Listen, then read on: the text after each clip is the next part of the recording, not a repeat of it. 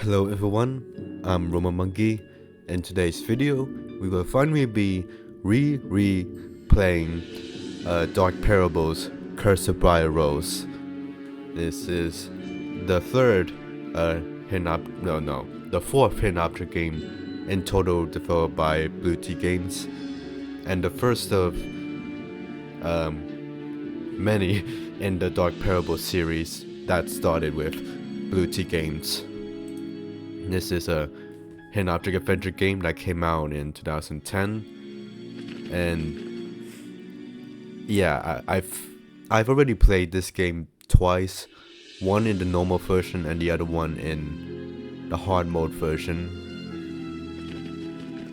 The normal version, which is the first time playing the game, and then the hard mode version, which is something you can only get after playing the game the first time. So I would have to replay the game to see the secret room, unlike in the Nightus one, where you can just visit the secret room at the end of the game, whereas here you have to replay the whole game to reach the secret room. So right off the bat, I remember and I can see a definite visual and gameplay improvement since in the Nightus 1. Maybe they got an increased budget or were quite ambitious for this game. The sparkling thing is the bonus chapter. This is also the only hidden object game I know of where as soon as you type in the player name, it just jumps straight into the game with the intro cutscene, like with no warning whatsoever, and like every other game since has not done that. So, and like by Blue Tea Games, by any hidden object game developer, honestly. So I'm glad that I've heard that's a trend in like AAA games where as soon as you type your name in, the game starts right away. It doesn't have a menu screen, or it takes a while to reach the menu screen. I'm glad hidden object games, besides this game, doesn't do that. And just has a menu screen to like change the settings and stuff. Not that there's much in like to change the settings with the volume stuff. This game also has a slightly weird glitch, at least on the Steam, where when you exit the game, for some reason this game is still running in the background according to tax manager and Steam, so you would have to like close the game again, like with tax manager or Steam, even after you exit the game here. This game is coded a little weird. I mean, rather outdated. There's the witch.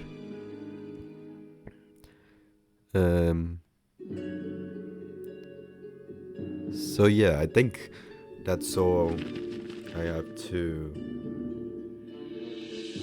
add. Hang on, I need to check a text message. Well, without further ado, let's check the help screen. Use the arrows. This is the same cursors as the first in the Nightus game. The hint button, the spec button. I think that's like the tasks. Check out the task list. The journal, is only exists during this game and the second Dark Parables games. None of the Dark Parable games ever do that again. Hidden object scene. This is the fragmented hidden object scene. I'm pretty sure this is the first hidden object game to do this kind of fragmented hidden object scene with like the 3 separate sections and fragments to find in the scene. I think this is the first game to do that specific way of fragmented hidden object scenes. I know Mortimer Beckett and the Spooky Manor did fragmented pieces first, but it had a different HUD for that. I think this is the first game to use the bottom HUD for that. Interactive puzzles and the ball puzzles. Oh, I think this is the first. Use a hint to rearrange the balls to an easier location. I did not know that. I don't think I've ever used the hints. In the previous Let's Plays, I did play the ball puzzles in the extras menu, so I may or may not replay them at the end of this video. Depends on how much time I have. Okay, let's actually play the game. Once upon a time, many years ago. On the day the princess was born, the king held a great festival and invited all but one godmother, who was strong in sorcery yet wicked at heart. Upon hearing the news, the evil godmother placed a curse on the newborn child. Later in life, the young princess came across a spindle in a dusty old room and pricked her finger. The inhabitants instantly fell under a sleeping spell, while briars burst from the ground and shrouded the castle. One day, a daring prince braved the thick vines and ventured into the castle. Upon finding the princess, he gave her a kiss, which was foretold to free the princess from her curse. Though the kiss removed the briars and awakened the inhabitants, the princess never rose from her eternal slumber. Many years have passed, and the truth behind the sleeping princess has been forgotten. What remains is the tale passed down through generations as the Sleeping Beauty. 1,000 years later, Edinburgh, Scotland. Detective, the case file you have in front of you may be connected to the tale of Briar Rose. I've given you a map to an abandoned castle rumored to be her resting place. Recent evidence shows vines are growing under the castle grounds. Your investigation will be to find the source of this anomaly and to quickly stop it from spreading further. This case is of the utmost urgency. If the vine growth is not contained, it will consume our city within 7 days. Good luck, Detective.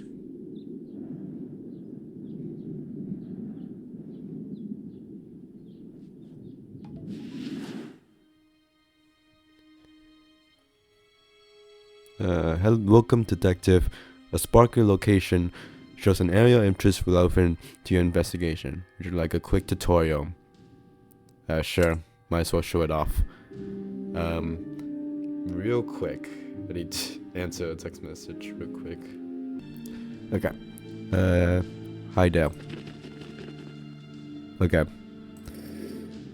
That's a weird sound effect to choose for an observation. So now that I think about it, I did not realize the Briar Rose's castle was like that high up on a mountain. It must be quite a very long trek to get up there. And there's also actual animations for the candles this time. Inspect. This.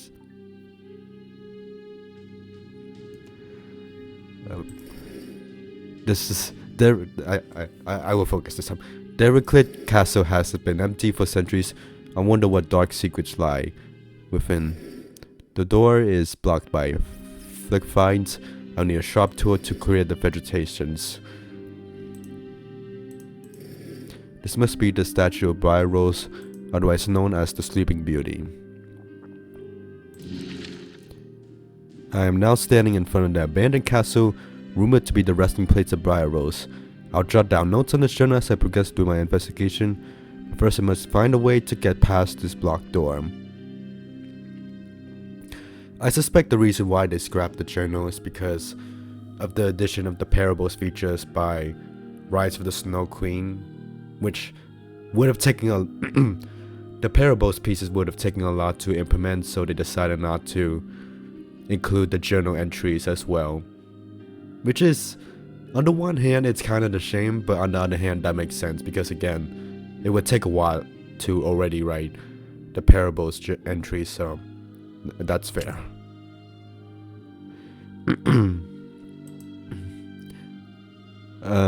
There's also definitely bit of they took some elements from Enlightenus 1 with like same like not maybe not the same character but similar detective protagonist with the leather gloves and like an old tape recorder. What else? It's interesting how that's lasted like throughout the entire Dark Parables games. Also, they established something about the Fiends taking over our city, which I would think implies that the fairy tale detective and the agent, whoever agency she's working for, like is based in Scotland, and that idea just honestly never gets picked up again after this game. But I think that's the only time. That's literally the only hint that wherever the detective and agency is, it's in Scotland. That's what I got out of that briefing at the beginning. Find the X. Yep.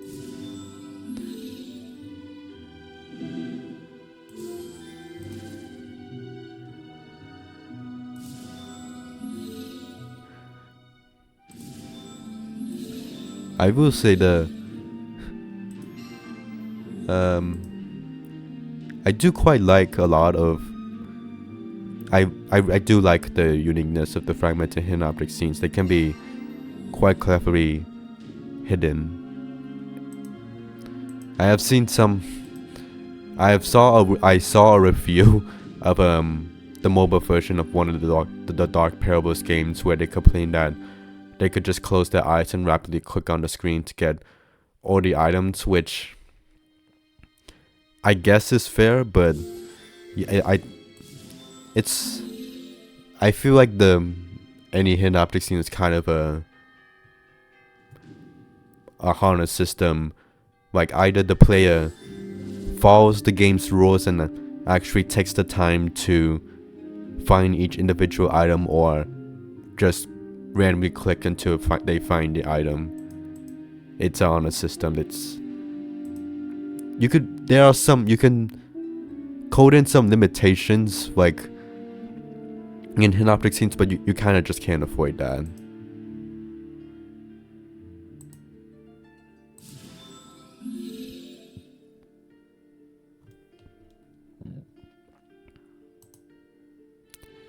Okay.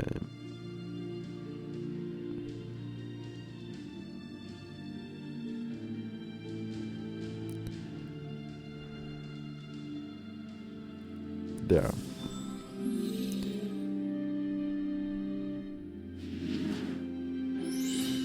We got ourselves an axe. I like how the axe is steam. Yeah. Chop down the vines. Now access to the castle. Yep. And we look at this. With the sleuthing technique I've learned, I am able to seek an axe by the statue and use it to clear the stubborn briars. Ooh, new music track. Now that I have opened the wooden door, the great castle is within my reach. I must continue on with my investigation and search for additional clues. Yeah, there's definitely the soundtrack in Enlightenus 1 was honestly decent, but there's definitely an improvement on Summotone Interactive Audio's end to make the game soundtrack like even more memorable. Also, I think this is the first justification. This is the only time the fragmented hidden object scenes are justified. The fairy tales sleuthing technique, and that's the only time that's narratively justified.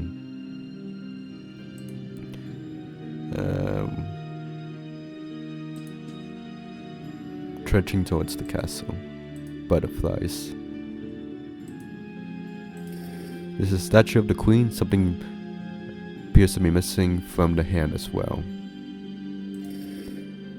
The king statue looks eerie alive. I wonder what goes on its hand. I like the little fog animation. Many interactive contraptions within the castle. Yeah, it's just an interactive puzzle.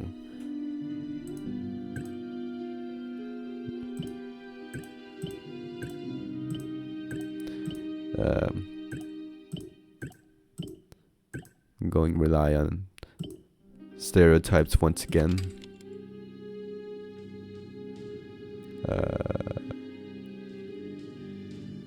I think I'm missing a... Oh yeah.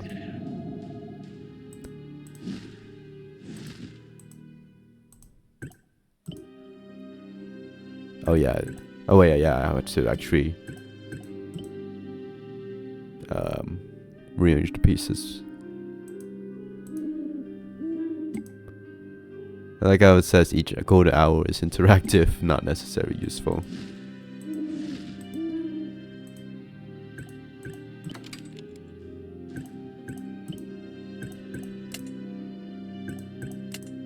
Then the sword goes here, like this. Yeah, the order does matter.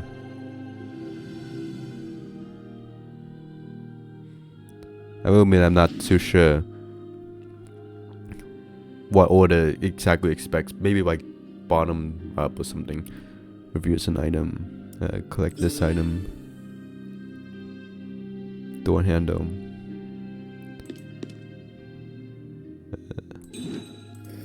These thorns are dangerous sharp. There must be a way to stop them from reaching into the vaguely unnamed general city that we're never going to bring up again. Okay, cursed objects. I'm going to be completely straight. I don't give a shit about... I have never given a damn about cursed objects, curved morphing objects in the Dark Parable series. I haven't... Honestly, even in the Apex games when they introduced them back later, I did not care enough to find the morphing collectibles. Like, there is literally no point to finding the collectibles other than like getting an achievement. And here, it's literally just to recharge the hint faster. There's no point in like stressing myself out over those collectibles. So I'll just find them if I see them, but otherwise I am not going to stress myself out finding the collectibles. That's missing the emblem. I need the door handles. Well, just the one. And I know we've revisited some of these hidden object scenes again. Again, a definite upgrade in the art department here. They also, again, this is quite cleverly hidden. Like, you have to actually use your eyes carefully here.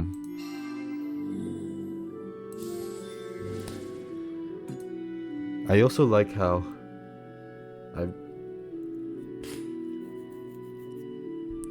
I think this is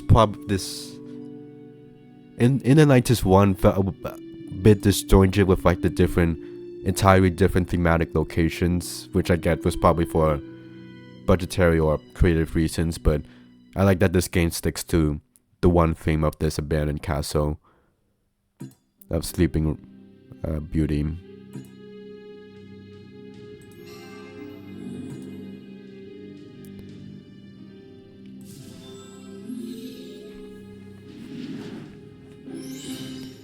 Got out half of that.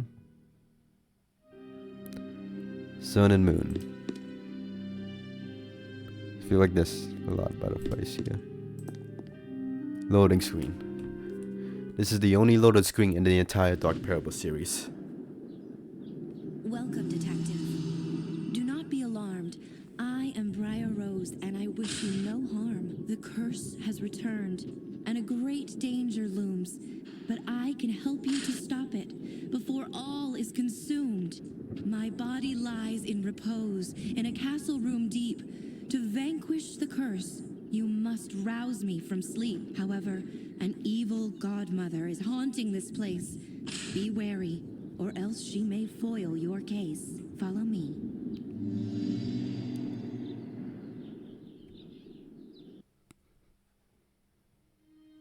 It wasn't until Argofum's, the YouTuber Argofum's playthrough of this game that I realized that Briar Rose was rhyming.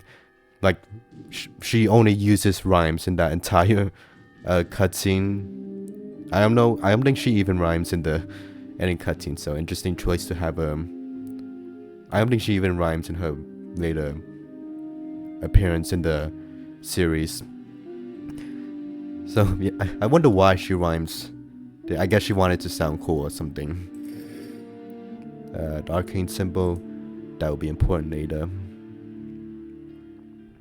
And yeah, as I said, that is literally the only time a loading screen shows up in the middle of a Dark Parables series. Loading screens only show up like when you boot up the game or start a game, or when you like exit the game, like in the Apex games, but not like in the middle of it. Honestly, I think that might be, besides Elementals the Magic Key, I think this is the only other hidden object game I can think of that has a loading screen in the middle of it. But not like a transition scene between locations, but you know what I'm saying. There's a doll. This rusty swing creaks eerie against the ghostly wind.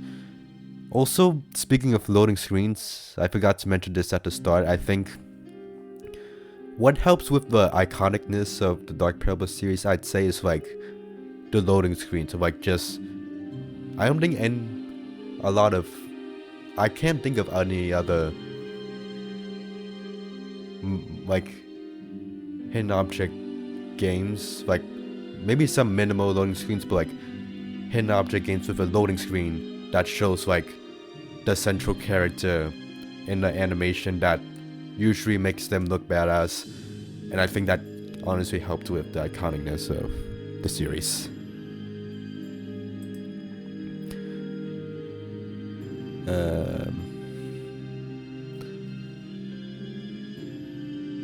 Also, that is literally the only time we talk with Briar Rose until the end of the game. She says to follow her, and then we never speak with her again until the end of the game. I wonder if her voice actor is the same one as when Briar Rose shows up again in the series. What else?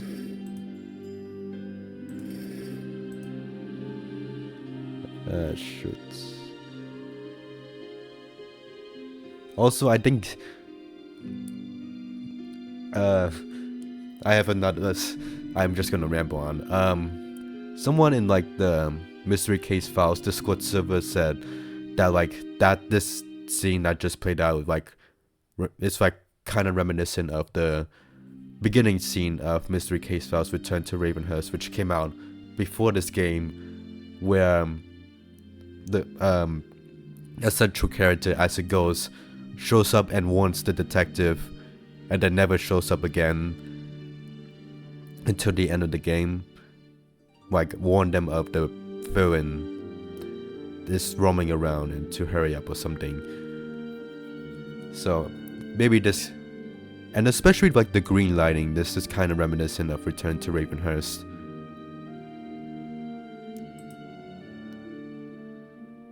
Anyways, let's actually continue the game. Also, maybe like Briar Rose's energy is like fading away because it's been 1,000 years or something, and like she's limited in her speech and can only talk for so long before disappearing. Hi there. You cannot stop me.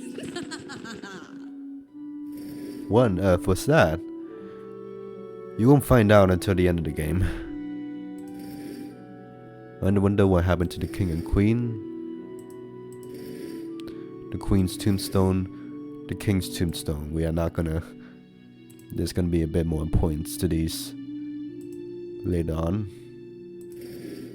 A strange colored symbol is etched onto this concrete plate.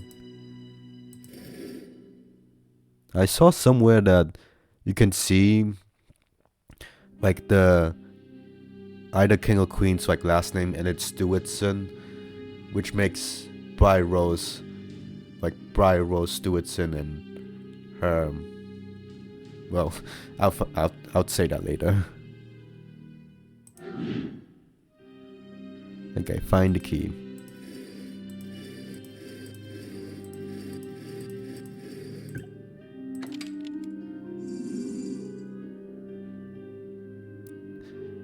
This is when I'm not sure I'm a biggest fan of the instructions just telling me what to do, but okay.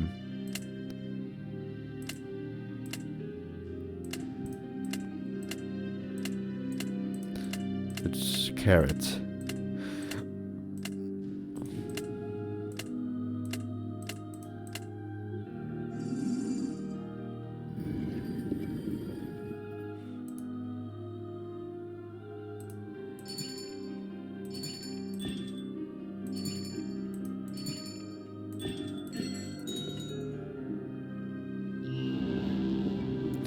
And again, this animation of like the door slowly opening to reveal nothing inside, then zoom out to see there is something inside.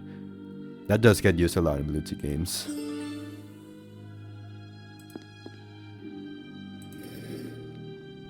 Nameplate on the stone statue reads, Godmother of the Rose.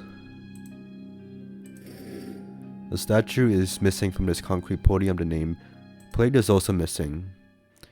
I wonder how far out they planned the series continuity and lore, because from, if I remember right, there's the godmothers featured in this game kind of match with the flowers of Flora's guardians in the 7th game, and it's also revealed in that game that like Briar is like one of the guardians. So I wonder if like each godmother is associated with each godmother's flower. I mean, each godmother is associated with each guardian's flower. That's locked. But not anymore.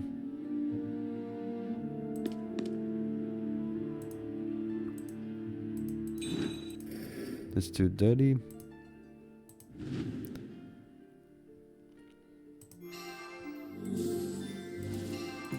The sound design is also like top-notch for this game. I'm very sure that Somotone Interactive Audio sometimes reuses the same sound effects, like obviously in like the same games by the same developer. That makes sense, but like I have seen that they sometimes reuse across like different developers entirely. Like I think I've heard some of these sound effects in like at least one of the sound effects used in an entirely different hidden object game by an entirely different hidden object developer, which I guess kind of adds the sameness of the games, but sameness of the genre, but regardless, they are quite top-notch sound design. Also, somehow the bells are like, I'm still wondering like how the bells are like hanging. Like I would think that gravity would have the bells go down or something. It looks like it's standing completely still midway.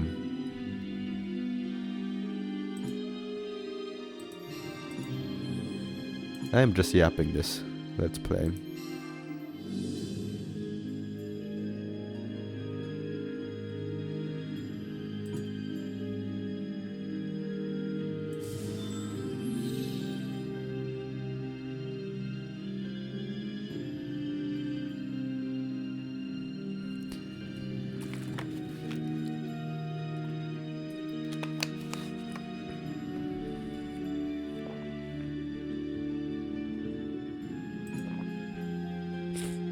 Let's see.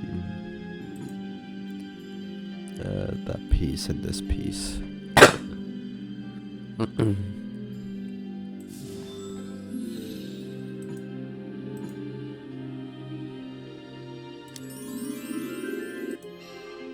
Sometimes I forget they changed the lighting of some items to be more hidden in the background.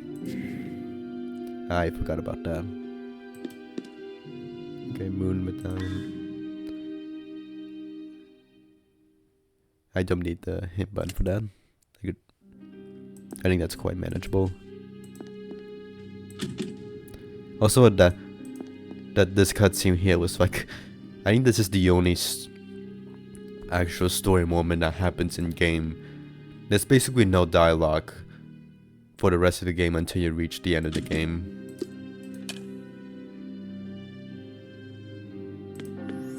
Like you see Briar's ghosts sometimes show up, but otherwise, chapter 2.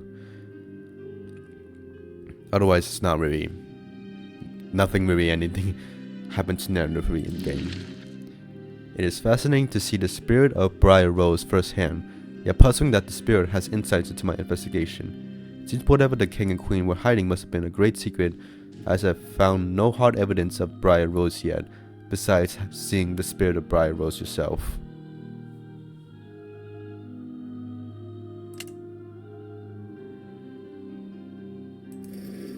Patrick is dead.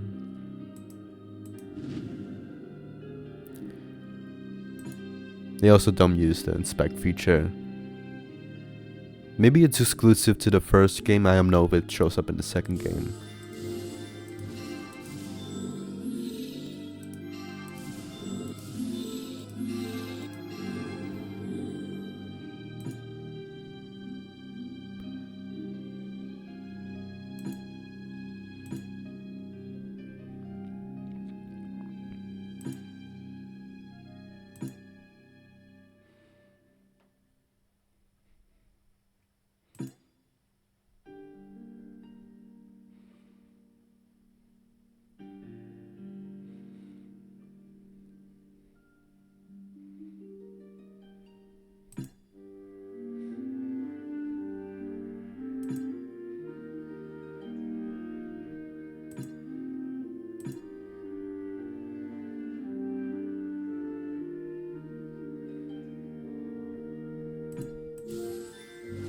Okay, it's quite a number of pieces I'm missing here.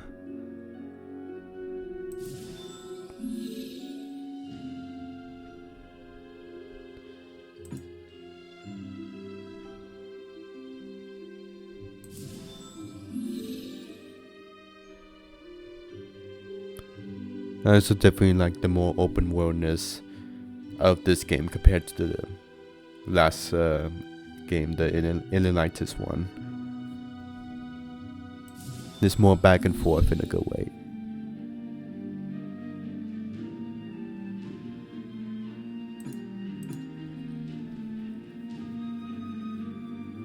Yep, right there. Ah, that's sure, yeah, that's clever.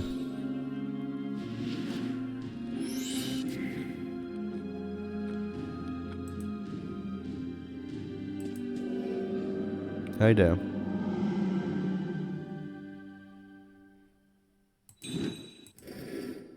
That was statue.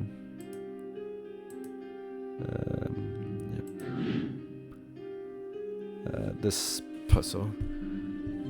Okay. I think you just put those together.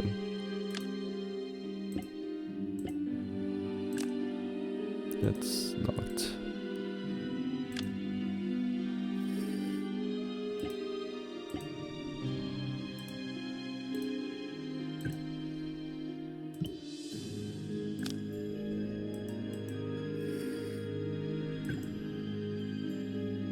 Oh, yeah, down there. It goes there.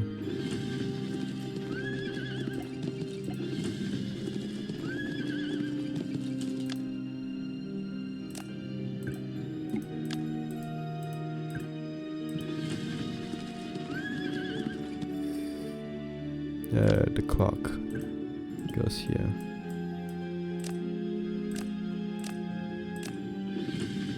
There we go.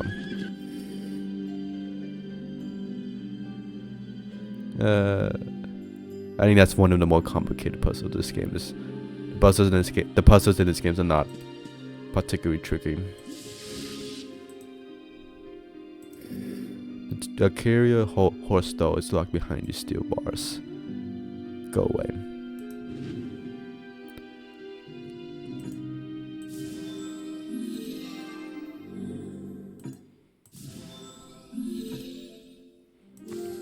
The main strategy I have for fragmented hidden object scenes is that I just click on anything that looks unusual, and that is probably the intended strategy for fragmented hidden object scenes. Like, I am not just looking down here and individually looking for each fragmented item. I just click on anything that looks off at first, and if I can't find the last few items, then I refer to the last ones that I missed.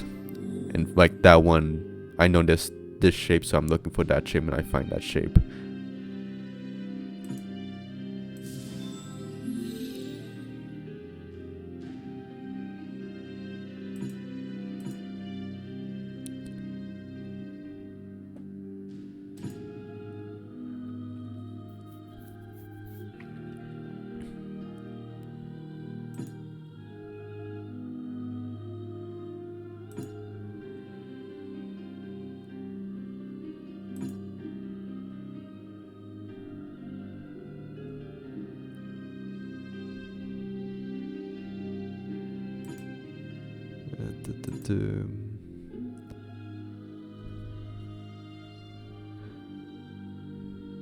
Also, now that I think about it, I feel like this playthrough would work best if you already played the game already. If you haven't played the game yet, then I'm trying to avoid spoiling the rest of the games, but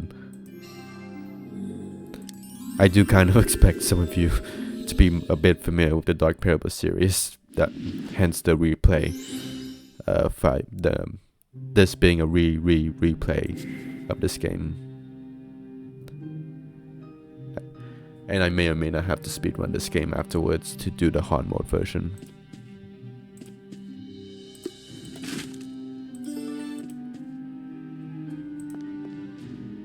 You gonna show up, Briar?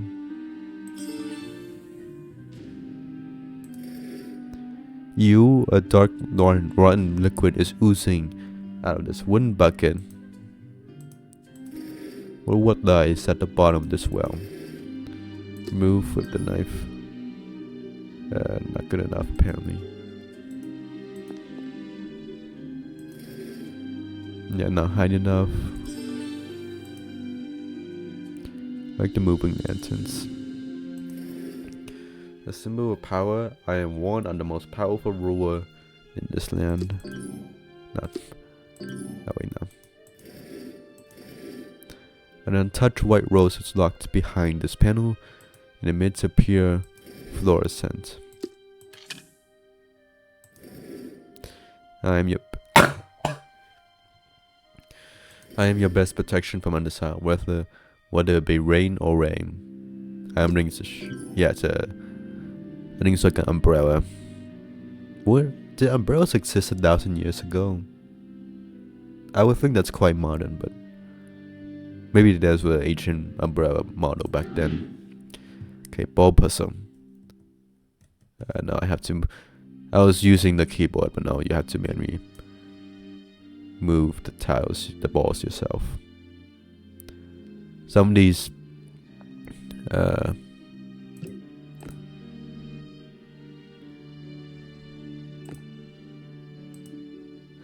some of the ball puzzles, especially in the extras menu, can be quite tricky.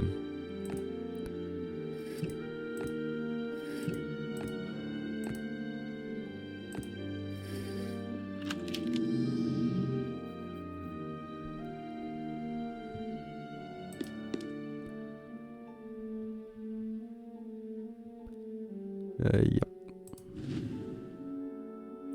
The lighting in this hidden object scene is quite different from the actual location itself.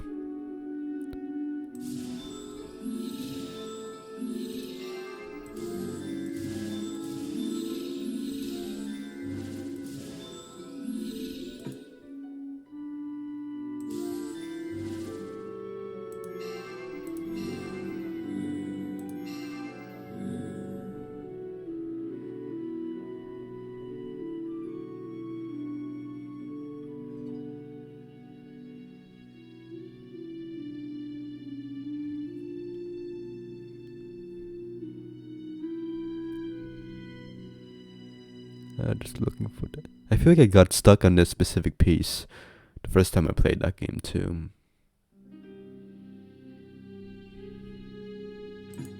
The last time I played this game was like in 2021, so it's been a while, but I still remember some parts of the game. Yeah, that's a tricky spot to find. No shame in using the hint button. The 3 windows shows 3 figures, each holding a different goblet. The door is locked. Then to go to the one painted on the window above. Need to find the goblets.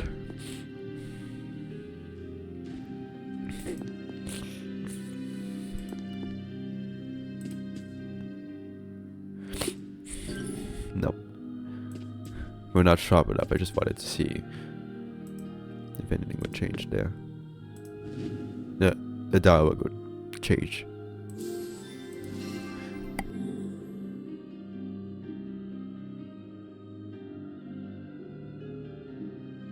Give me a moment.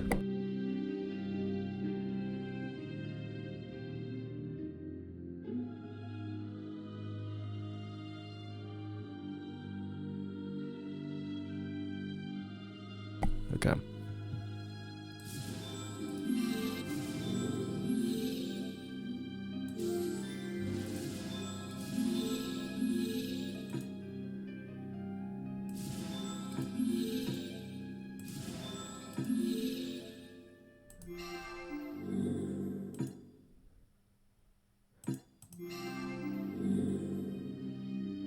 And missing one last nails.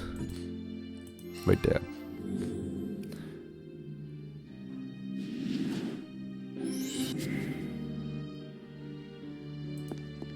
Assuming we head back here to do this one still. The wand is still lighting up. Put that there. Still some pieces left. Okay. I know technically we're still at like the beginning.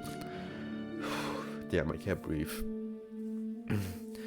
I know we're still at the beginning of the game, but I do have to take a quick break. But we'll be right back soon enough. So I'll see you then. Okay, we are back. In the meantime, since I don't think I'll be doing much talking in this game anyways, because this is not, compared to the rest of the Dark Parable games, this isn't very narrative based. But there is definitely a narrative, but like it's not as much text as the rest of the game. I might as well just be eating lunch while I'm playing the game, so continue to enjoy more eating ASMR.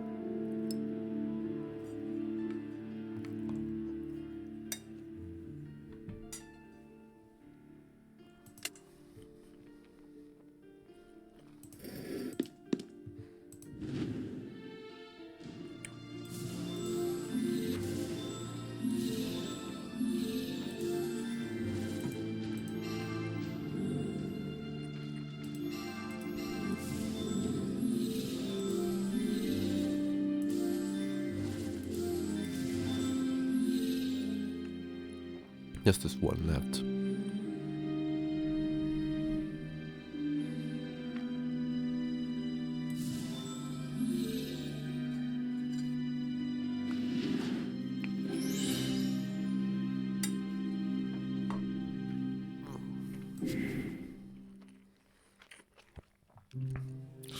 Quite well to find the massive statue in the bells at the ceiling, but okay. Do I have something to clean that? Not yet.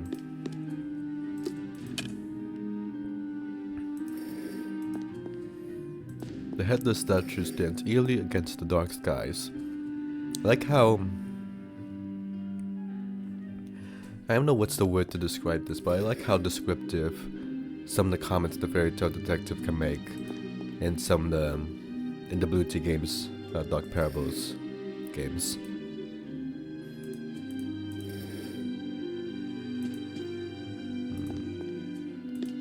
Anything else out here?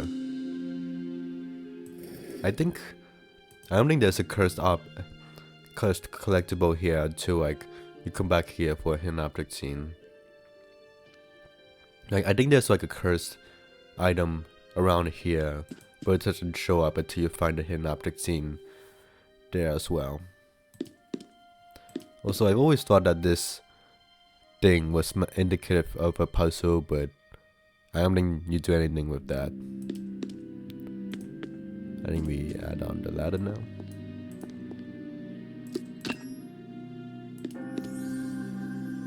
Chapter 3. No, wait. Yeah, chapter 3, okay. That sound effect's pretty iconic for indicating the next chapter. As I investigated the abandoned chapel, I noticed that Briar Rose's portrait was missing from the colored windows. The princess had passed away. Her depiction should have been included as well, as a form of remembrance. Perhaps the spirit was right. Her sleeping body is actually hidden somewhere in this large castle. It's closer than you think, detective. Okay, explore. Oh, okay. Now that I think about it, I actually like this inspect feature because it tells you straight up that Because normally in like these older hidden object games, it doesn't tell you to revisit certain locations to redo the hidden object scenes, but here the inspect feature tells you, hey, there's something left in these scenes. You can do hidden object scenes there. I like that. Because like, again, yeah, well, I don't need to repeat myself.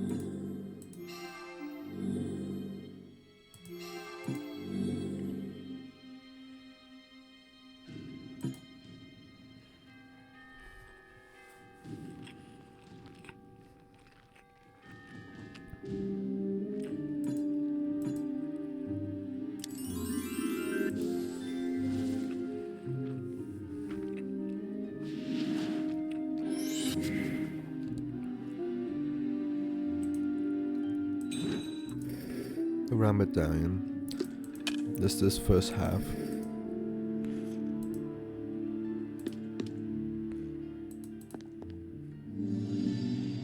Hi there.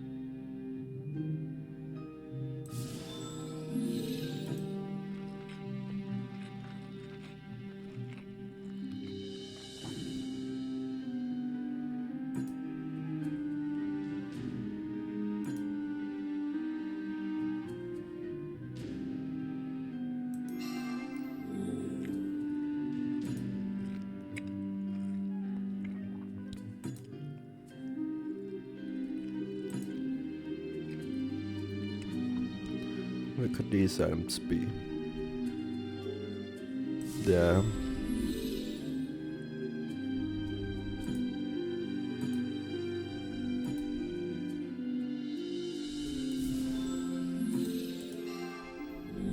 Those are quite small. Big put right there. We got that half.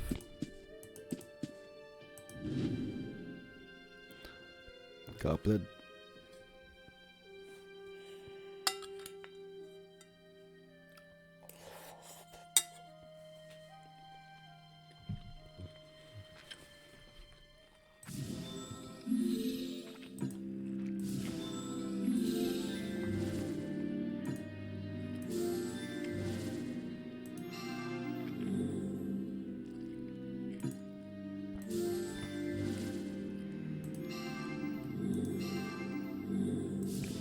This game's game design is definitely more complicated than in the last game, In the Lightest One, and that's definitely a positive because In the Lightest One was very, very straightforward. And it feels like someone's was. I don't mean this in a rude way, but I will mean this in a harsh way. In the Lightest One felt like someone's first time at doing the hidden object adventure game.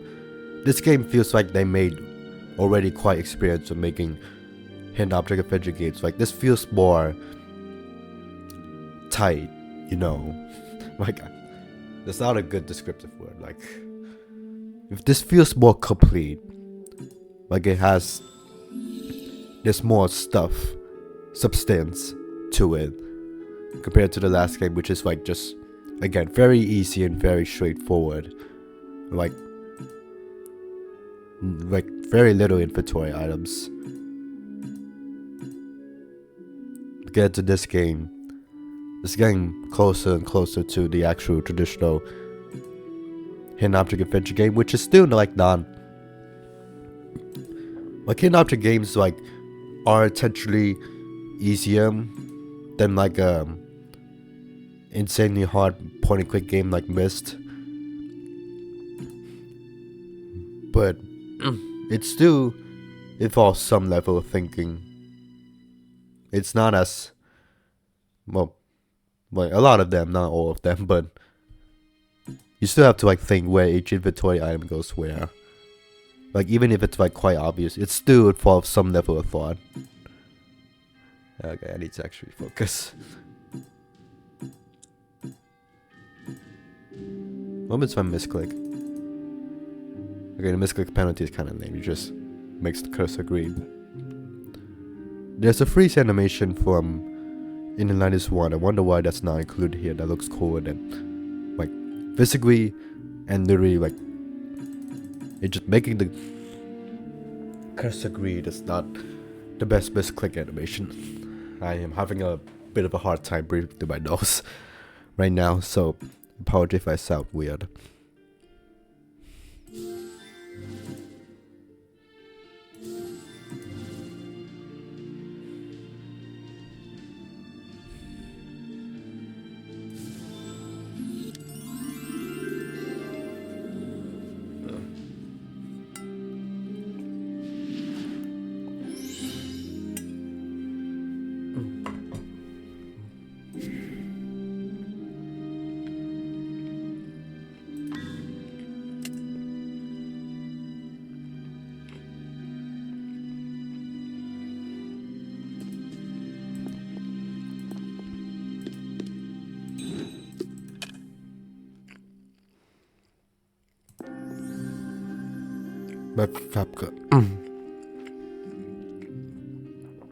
Chapter 4.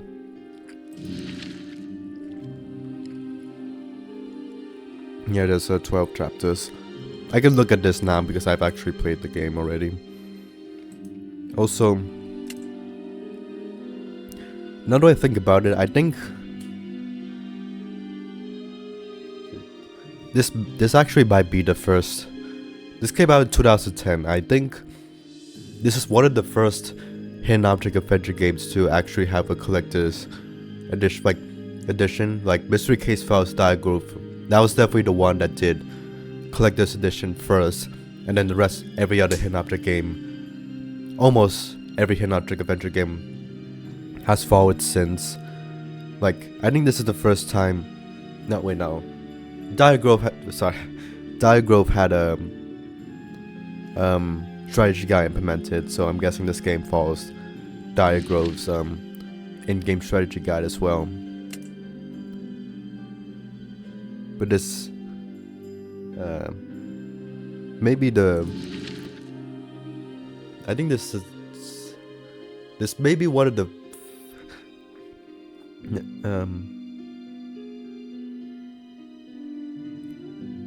shoot, what was it? Oh yeah. This not only is this like one of the earliest hidden object adventure games to have a collector's edition, but I think this, as far as I can look back, this might be the this one or some other hidden object adventure game, but this might be the, either way, like this is like the very early game with a bonus chapter. God, I'm rambling so badly. Finally, I have gained access inside the castle. There appears to be 3 doors or entryways, each leading into a different tower. However, 2 of them are blocked off at the moment. The secrets kept within the towers should give me much more insight to this investigation.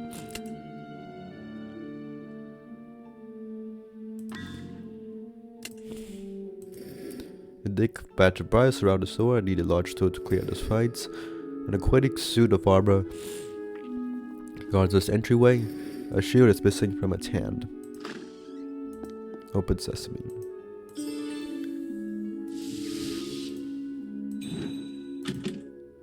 Locked. Open that. A painting of a stoic soldier. That's well preserved. Okay, to the scene. Sorcery book on immortality. Immortality is quite a reoccurring subject in these hidden object games.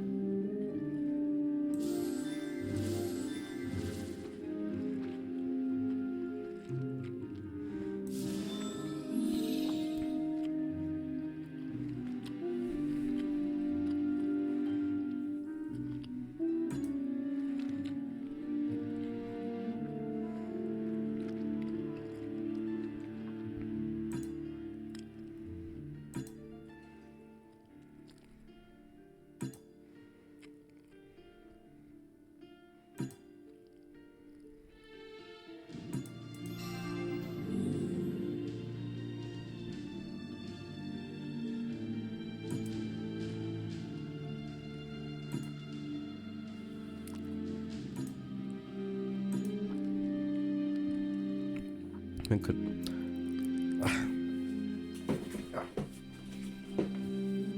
Look at these last pages. Beam.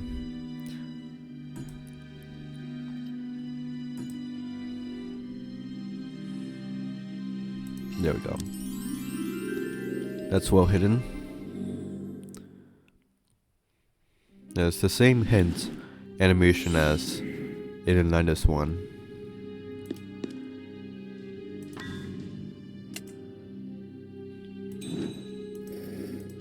Missing books. Complete that book. There's rose spine. Too much debris blocking that door. I wonder who these guys could be. I mean, probably just stock images of historical figures. But still. This throne room reminds me of the throne. I mean, it's a throne room, so you kind of. Actually, no, that's not a very interesting observation. The throne rooms usually look the same.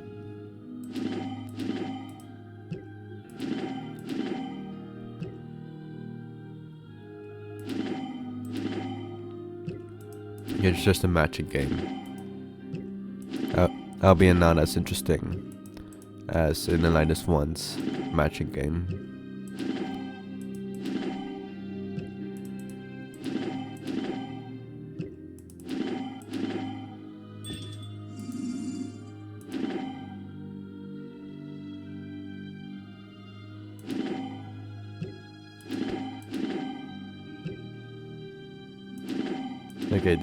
Okay, this something's changed.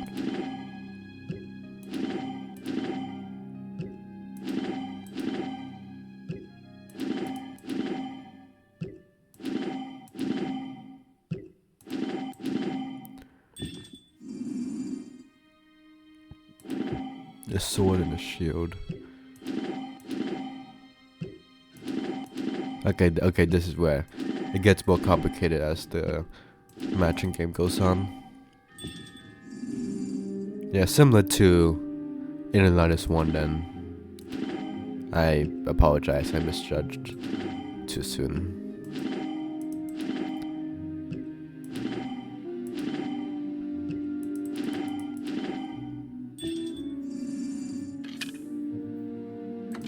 Boop. I like that there's a separate image for pattern for the last when you solve all the puzzles. Here's the godmothers. The statues appear eerie, realistic. It is almost as if they're staring back at me. A small batch of ivy leaves are growing from under the statue.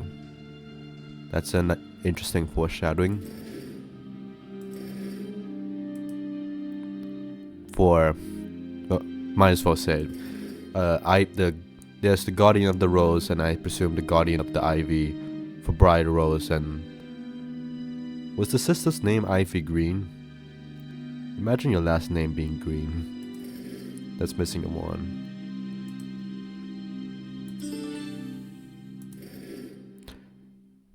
But an encryption reads, by our collective power, we will contain the curse of Briar Rose for the next 1,000 years. And 1,000 years have passed and no one has done anything, so now the curse is unleashing. And teleportation. Open that. Spindle room lies ahead. But I can't pass through the sharp badges of vines. I think we revisit we revisit the spider room in the bonus chapter. The vines here look quite ominous.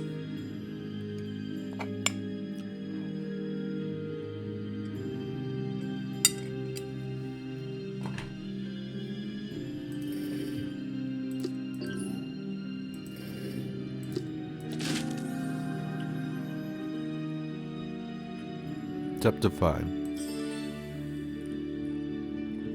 I wonder why you can cut the shields, the vines covering the shield here, but not here.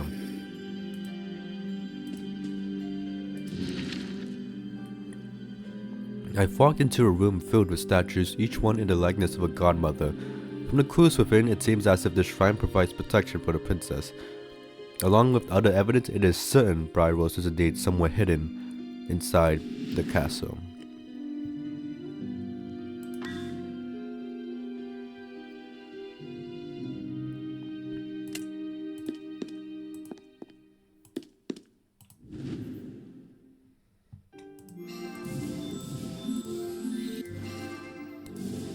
I like how there's a different sound effect when you click on something. It's not the same exact sound effect when you click on a new item. It's like randomly chosen between different sound effects to break up the monotony. I also like how magical the sound effects sound.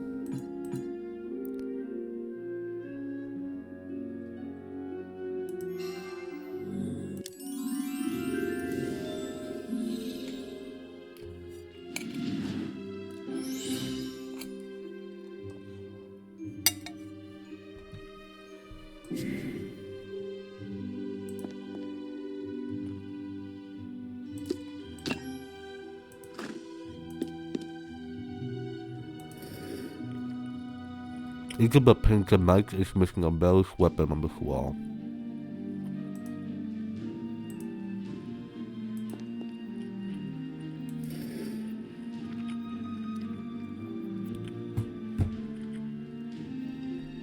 An encryption of the marionette stage reads the princess, prince, and his horse.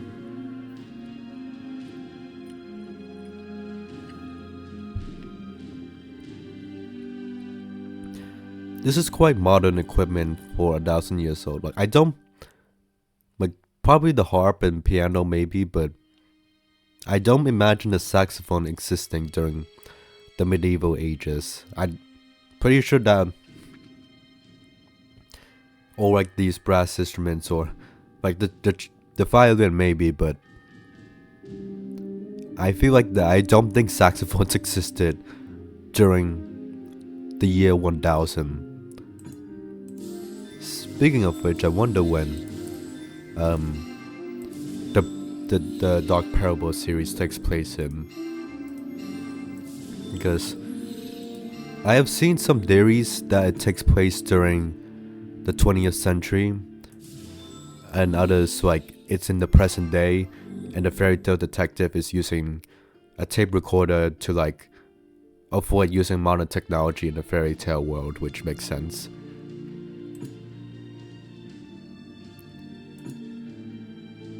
Well, during the 16th game,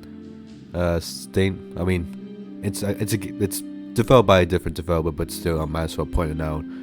So the character does mention that he calls the fairy tale detective for help, like at the beginning of that game, like literally call, like implied with a phone.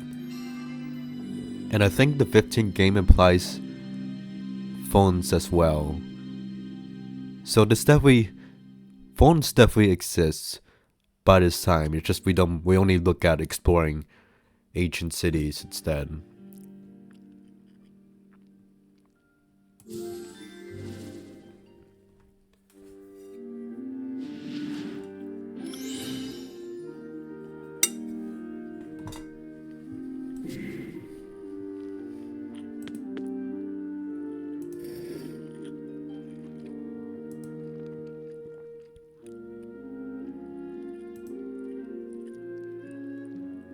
I also like the sense of exploration, like you open this room. In some hidden object games, you open this room, you only have access to this room until you unlock the next room and so on. But here, like, you open that door, you automatically have 3 new rooms to access. That does really add to the sense of exploration.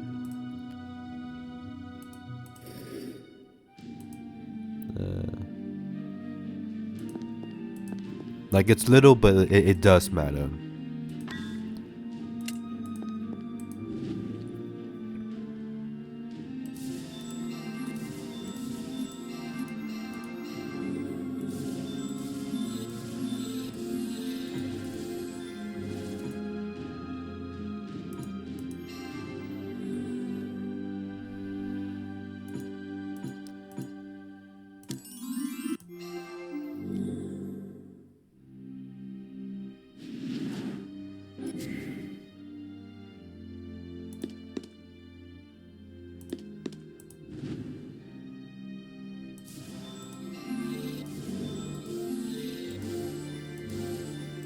Wonder what's the logic behind being able to find new fragments or pieces.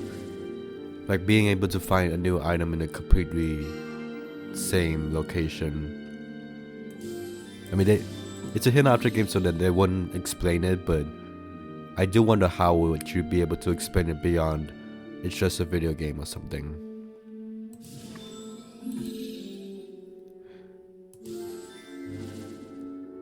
I can come up with some ways, but none of them is physically possible with this scene, at least. I feel like the hint button loads quite fast in this game.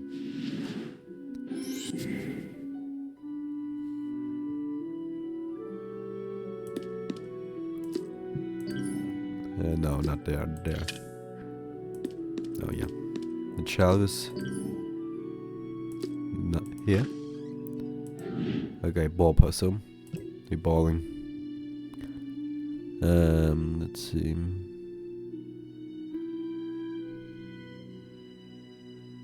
How must I get there?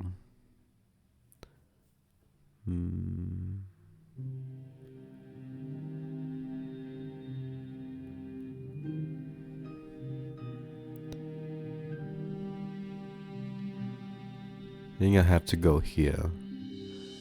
And then here.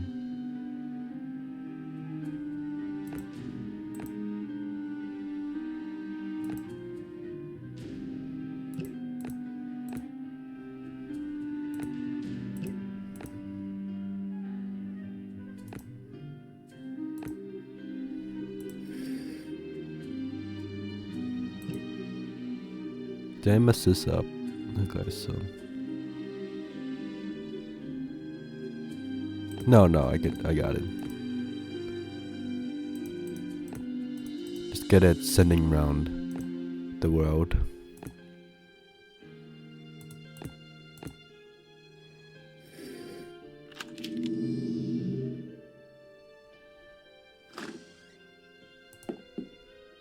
Hi there. Yikes, what a large and dreadful spider.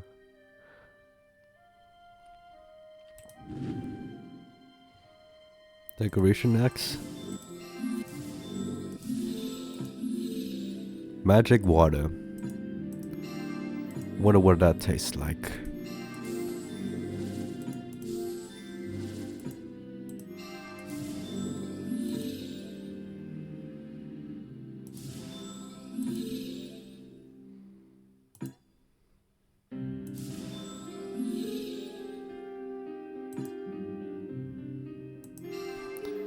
go.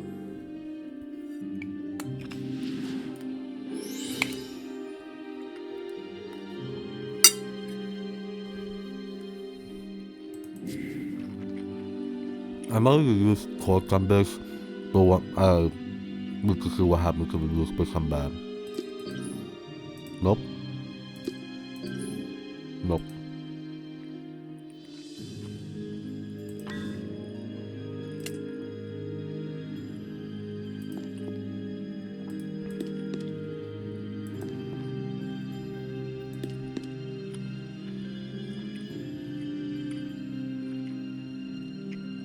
Were these briars here before? I genuinely have not noticed.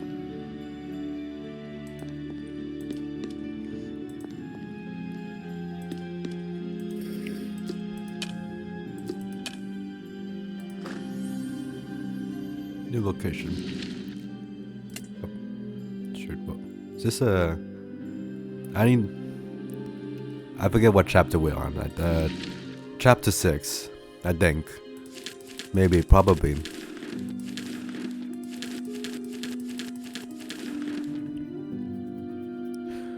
As I walk past a secret doorway, I find myself in a dark, musty lair.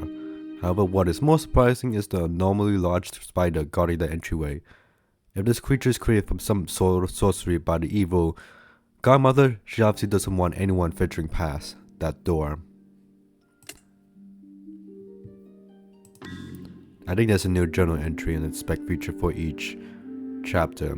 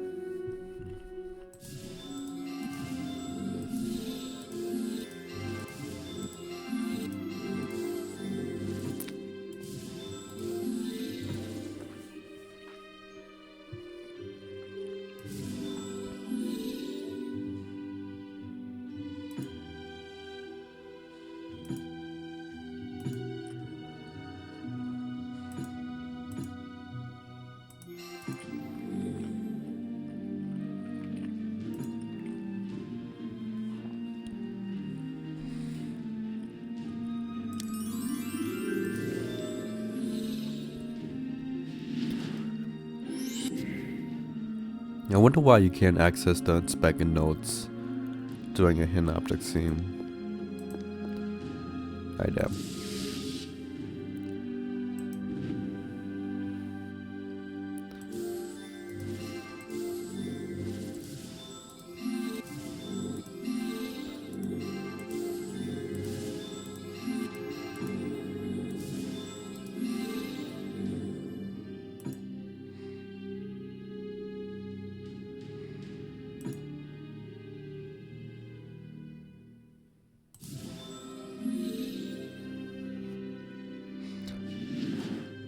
Do it.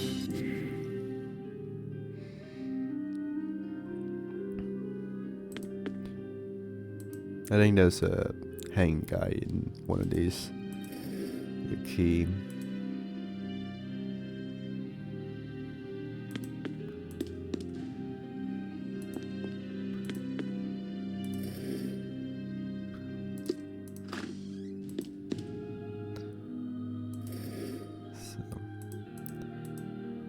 Grab the key. So ominous blood.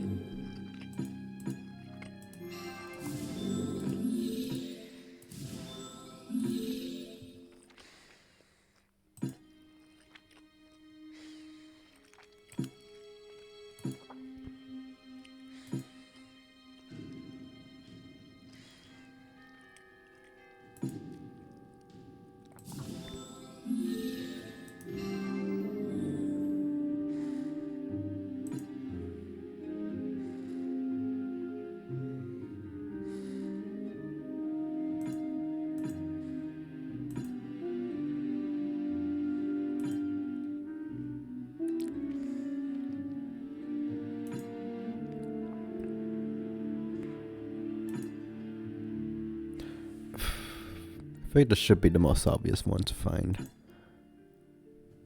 For me.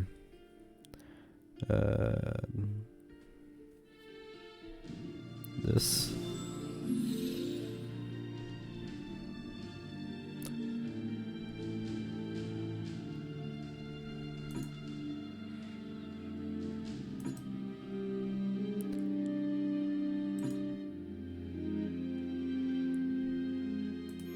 Yep, there it is.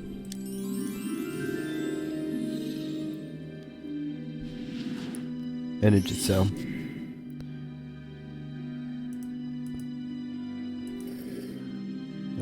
We're gonna activate that soon enough.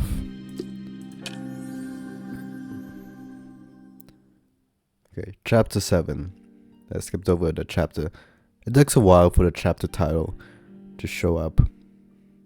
I mean, I'm gonna be honest, I don't think the chapter. Honestly, I don't think the chapters like titles matter that much for. I don't know. They're like, I think they continue with the chapter theming in the Apex games, but honestly, I have not really paid attention to that. I focus on the different locations we explore over whatever the chapter title the game says. Like that's just my that is my personal perspective. From reading the manuscripts and observing notes written in the alchemist's room, which we don't actually do, the sorcery and magical prowess these people had were quite advanced. It looks as if the last thing built in this place is a transportation device. Perhaps this tool was used to secretly transport Briar Rose to a resting place. Yeah, I presume this is how they got Briar Rose to there and then sent her down there. And now we can explore these front locations. Is there anything else? Here.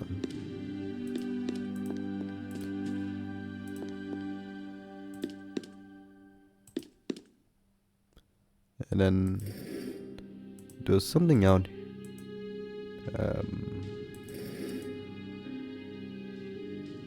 No, whatever. I don't care about the curse items. I like that you get to revisit the first location you go through. Also, this must be like a hell of a trek for the fairy tale detective, because like the castle's like in this very, very tall mountain, so the detective had to travel up the mountain, then travel back down the mountain. No wait, no, I'm stupid. I mean, it's still quite a walk, even with the teleportation magic, I would say. But the teleportation magic would definitely help. I think this and Rise of the Snow Queen are the only games. No. Okay, well, some of the, well, not just those games. Some Blue Tea games have the teleportation feature, because in these games there's no fast travel option in the map, whereas the Apex games there is a fast travel map. I have my own thoughts on that, and the response to how Blue Tea games and Apex differently handle fast travel in these games is quite divisive, but I will talk more about that when we get to those later games. It's already quite a lot to talk about in the very first game.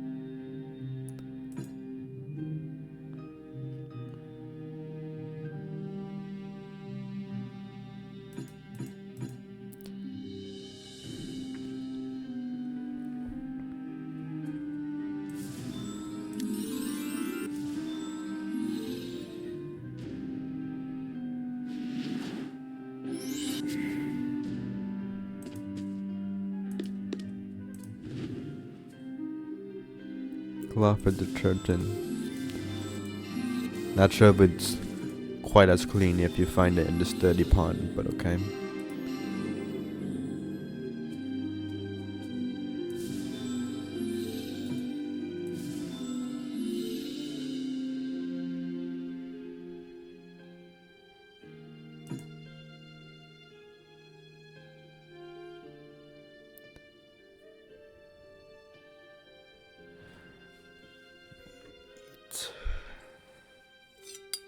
Is that it? No.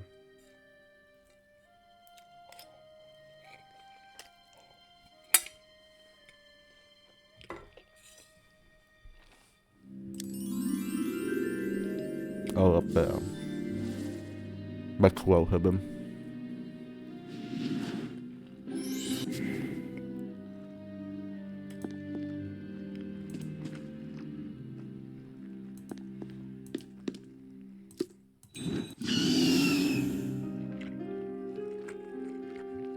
I always made a scary sound effect for that, but wasn't scary.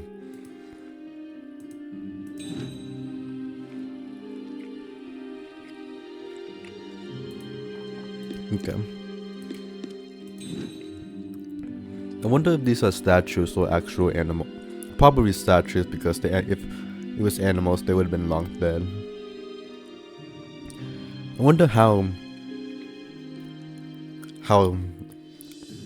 Scotland 1,000 years ago was able. I know obviously these animals existed 1,000 years ago, but like, how would the people like know exactly exact detail replica of like this? I would think that it's a tropical parrot or something. So I wonder how people knew that back then.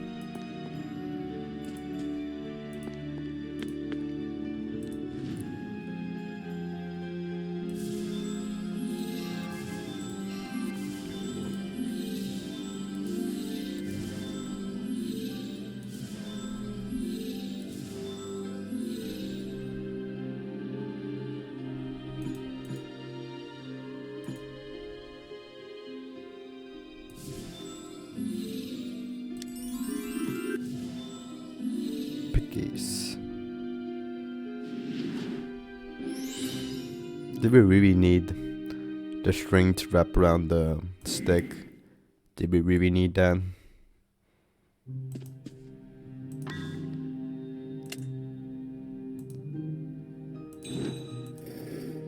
Oh, finish this guy up.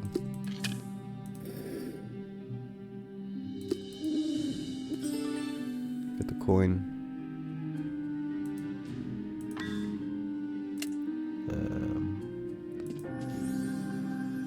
Then you have to go inside to trigger the chapter text. Chapter 8. Around my investigation, I spotted many birds flying around the castle. What I find interesting about this observation is the fact that some of these birds are carrier pigeons flying to and from the castle. What messages could those pigeons have carried? That's something we technically never find out. Like, do we actually see carrier pigeons? That was the location that photo was taken from. I don't see any carrier pigeons there, but technically we never find out what these carrier pigeons do because they're from Prince James, which is in the next game, the Exiled Prince, but we don't find out.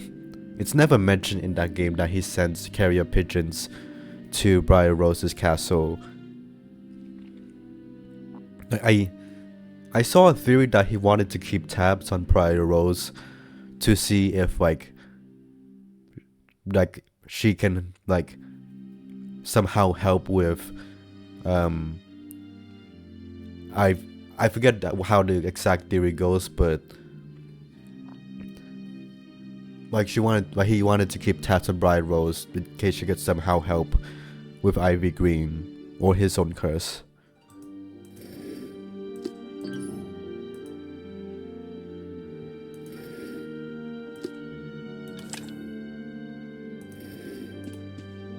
Which is probably the most sense. Makes the most sense.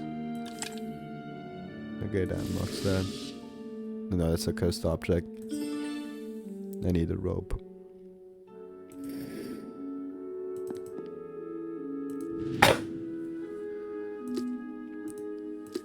Oh, a parasol, okay. That kind of makes sense. And to see yourself best, I may be of some help. Glass. I don't think that's it, no. Glass Zipper we'll learn more about in the 5th game.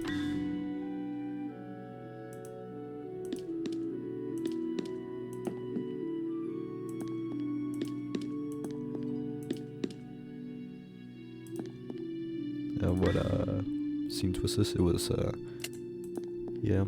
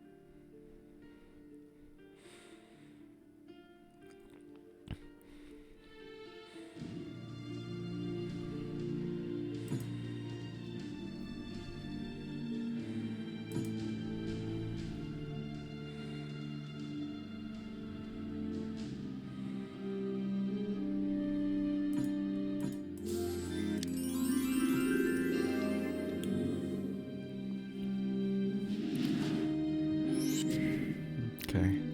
Use that later.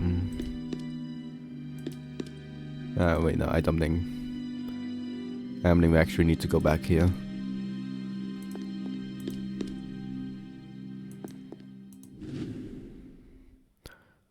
Well, yeah, we do for the wand. Okay.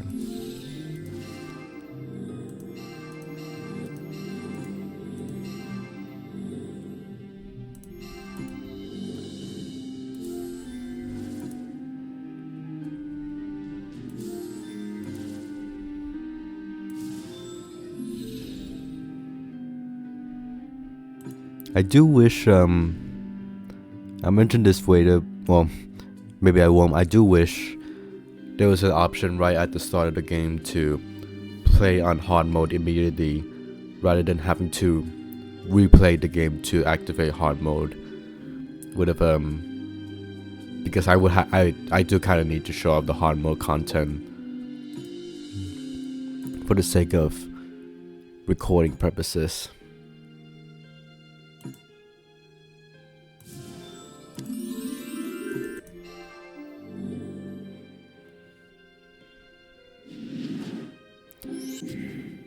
These do go by quicker than the hidden object puzzles in Inner 1, but I'd say, I mean, I guess it's on par as entertainment enjoyment goes.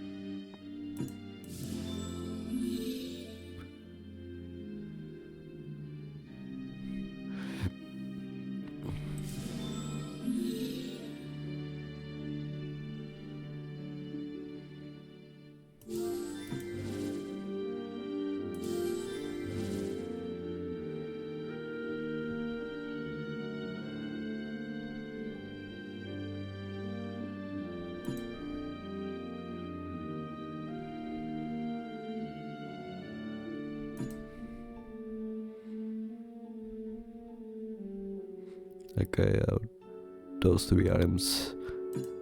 Not that.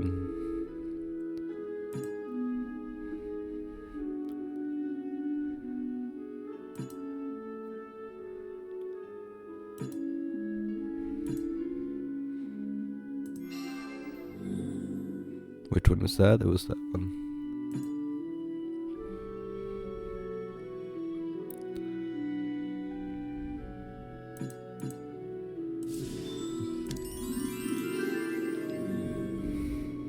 There we go.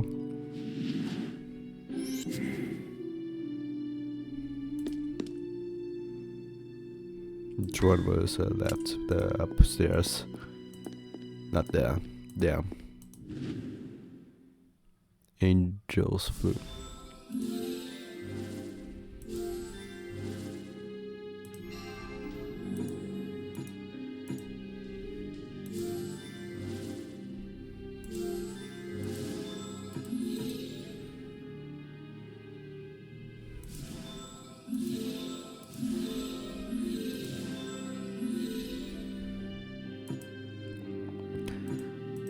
The thing that helps with the fragmented hidden object scenes is that I'm pretty sure the item positions can be randomized because it has to be in a specific spot to blend in best with the environment. I would think so anyways.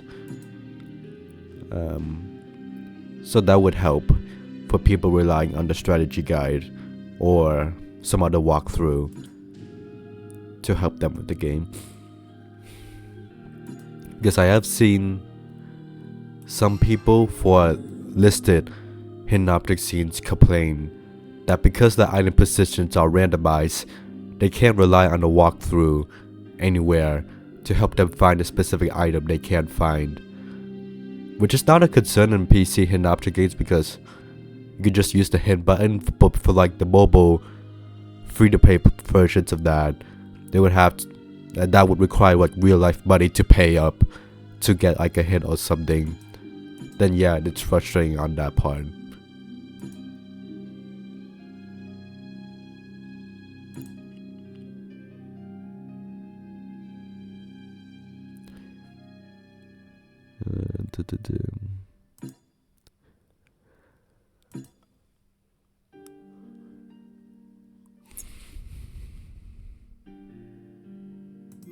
There we go.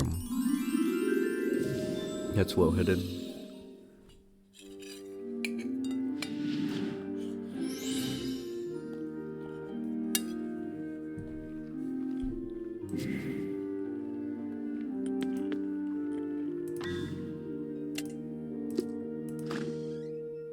Hi there. Grab a rope.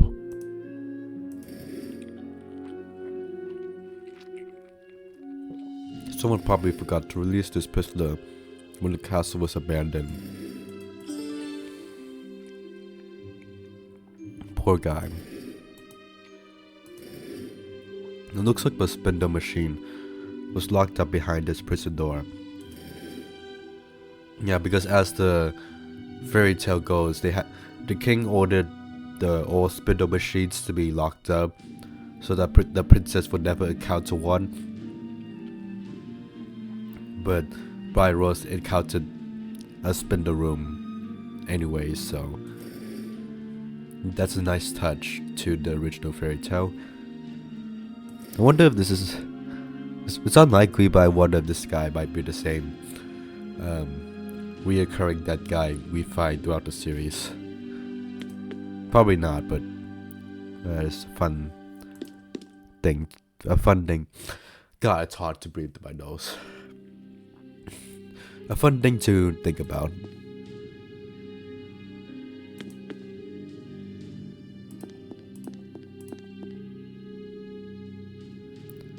Needed to open that, yeah.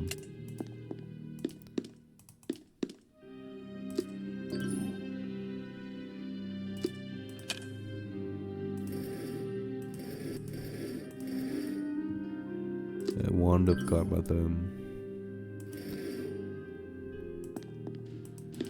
Is there anything else I need to do here?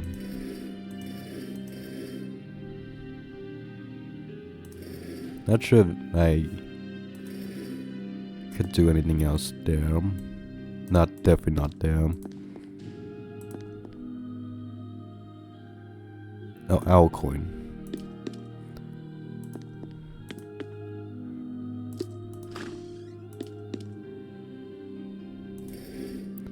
A large flock of birds outside the balcony. These were the birds we witnessed. Here's the parrots, the other birds. Select the 4 correct bird portraits, yep.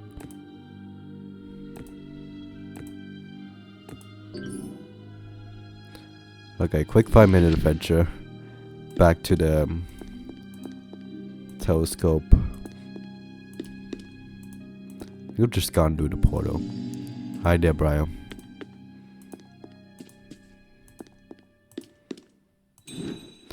Owl, little parrot, pigeon.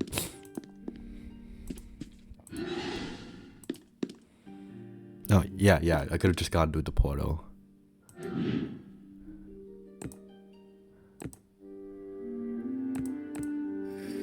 There we go.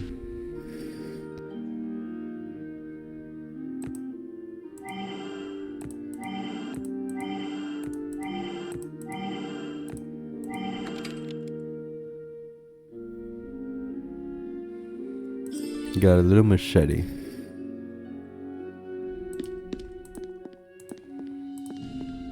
Now we immediately going to ditch. I wonder what happens if. Let's head back out here. I want to see.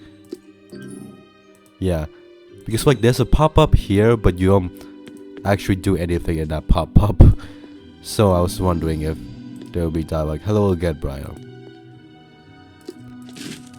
Okay, the machete does work here, and we're immediately going to dish the machete. Okay, another ball puzzle.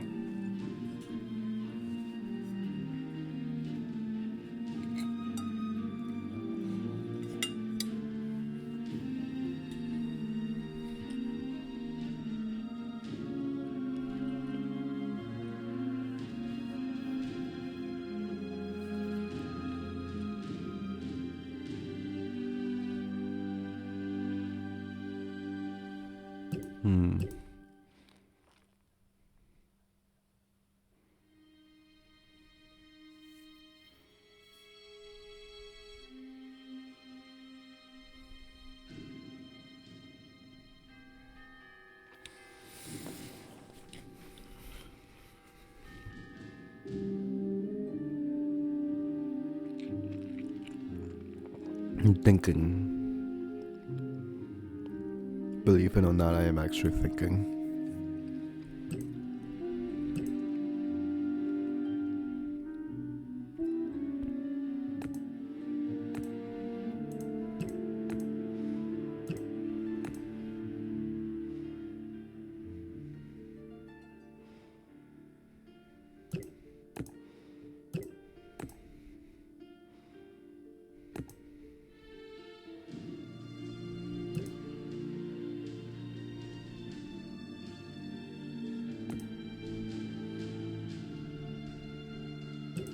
No, that wouldn't work.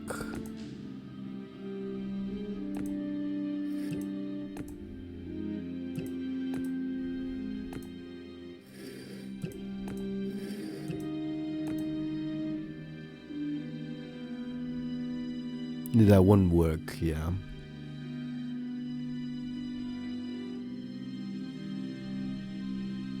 Oh wait, yes, yeah, it does work.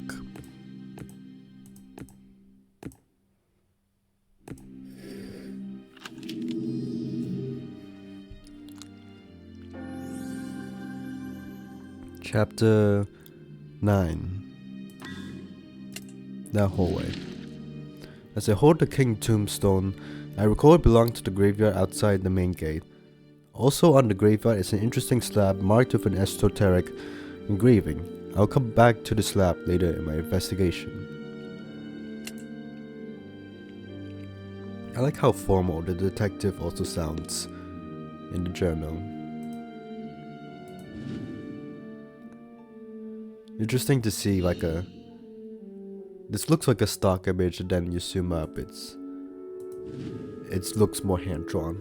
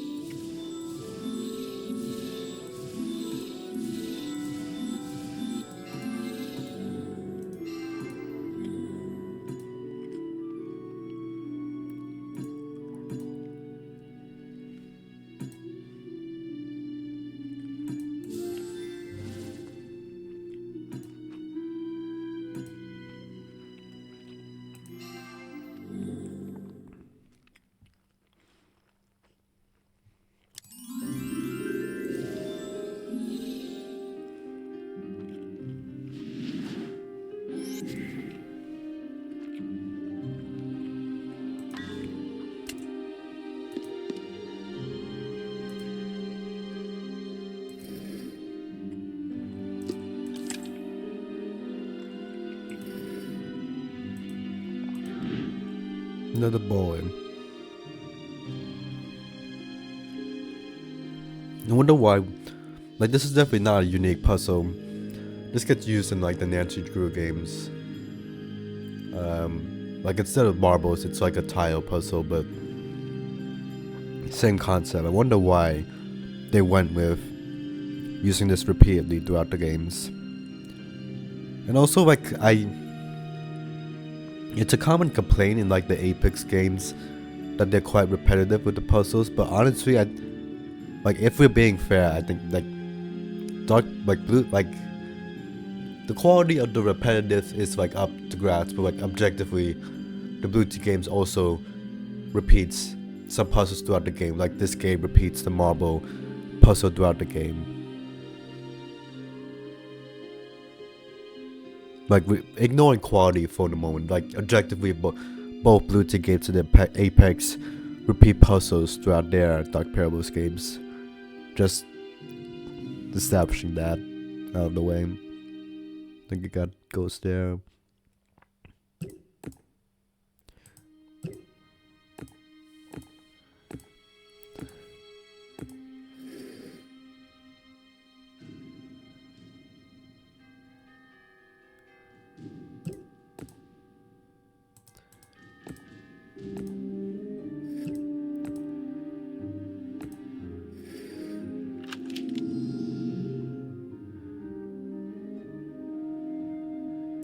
Open Sesame.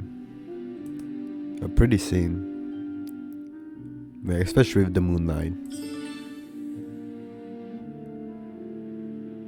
I thought that was a thermometer for a second. Very heavy chained, indeed.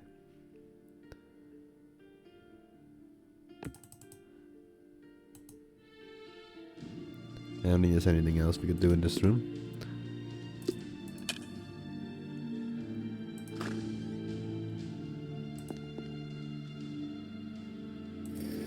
The windows look like it has been broken into. I'm guessing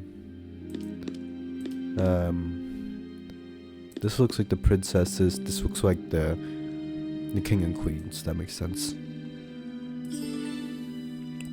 That's for the spider. I would say that even though you do explore more, the quality of locations is more. That I don't think there's like literally all you do in this room is just pick up that torch. I don't think there's anything else you do.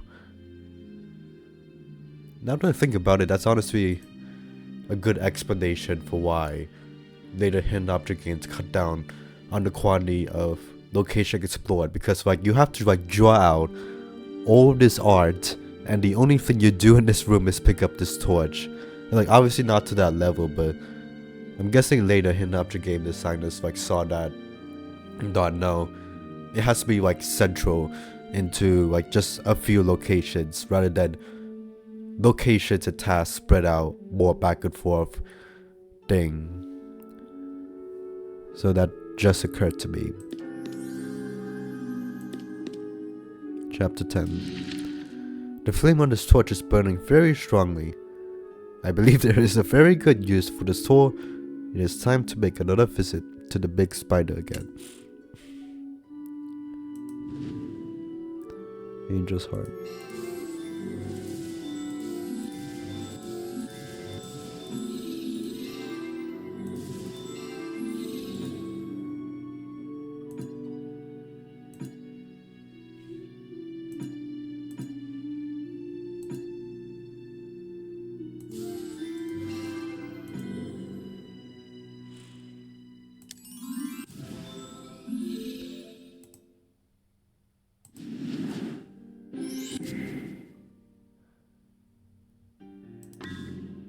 Okay, these locations.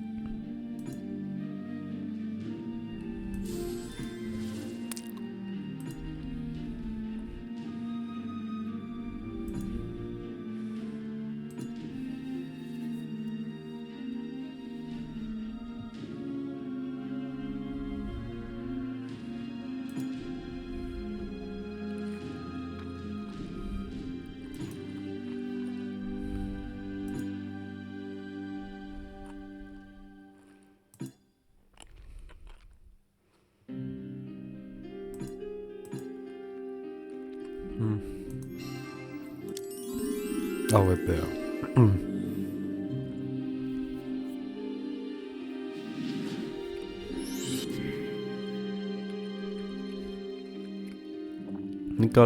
That godmother looks creepy.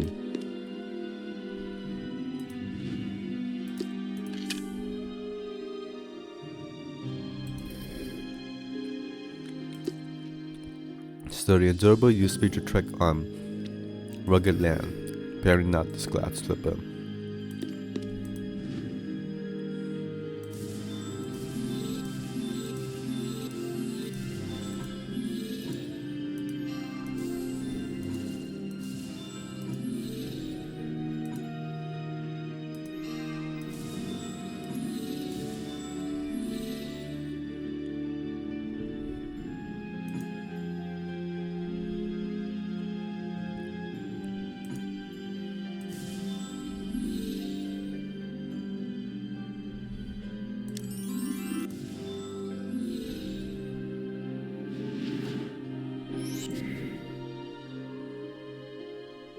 Is there anything else here? Yeah, that was it.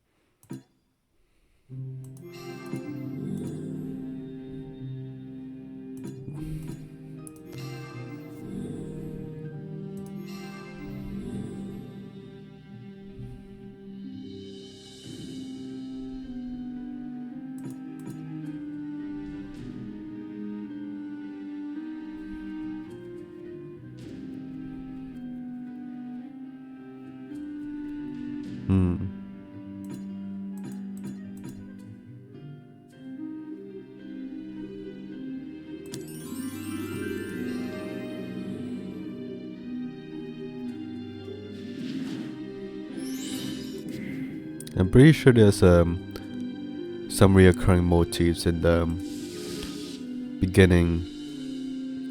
This game's soundtrack, at least. Bye bye, spider. Like there is some reoccurring patterns in this game's soundtrack. Is what I'm trying to get at. The Ivy one and Rose one must belong to the godmother statues I came across earlier in my investigation. As recall, only the two statues are missing wands in their hands. One of these wands unlocked should bring me closer to finding the princess's secret resting place. Yeah, there's like 6 godmothers and 6 guardians from the 7th game. So I wonder if like they planned that far out. Was what I was trying to say at like an hour ago at this point. Also, we are immediately doing this hidden object scene as soon as we get rid of the spider. I think that bothered me in the first game, but it doesn't bother me as much now, but it bothered me that you immediately do this hidden object scene as soon as you basically finish it.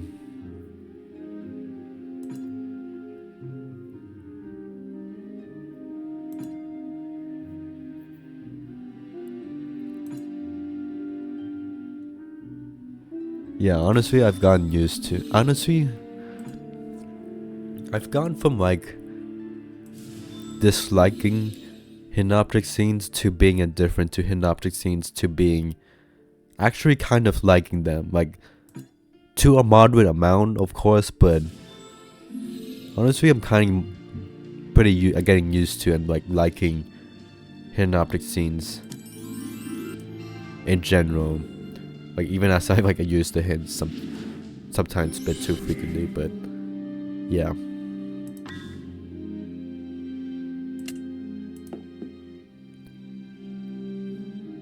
Okay. Something is... You just smash it against the wall or something, but okay. Does this work? No? Okay.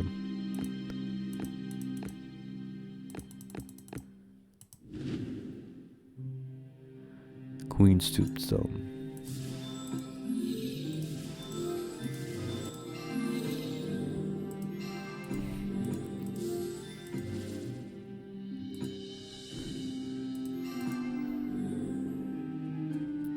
Our inventory is getting quite cluttered.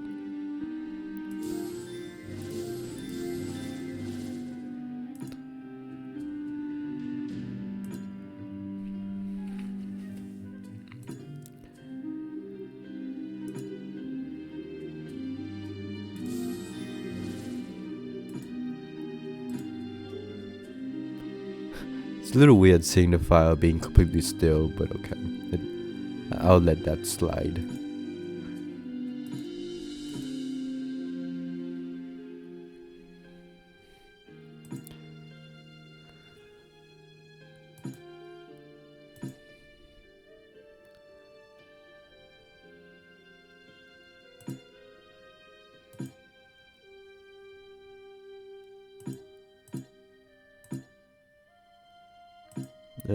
Shoot. This one?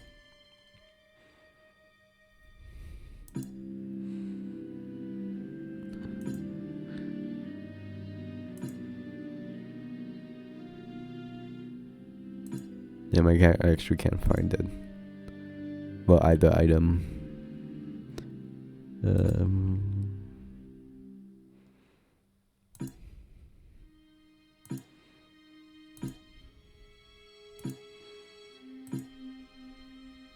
This one? No.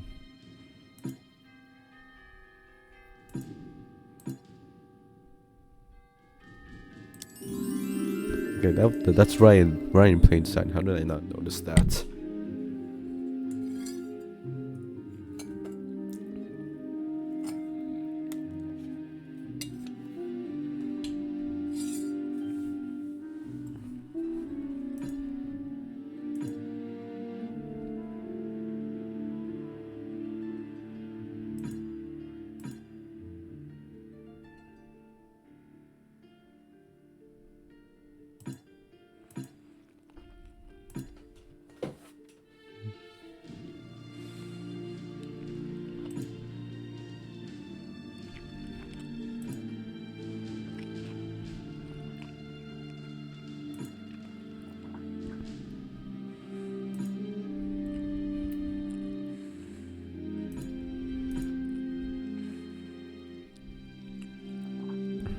I feel like as soon as the hint, though, it's just gonna be something extremely obvious and something I should have seen.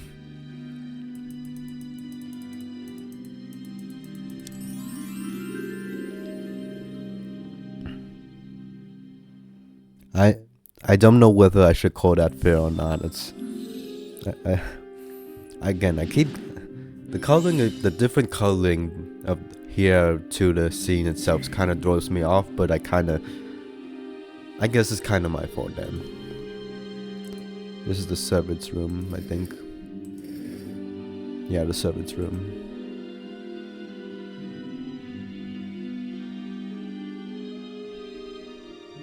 Yeah, it's only like one item, one task to do here, and that's just to clean this up.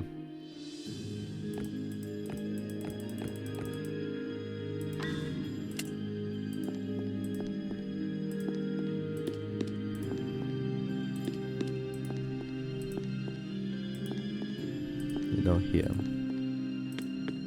Not there.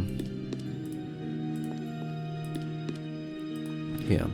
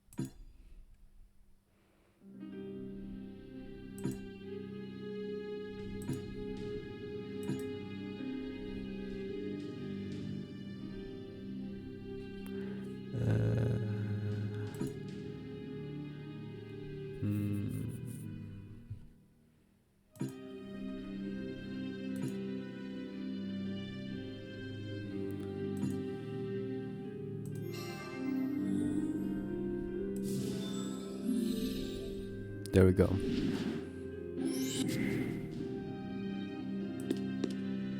I don't think there was anything else. Well, besides this.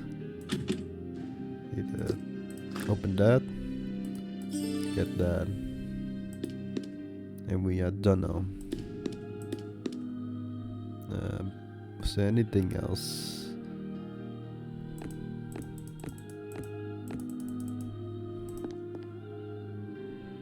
I don't think I have. No, I don't have that yet.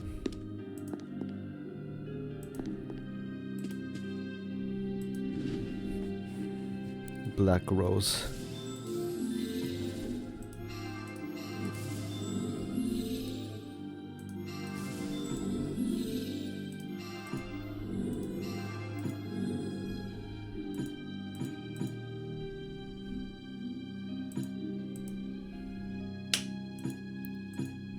A bottle just popped in. That just scared me. In real life.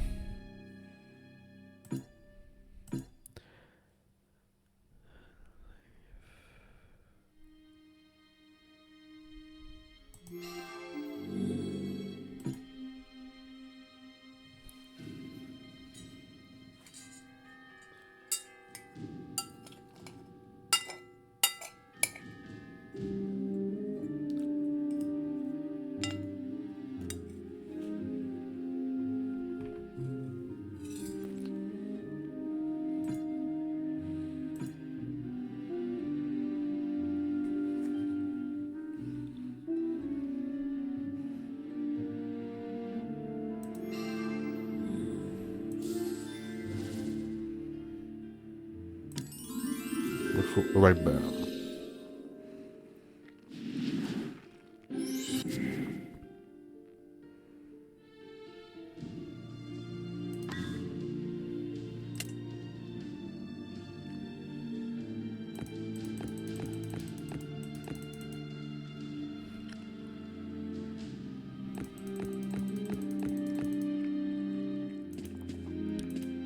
I think I just need to put together the statue.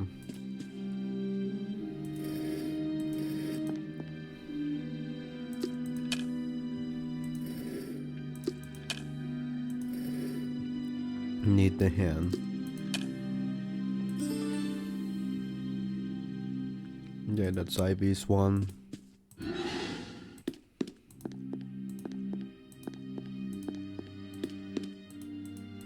I like the different footsteps. Okay, that opens that.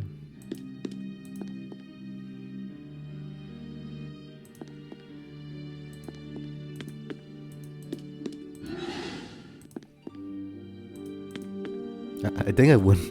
I don't think this is effective. I just went the longest way possible for that. Is it not this? No. No, I just got the white rose. I think that's not to be used until later.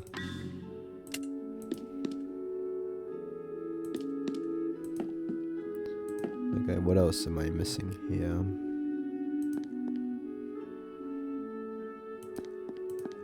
Oh, I think I need to. I could just put it in the cemetery now. The slabs. Okay, that opens that. I don't think I have the key yet.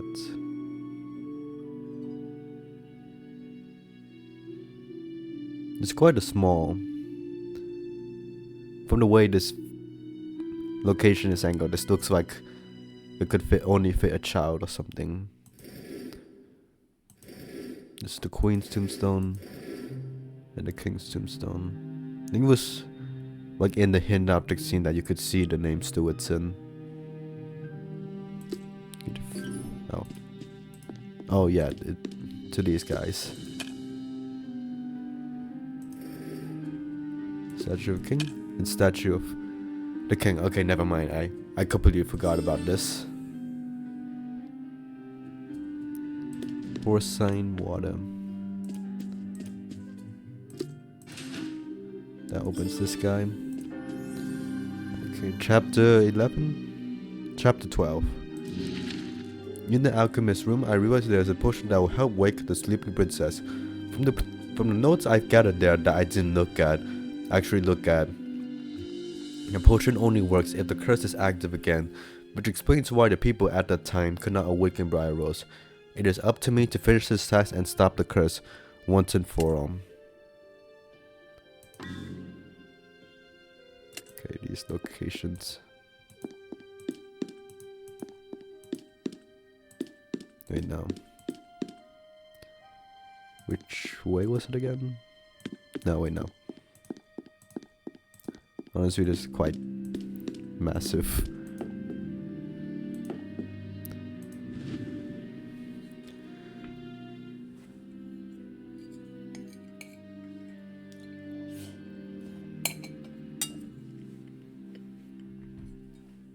Hammer.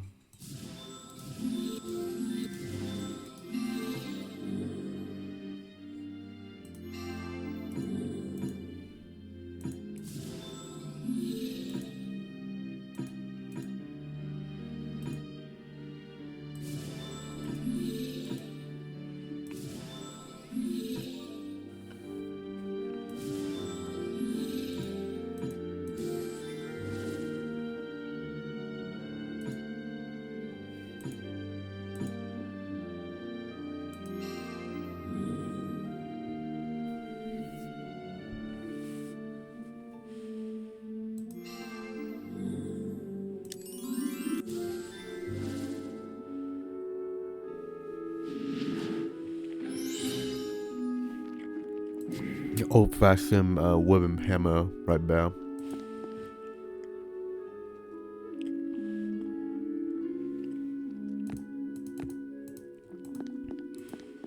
I think there's something else. Yeah, right here. Here's the road. The door is shut tight. That's a well-animated rat. An empty golden vase is connected to this wall and emits a sharp floral scent. We're gonna need... This is triggered only in hard mode, where you're given a rose from the start. Like, this wouldn't work. You need a rose that's only given to you during this game's hard mode. Okay, and that triggers this. It's weird that the servant's room is hidden behind the chapel specifically. You can only access the servant's room. These windows, now that I think about it, are quite modern for 1,000 years ago. Anyways, yeah, but like it's weird that you have to go behind the chapel to live in these servants' rooms. That would not be how I imagined it. There's a star rose. We need like boots or something. What else is left? Yeah. Hi there.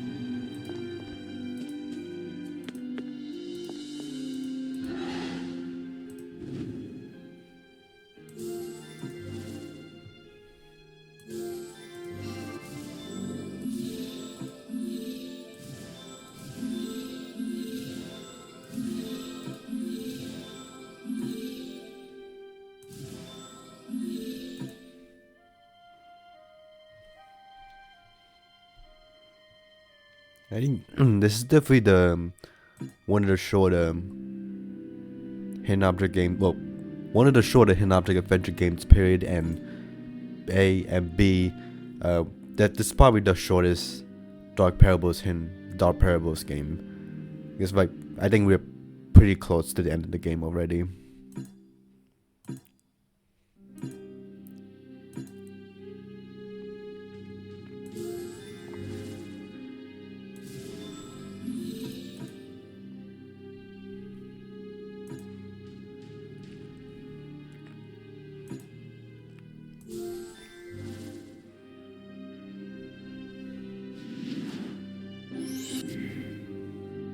We got a potion. Energy cell activator. Strange light symbol on the floor. Yeah, this is the end location. Briar Rose honestly looks creepy. in the location, the Spindle room, at the intro cutscene, and when we visit her at the end of the game. Her face is honestly quite creepy with her eyes closed. The way she's drawn specifically. So nothing left to do here.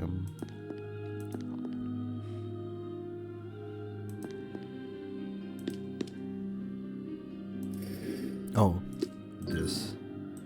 I mean, not wait. This. I didn't realize this. Okay, that opens that. Okay.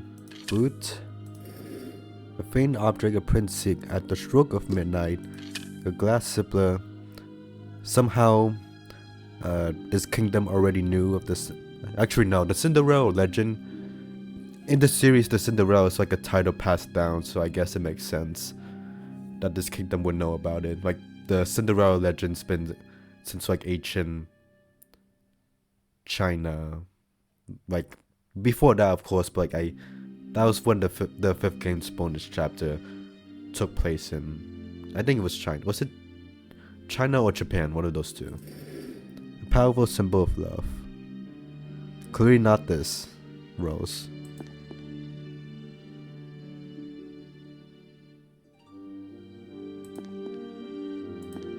I feel like I'm missing something.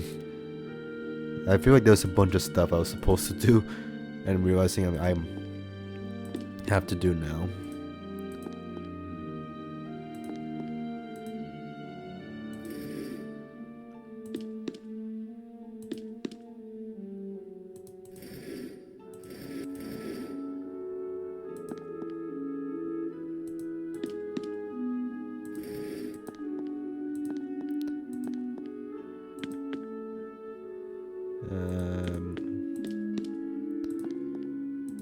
No, that guy seemed off to me.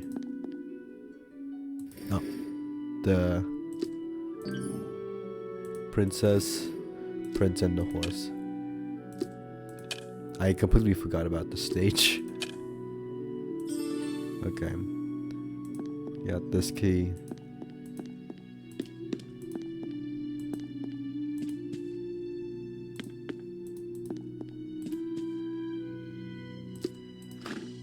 Apparently the key to Briar Rose's resting place is hidden behind a marionette theater. If I was Briar Rose, I don't know how I would feel about that. So going into this location leads to the underground. So put the there. And I think I need to use. The gate is locked. Beyond the stairway, I see a lighted room. Like somehow with this secret room, not the other one, this secret room leads to the underground cave, and when you go up, it goes up to a secret tower with like a balcony and all of that. So like it's like you go down, you go back up. I wonder how that was hidden all these years.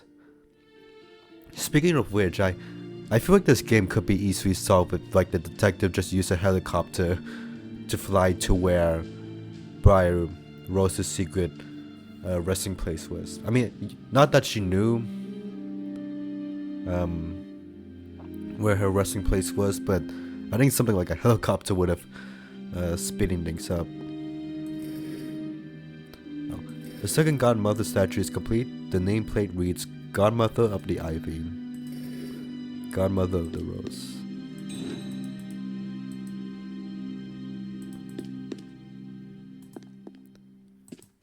I think there was something I was supposed to smash at the beginning. Not the beginning, but yeah, see, that only triggers until like late into the game.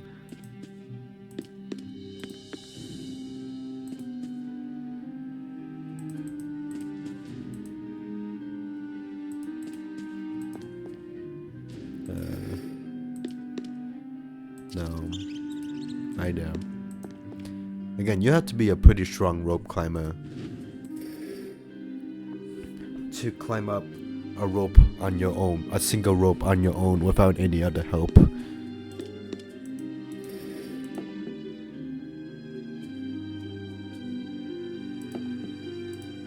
on this. Okay.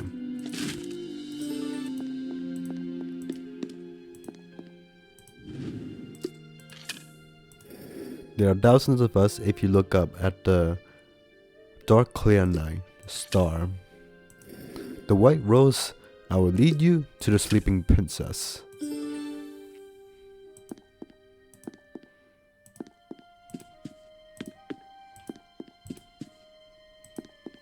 There we go.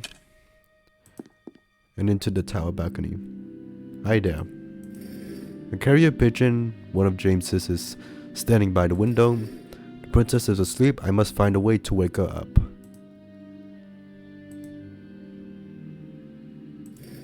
A metal plate is connected to the top of this peculiar machine. It looks like a pathway for some kind of fluid. Match the series of symbols to defeat the evil godmother. I'm gonna see what happens if I fail. I haven't failed this puzzle before, but I want to see what happens.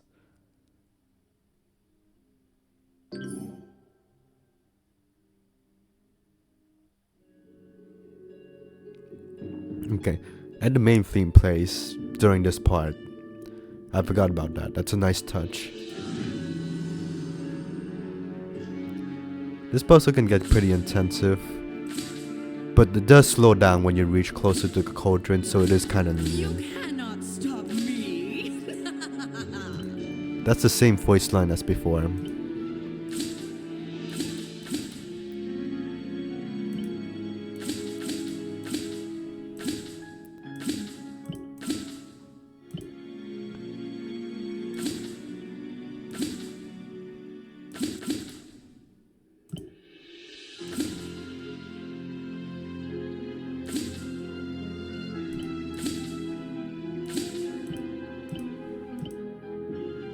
I should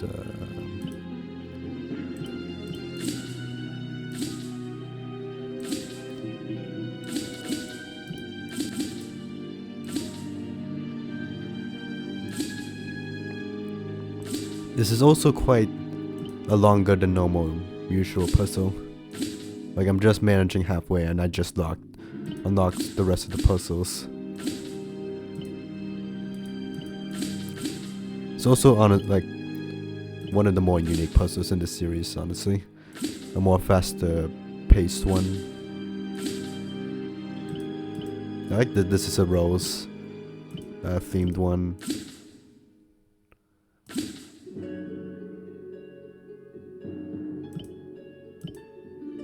I should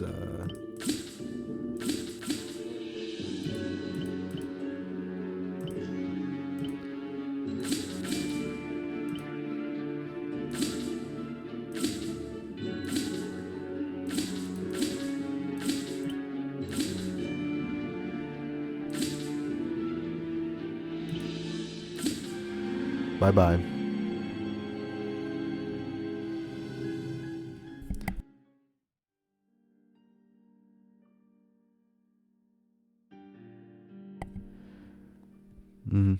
Apparently they could only afford one voice line for the evil godmother. I like how this specific music plays. Only this specific music plays once you've been the evil godmother. Like it's a nice trend kill thing. Hi there. Thank you, Detective, for fully lifting this dreadful curse. My body is weak from centuries in slumber. I'll rest here for just a bit more. When the curse resurfaced, it also awakened the spirit of the evil godmother. She led you here to find my sleeping body. With it, she can once again materialize in human form. You have done well, for now she is gone forever along with the cursed vines. Your city is now safe. However, another curse has awakened, one that will submerge our world in water. To stop it, you must find the fabled frog prince, as he still lives among us to this day. The carrier pigeon has given hints to his location. Good luck in your next investigation, Detective.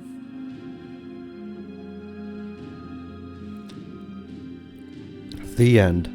Thought to be a fairy tale, you find the sleeping princess through your investigation and awaken her from the curse. Now that your city is safe, the princess hands you a small crown and urges you to stop another imminent threat. Holding a map left by a carrier pigeon, you begin your next investigation in search for the next game. A new harder adventure is unlocked. You now gain the Golden Rose item. Bonus adventure unlocked. Okay. I am going to take a quick break, and then first I'll do the bonus chapter, then I'll check out the extras, and then I'll do the hard mode replay of this game. And then, and only then, will I do the outro yapping at the very end of this video. So, break first, and then all of that. So, see you then. Hello, I am back from my break. Let's do the bonus adventure. The notes are disabled, and we are inspecting these. What's in the appendix? Oh, that's the list of the collectibles I don't care about. In hard mode, the hit and skip buttons will be totally unavailable. That should be doable for me. Wait, when you randomly click randomly in the hidden object scenes, your cursor will be adorned with roses and made unavailable for a few seconds. That clearly does not happen because it just turns green. Maybe the animation got bugged or something.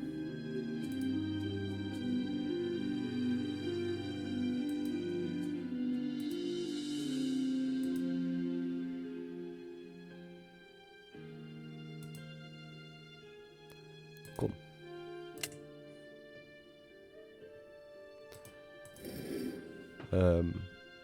I presume this is like that because like you just jump straight into the game. I'm pretty sure the context is that you, after freeing Briar Rose, you visit the I think the context of the bonus game is that after you stop her curse, the briars are gone, so the detective can now freely go into the spider room, which we saw in the main game was covered in briars.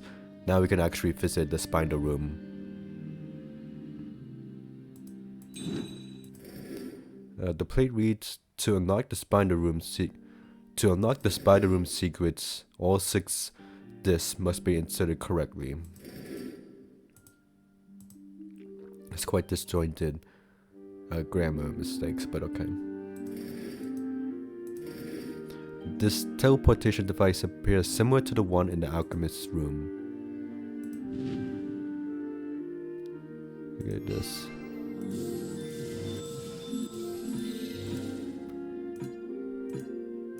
I don't think there's a hard mode for the bonus game, which makes sense because there's nothing. It's a separate adventure.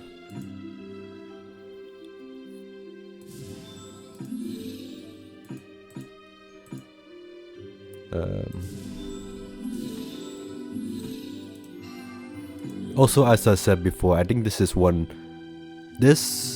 probably the earliest hidden object adventure game to have an actual bonus chapter, like even before Mystery Case Files. So it's remarkable, all the bonus chapters. This is probably if not one of the first bonus chapters of any hidden object game. Which is fascinating because like, I think this bonus chapter is literally just 3 rooms. And you'll find out like just a few more details, but I think interesting they went out of the way to do this anyways.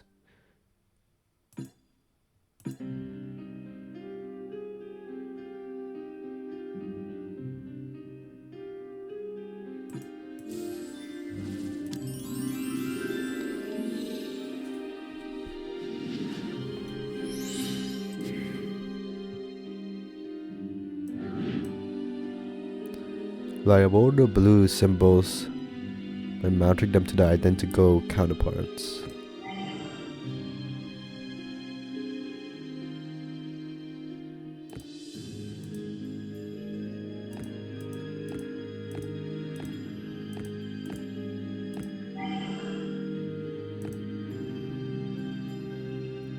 the night. The moon, rather.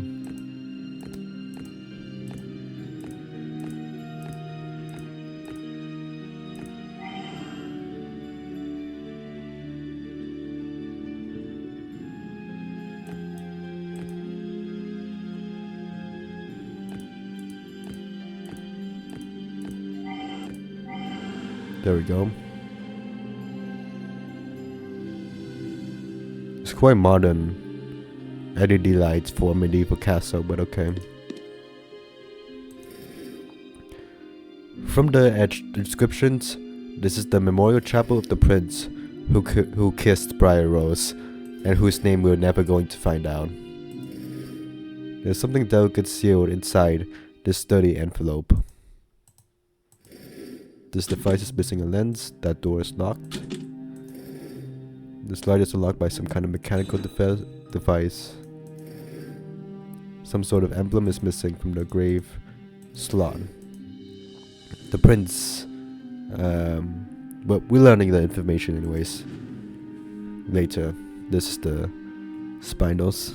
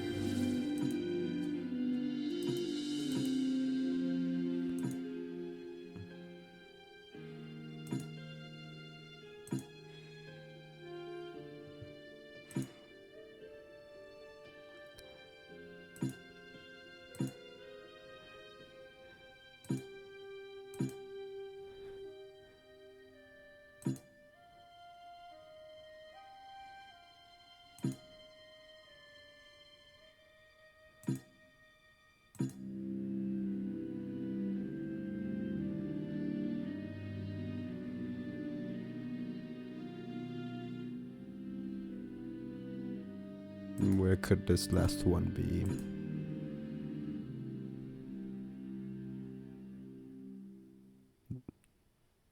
Now that I think about it, I've always wondered, in like a lot of hidden object games, you have to choose the difficulty separate for the bonus game instead of just keeping the same difficulty options as the main game. And like, you could still change your difficulty in the settings, but it's like for the Artifacts Monday games, it still prompts you to change the difficulty even if you select the bonus game. So I wonder, like in this game, it's only the hard mode is available for the main game. So I wonder if this game design decisions impacted a lot of bonus games down the road. I don't even know if that makes sense, but it probably makes. I will probably elaborate more when I'm doing this with a script in front of me rather than doing it live. What could this last item be? These last items. Okay, that's well hidden.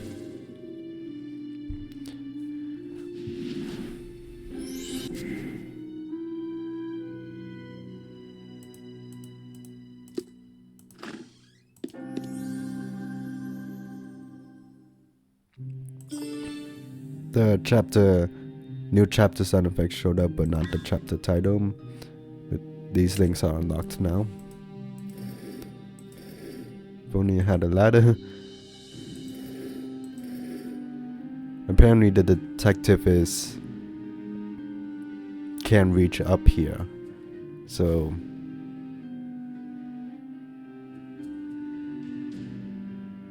the detective must be quite short if she can't reach up here.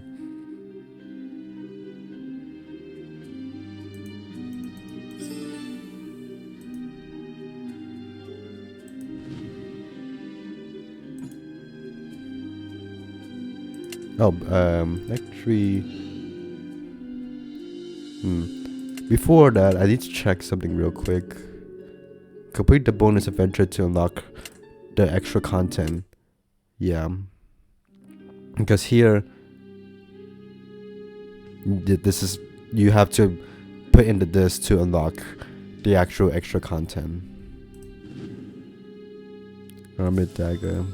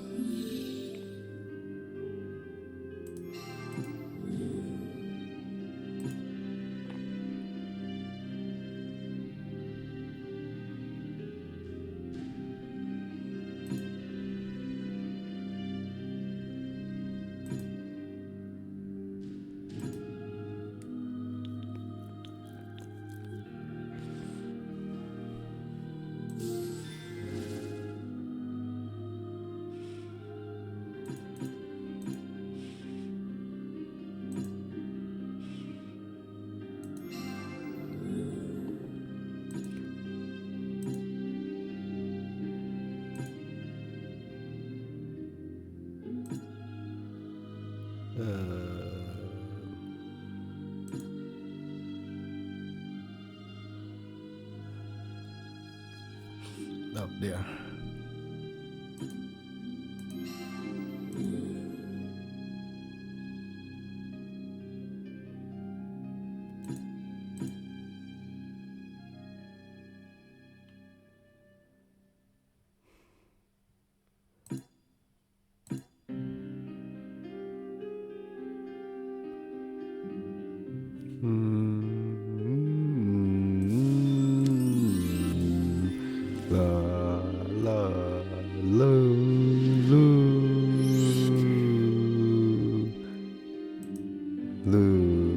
Apparently we can't look back at these closets, but this closet is only this closet is interesting to us.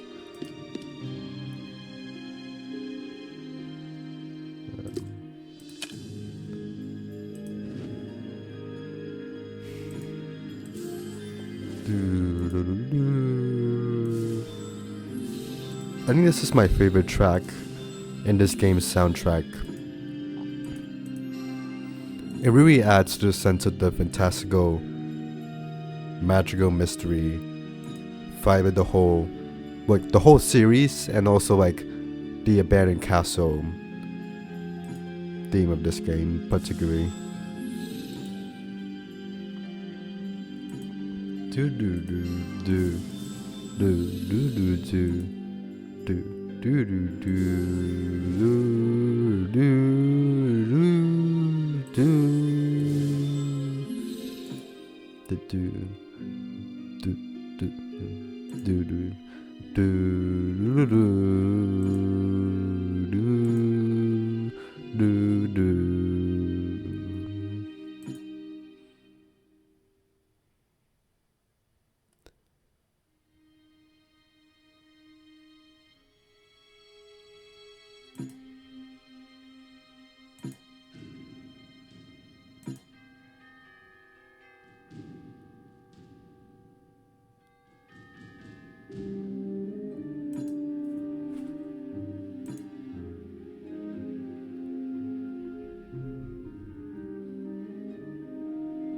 Where could these last items be?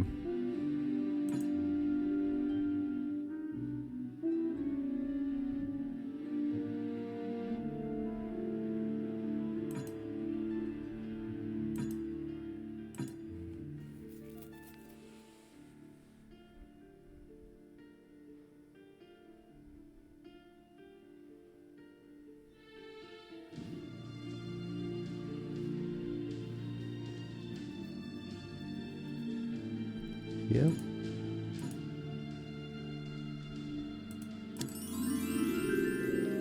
That's well hidden. Oh, there's only partially that item. That's why I couldn't find that one. Is it up there? No.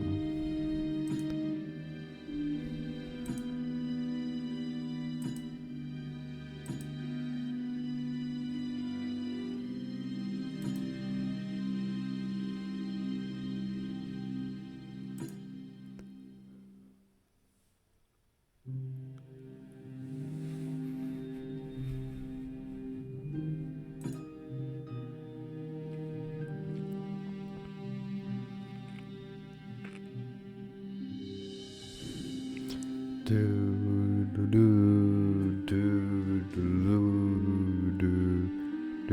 think it's fast if I just find the other synoptic scene first, honestly.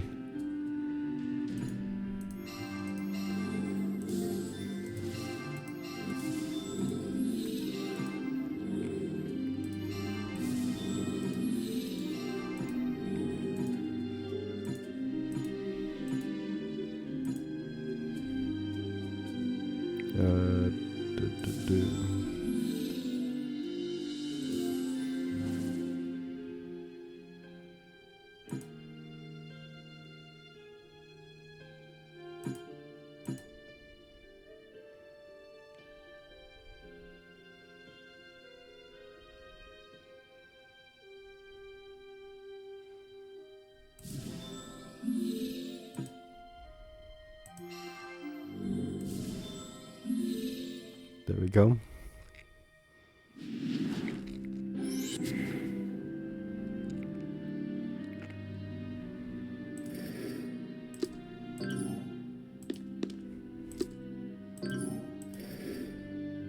Comet dagger? No.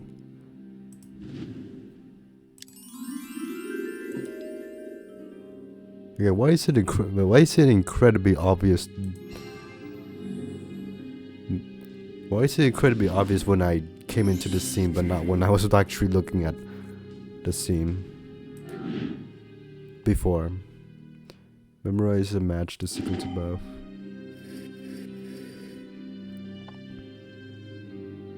Okay.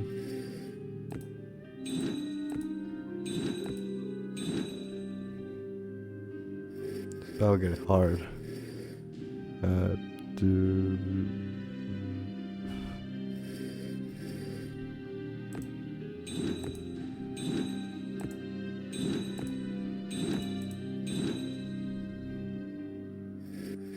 The story of Excalibur, Arthur and Merlin. Oh shoot.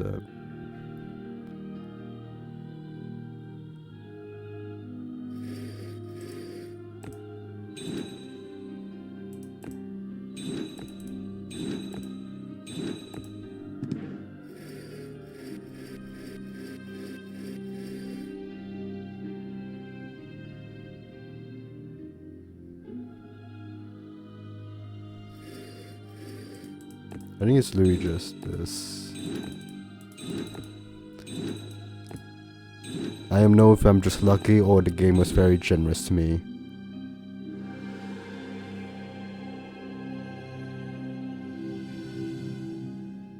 Okay, for some reason the 8th tile just never gets used. Okay, that unlocked this.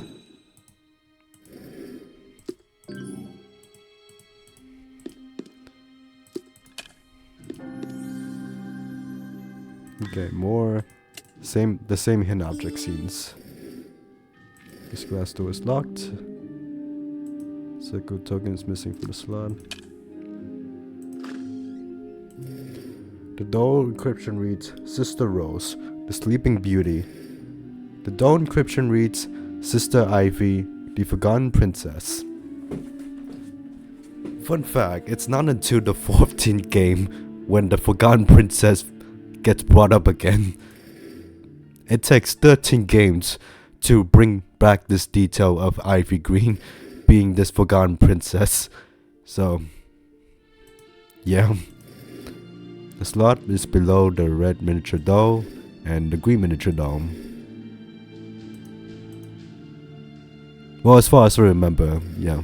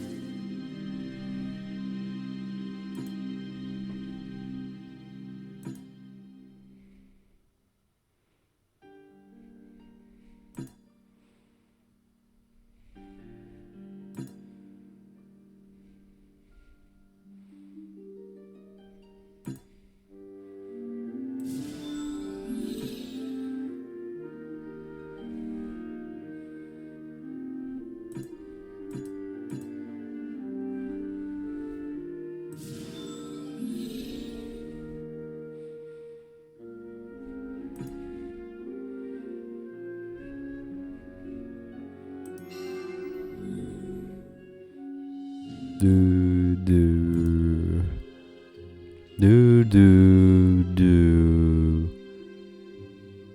do do do do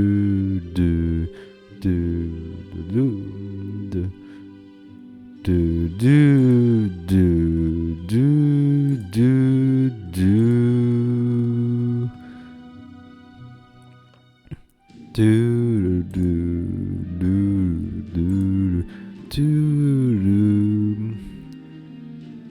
do do do. Okay, I need to focus.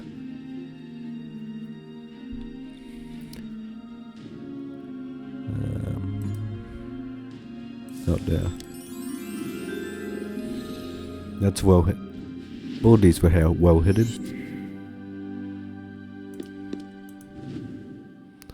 Okay, J-Boot.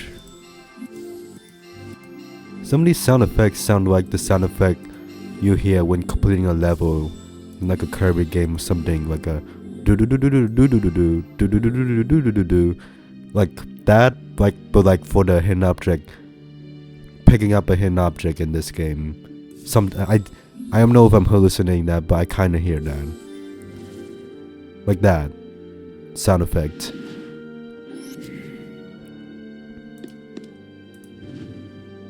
Envelope opener. I'm sure we could have just used the dagger, but okay.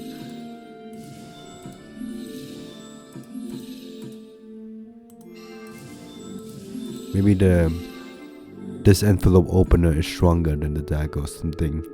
I don't know.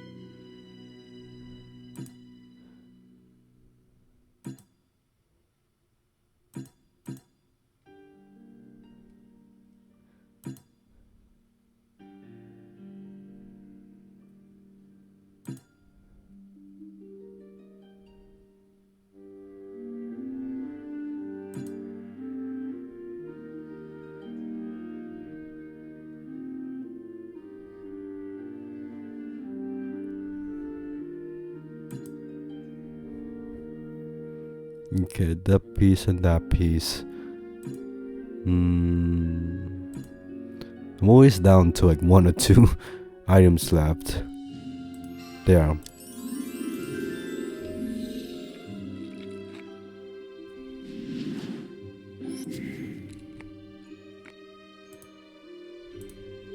Pick up that.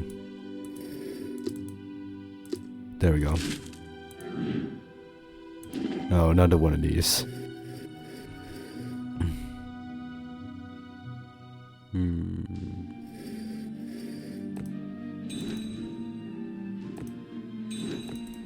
I think it was this. Okay. There's like 2 H shapes here. Oh. Now where's that?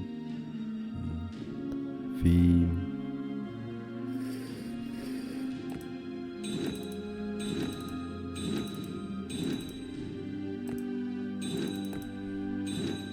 Okay, then the 8th tile gets used, presumably. Okay, H. Yep. This is brutal. Oh, I get to use. Oh.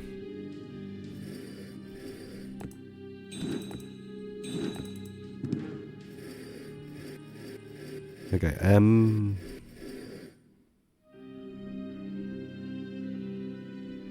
Oh god, it's 2 different M's.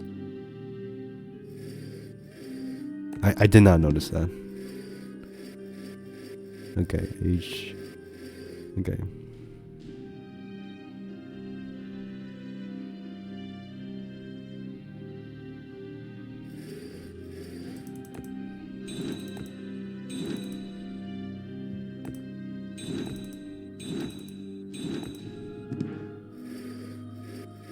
Okay, M.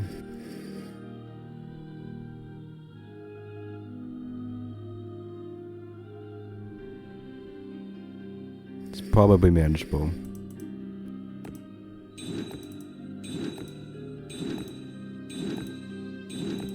Shit, it's the other way. Okay, H.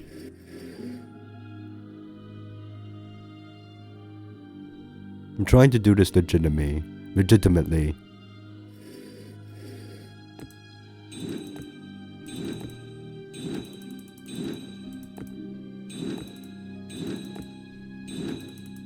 There we go. Like sometimes when with this memory puzzle, I just use my phone to record it, so I have to actually memorize it, but I don't want to do it legitimately sometimes.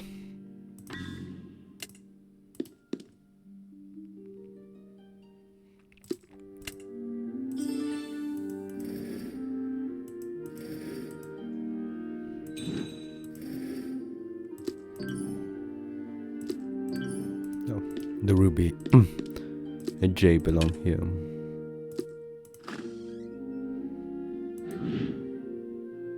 Okay, another one of these puzzles.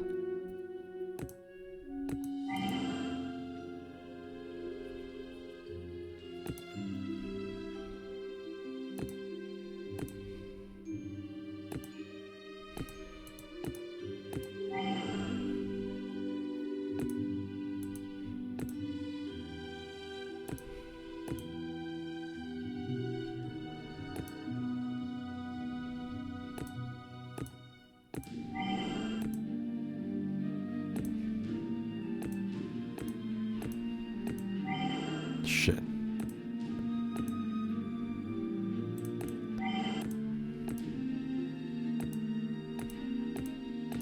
This way.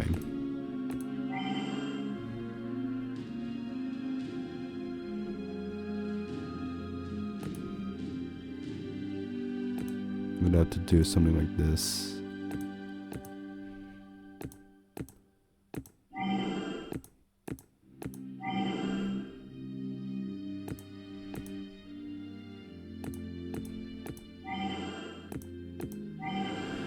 There we go.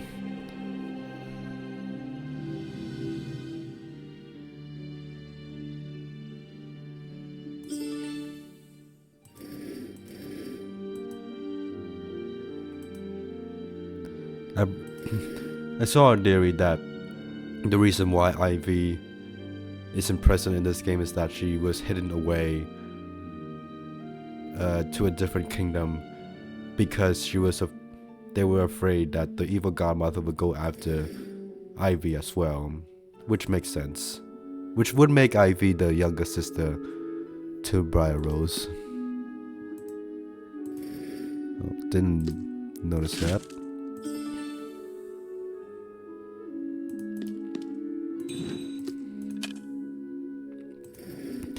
Inscription. His immortal brother carries a greater curse, which will never bring the ocean to submerge our lands. Yes, so turns out the prince who tried to save Briar Rose is the brother of Prince James, which never gets brought up again, and there's this curse of the oceans apparently rising up, which also gets never mentioned again in the next game. There is like pods of rising liquid, maybe like rising liquid in the next game, but definitely not the ocean. The young prince, who upon kissing the princess, became gravely ill from the curse and soon passed away. And again, never mentioned. Wait, from reading the etched inscriptions. Okay, these inscriptions or these inscriptions? Because if it's these inscriptions, then that's a mistake. Because detective shouldn't know this is the prince if she read it off here. But okay. But yeah, as I was saying. Okay, wallpapers, screensaver, music, concept art, novels, and bonus puzzles. Okay, now close up, and we're done. And we can't access the bonus game again. We can only access the main game again. I mean, as I was saying before, that idea definitely gets scrapped in the next game. Because there's no threat of the ocean rising or whatever. Wallpapers. Pretty cool looking. I know for sure, like, the wallpapers show the locations without the logo, but when you actually download it, it includes the logo in like one of the corners, and I kind of wish it didn't do that, but it's fine.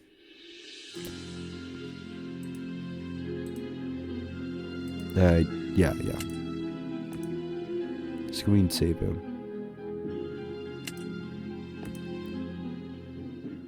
Okay, the music. The hidden object scene. It's definitely nice seeing the evolution.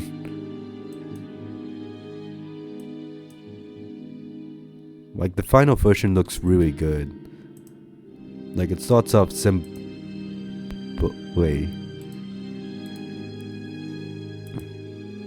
I just realized the secret room's door is a fish. I wonder if that's a reference to Big Fish games like they did with Enlighteners 1. This is the study in object scene.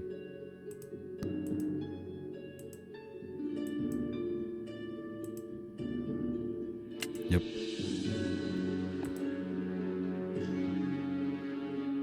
Novels and 20 bonus puzzles. Okay. This might take some time for the last 2 sessions.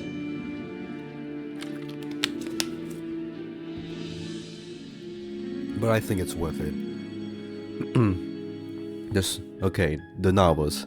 So these are there are different versions of the Sleeping Beauty curse, and this isn't something many people know about, but people assume that it was I would think that people assume that it was come up with by either the Grimm brothers or Charles Perrault, but it actually stems beyond that. They're basically all the Grimm brothers and Charles Perrault did is just adapt to folklore shared, folklore, imagine a medieval kingdom, and then you a guy a storyteller who folklore shares a legend to an audience.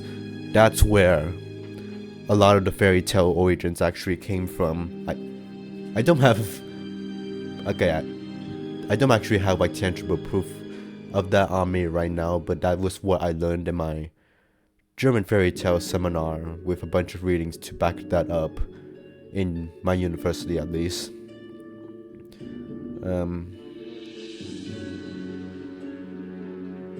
So it was all these guys did was basically adapt those fairy tales to their own means, and their versions are the most popular versions of the German fairy tales, of course.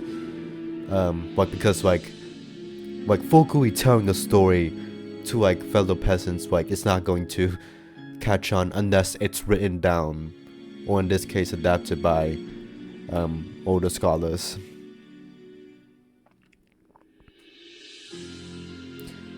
The story of Briar Rose is okay, I'm genuinely forgetting. Did I already read this? Did I already read this description? The story of Briar Rose is a tale that has withstood the ages.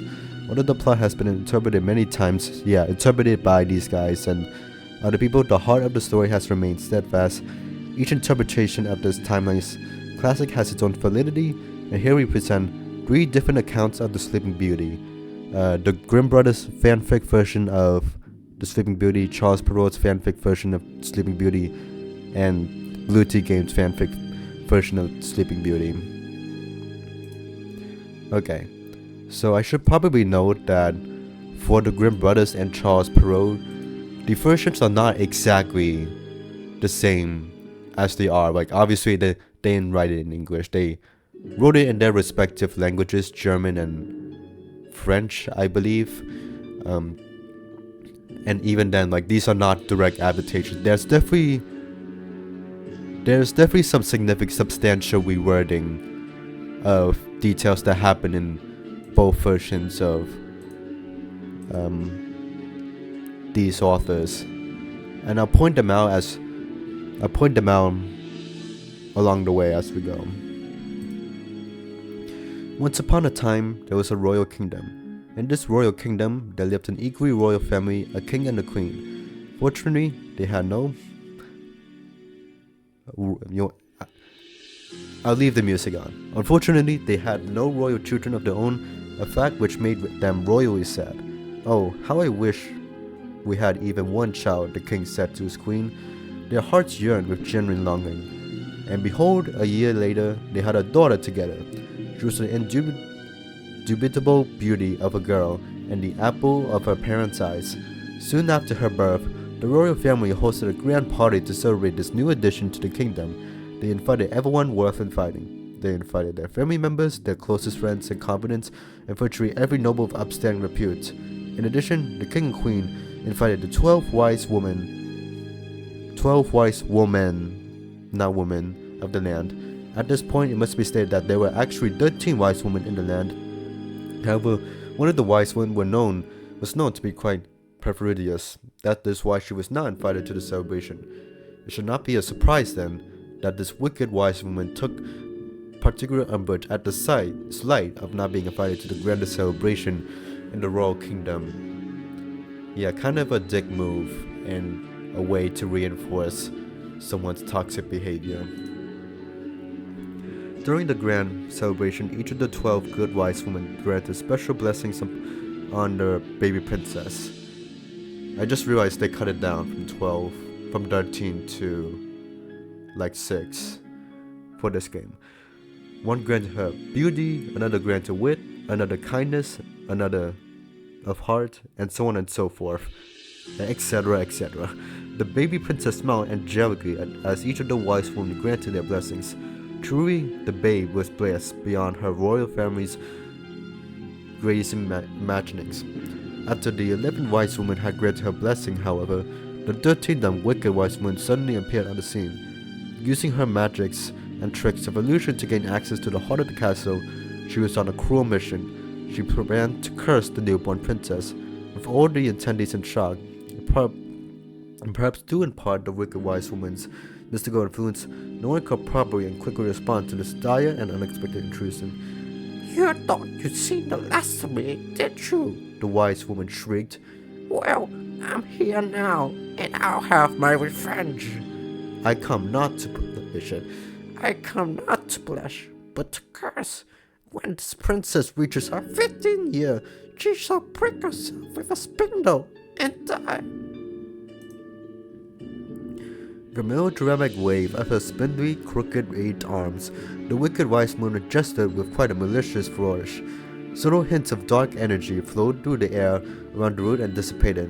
By the time everyone had shaken free of their stupor, the wicked wise woman was gone from their midst. The royal guards began an intense search for the intruder, but to no avail. There was neither hair nor hide of her to be found anywhere. This kind of reminds me of the ending of Kingdom Hearts 1, like the exact same phrasing. I guess that's just a common metaphor. The 12th wise woman, however, had not yet offered her blessing to the beautiful baby. She stepped forward amidst the reciting chaos. Although she was not as powerful as the wicked wise woman, she focused her abilities and did her best to break the horrible curse. With some effort, she only succeeded in softening the curse, not completely breaking it. Instead of death, a pricking from a spindle would only result in the princess. A pricking from a spindle would only result in the princess would simply fall into an extremely deep sleep for 100 years. That's not well worded. Only to be awakened by the kiss of a royal prince. Oddly specific. The king and queen, for their part, did their best to purge the kingdom of any and all spindles. As spindles happen to be useful tools, however, this proved to be an impossible task.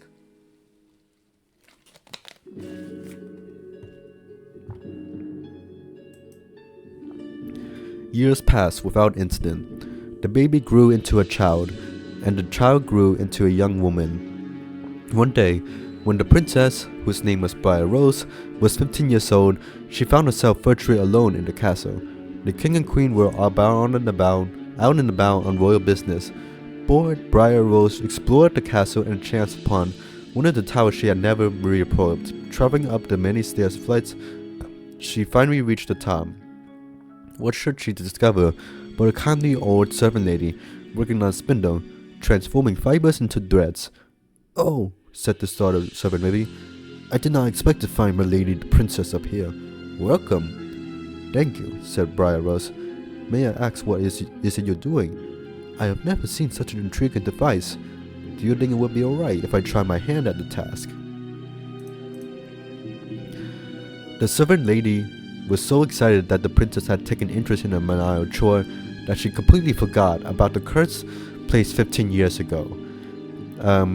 In the original fairy tales, there's no justification for why the servant lady lets Briar Rose handle the spindle. It's just not mentioned, so I think this was added in later.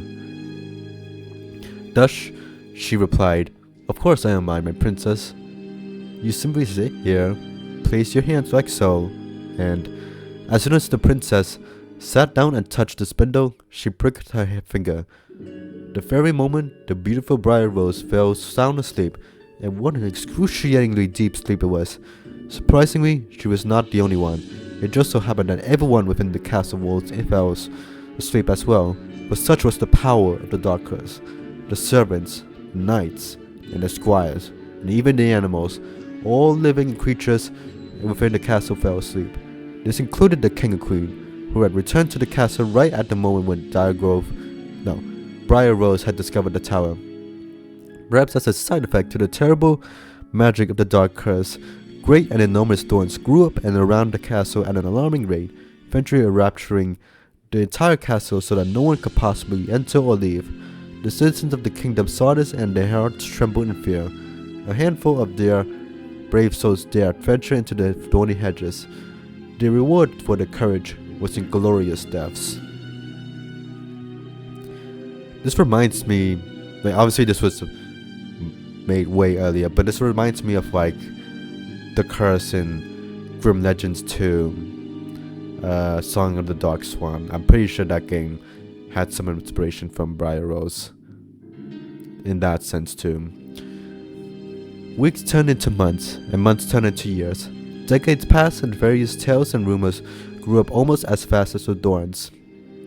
The citizens of the kingdom eventually migrated to other areas, and the castle, surrounded by thorns, became a mystical legend worthy of fear and awe. At some point, after many decades or perhaps even centuries have passed, a young prince happened to quest upon the thorny castle. His kingdom's wise men had told him stories of a sleeping beauty, hidden deep within the tower of this thorny castle, awaiting the kiss of a prince to break the curse. I'm guessing the wise woman spread the word or something. His heart emboldened with righteous fortitude, or the urge to really kiss an unconscious woman, he hacked his way through the thorny hedges, or perhaps, sensing his royal heritage, the thorns themselves allowed themselves to be cut down. Either way, after a good amount of tiring work, he reached the top of the tower where Briar Rose lay peacefully asleep, with an angelic expression upon her face. Neither she nor anyone else in the castle had aged a day since the curse had begun. I've actually written a school paper on why the fines allowed the prince to enter the castle. Basically what I was arguing was that it's a metaphor for Briar Rose actually trusting the prince and allowing the prince to enter in and kiss her, hence why why the fines killed the other men who tried to enter the castle. Gently, the young prince plucked his lips and placed them upon Briar Rose's lips. No sooner had their lips touched that she and everyone else awakened. Everyone was completely astonished at what had taken place.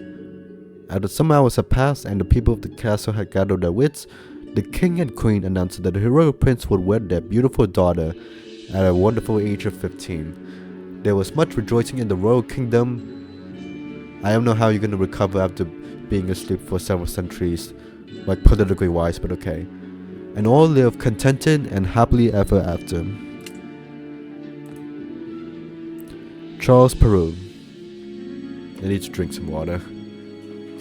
This one has like a second part to the Sleeping Beauty tale. Like it continues. Charles Peru's version has like there's more after the two get married.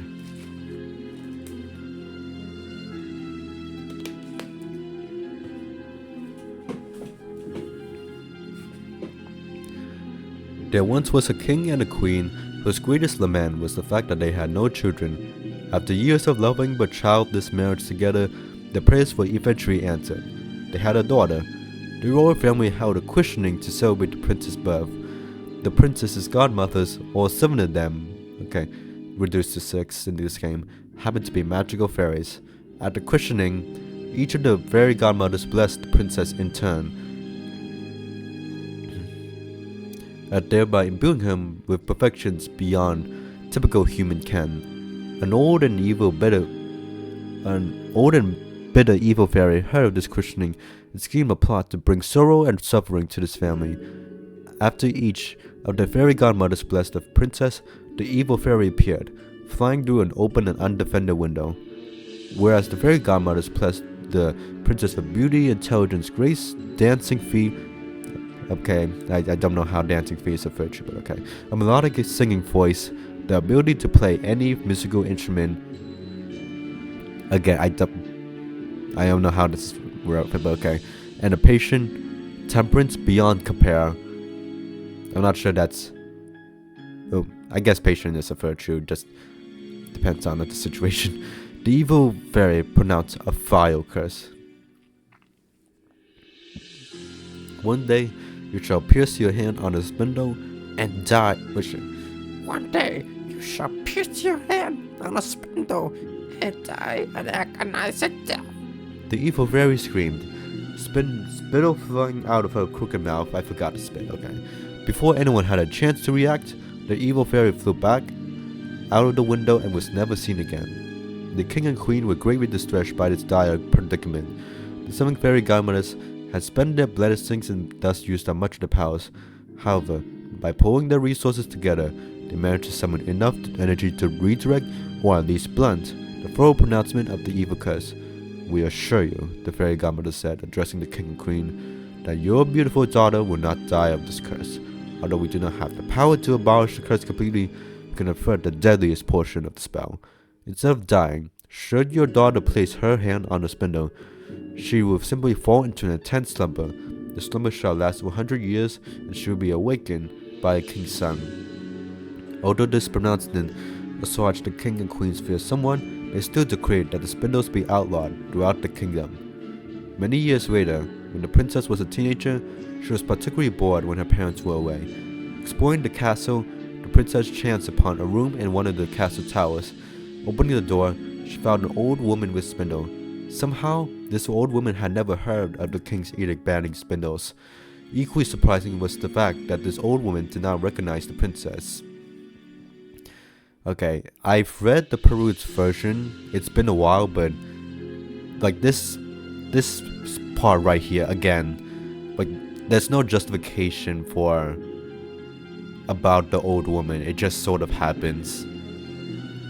Like you will not see the word somehow in Peru's version of this tale. Like it's just, I guess even the Blue Tick Games writers like saw this as off and decided to explain it here.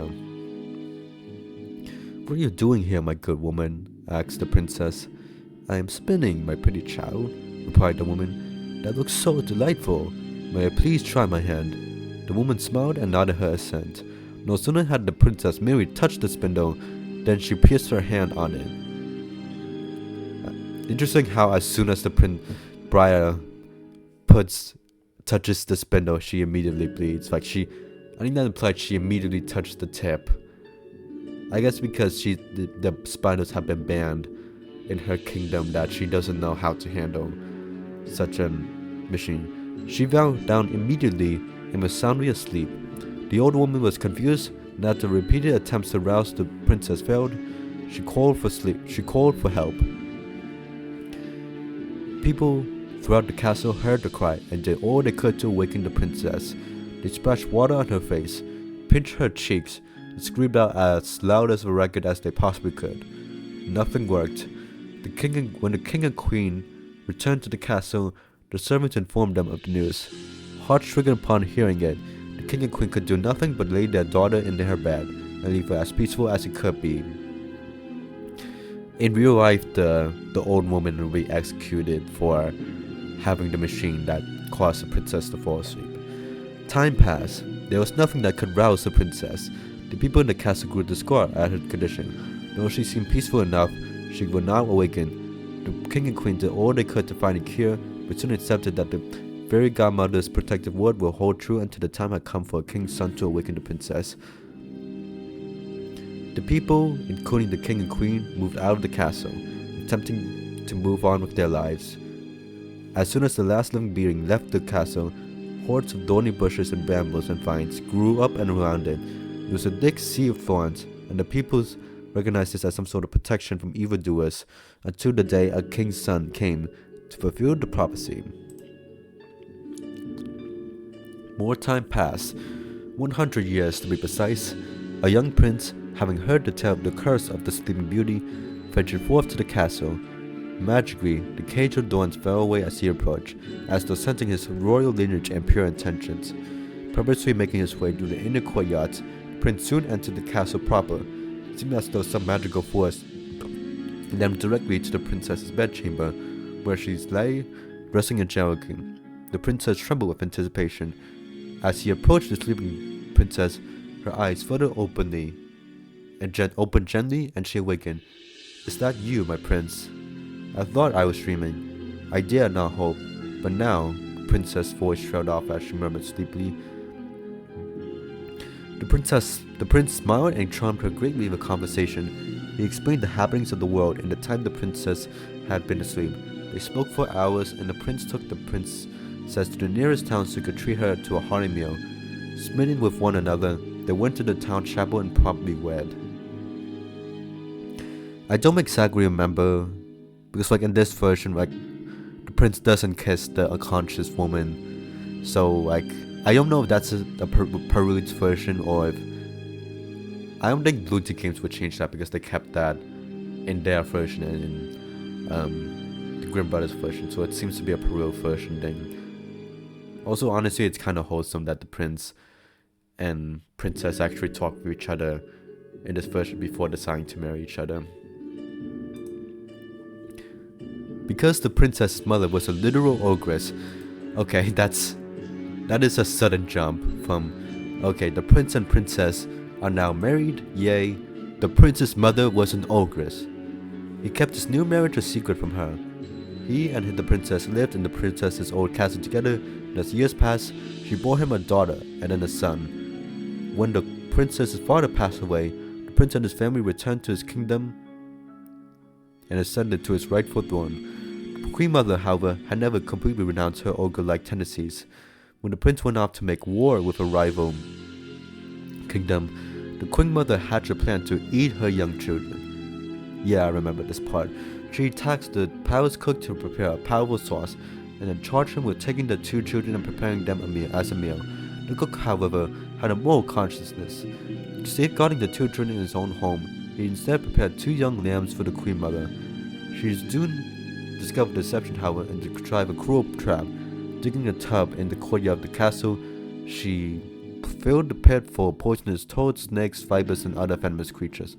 She planned to throw the cook and the princess and the two children into the pit. I don't think it's ever mentioned that the prince kept the marriage a secret from her, but she finds out off screen without being mentioned in this page.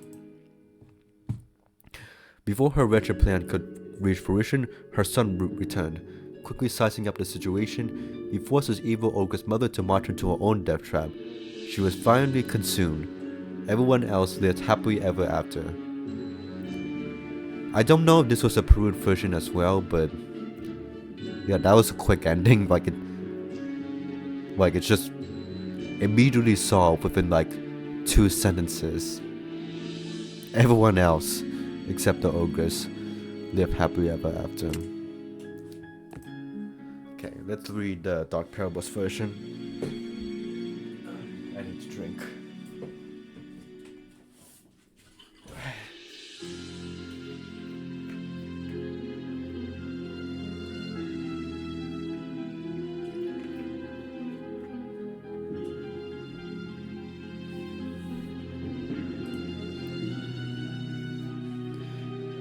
On the day the princess was born, the king held a great festival and invited all but one godmother, who was strong in sorcery, yet wicked at heart. Upon hearing the news of the festival, the evil godmother placed a curse on the newborn child. Later in life, the young princess came across a spindle in a dusty old room in the castle and pricked her finger. The inhabitants of the castle instantly fell under the power of her sleeping spell, while briars burst from the ground and enshrouded the castle. One day, a daring prince braved the thick vines and ventured into the castle. Upon finding the princess, he gave her a kiss, which was foretold to free the princess from a curse. Though the kiss removed the briars and awakened the inhabitants, the princess never rose from her eternal slumber. Many years have passed, and the truth behind the sleeping princess has been forgotten. What remains is the tale passed down through generations as the Sleeping Beauty. I've heard the theory that the reason why the princess's kiss didn't work is that he didn't actually love Briar Rose, but obviously because he just met her.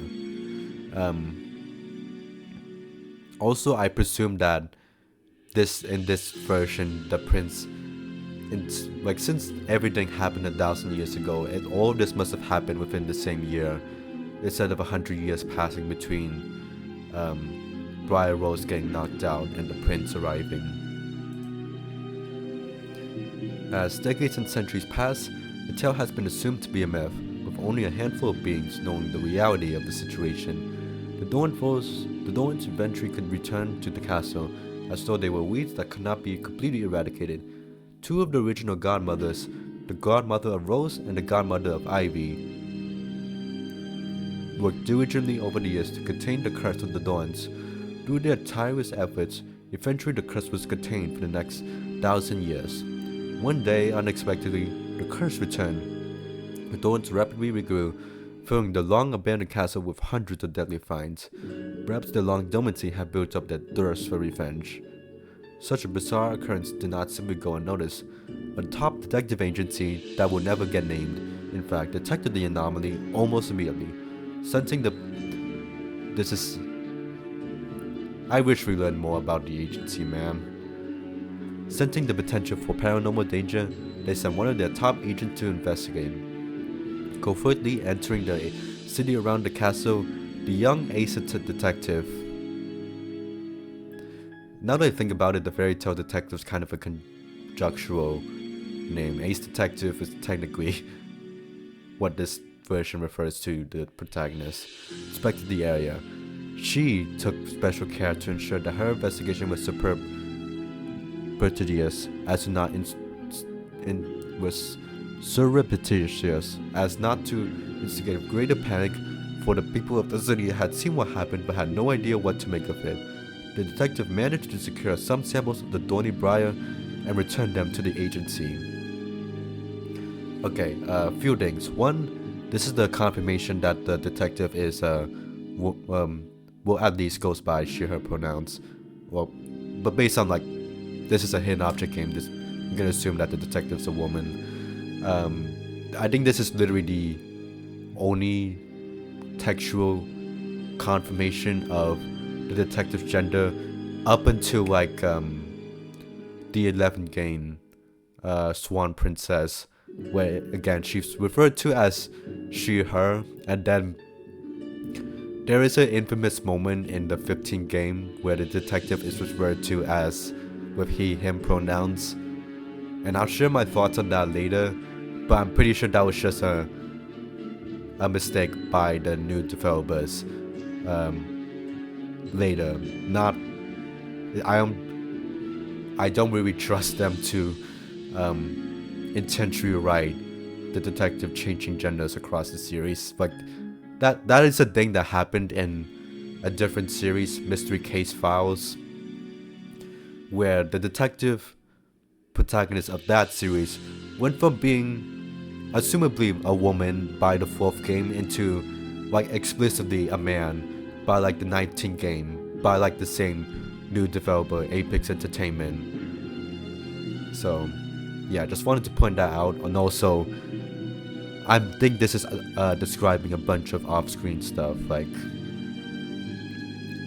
I don't know if this is canon now that I even think about it, because I would think that by the opening cutscene that the detective is arriving at the castle for the first time with the tape recording, but this version is implying that the detective visited the castle first, or the castle grounds first, took samples, then went back to the agency, then went back to the castle grounds, which is something I would not think of when I saw that opening cutscene with the tape recording.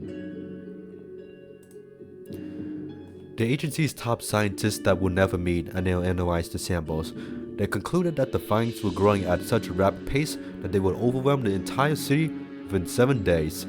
Furthermore, it was clear that modern technology was unable to eradicate these plants. How did the detective take samples of the rose? How did the detective take samples of the briars when modern technology can't even cut it down or eradicate it? Although public officials for the city had already taken steps to organize the necessary, well, I guess the briars can be cut down, but they'll infinitely grow back, is what that's saying. Although public officials for the city had already taken steps to organize the necessary, in their minds, equipment to remove the finds, the agencies knew such measures would be ultimately useless. The agency decided they needed to learn more about the mysterious castle and the plague of thorns. The young princess returned to the scene, relying primarily on her wits. She searched for a way past the castle gates. Briars had not completely barred entry into the castle, but it was not an easy task. Fortunately, the detective was patient and made her way into the castle grounds. When she was in the courtyard, she searched for a way into the castle itself. While exploring the grounds, a creaking sound drew her attention. The sound belonged to an old swing that does not happen in-game. As she approached the swing, a spirit came to greet her. It was the spirit of Briar Rose. The detective remained cool and calm as the spirit approached. Now that I think about it, I wonder if this is like the original draft of this game before it was reworked into what actually happens in the game now. Please help me, the spirit of Briar Rose whispered. My body has been asleep for centuries because of a curse placed by a wicked fire woman. She is the evil godmother. Her spirit seeks to find my sleeping body, to possess it, and to wreak havoc upon the world she despises. You must find my body and waken me before it is too late. I can already feel her spirit stirring in search of my body. So far, the defenses placed by my good mothers have held, but I feel their power waiting. It is only a matter of time before the evil godmother is able to steal my flesh. Seemingly unperturbed by the apparition, the detective replied, "Where is your body? How can I find you and wake you up?" Briar Rose's aura, that word has gotten a new definition now, shimmered slightly as though fading from reality. She looked very tired and unfocused. I lack the strength to maintain this astral projection, she whispered, almost inaudibly. Please, help me. With that, the spirit dissipated completely. Okay, the dialogue's definitely different. She went from this into, because he or she dumps out all the relevant information at this moment, but in the in-game version, she dumps the same information only after you wake her up, which I'm not sure is the best place to put that, but okay. Also in the in-game version, she rhymes and is not struggling with astral projecting.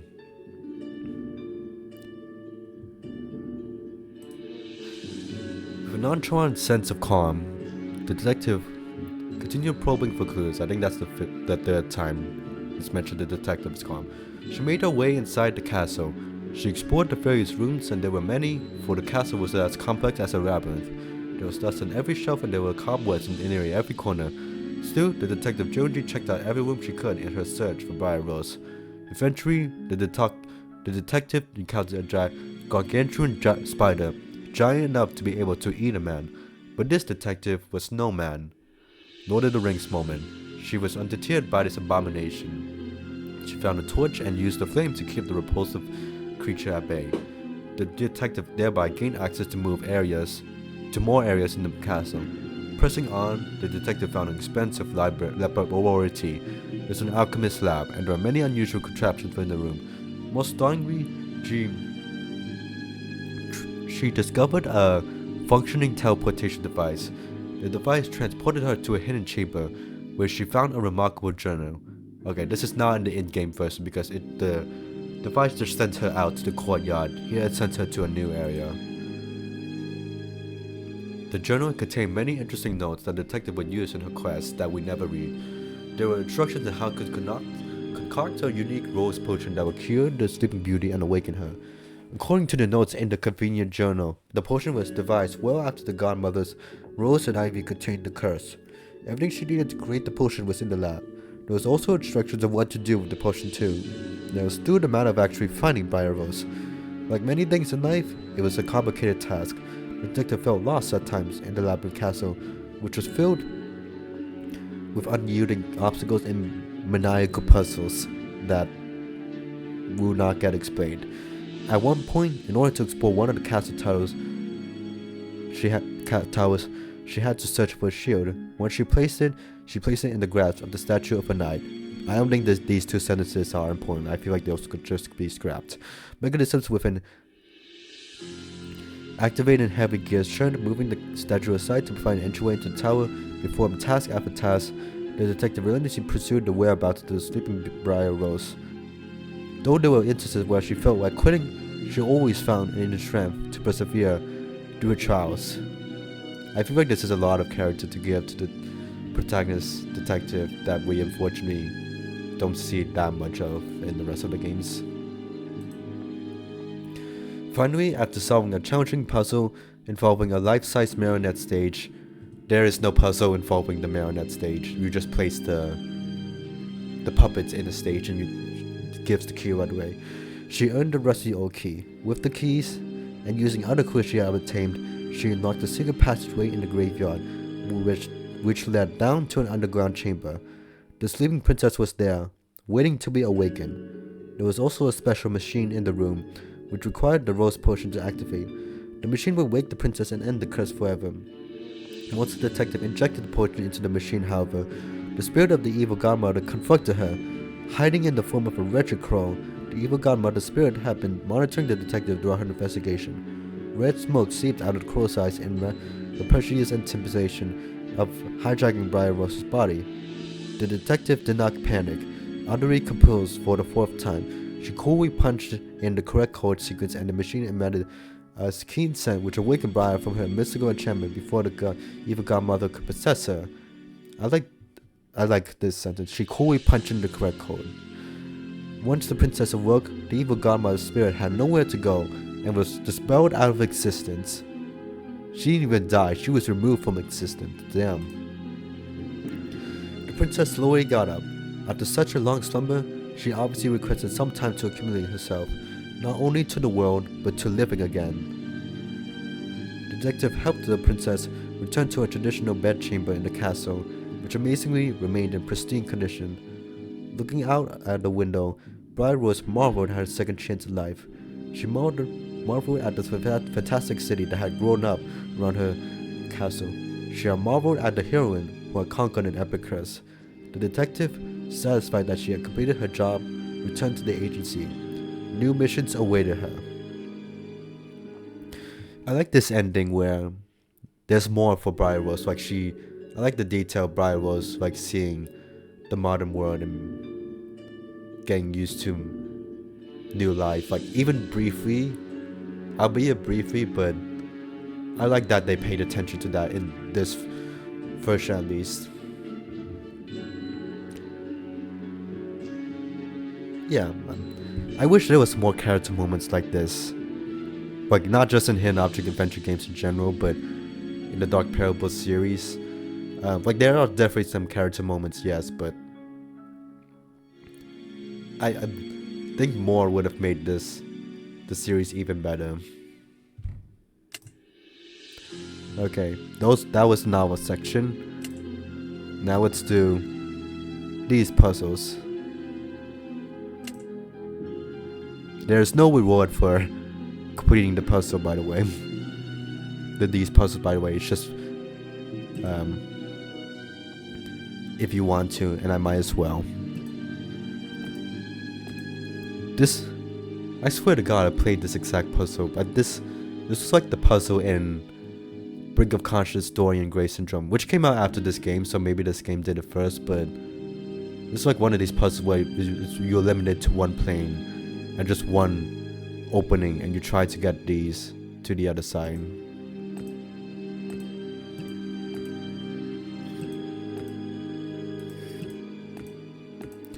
Well, this one's quite easy.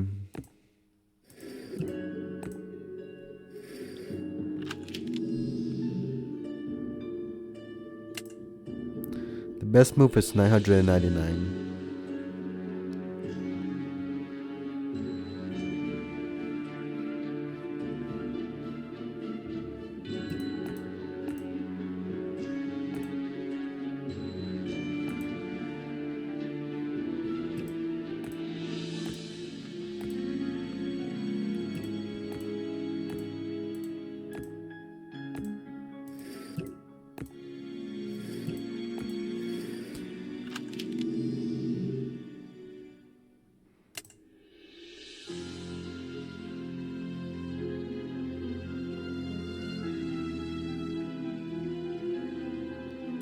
I think I do this first.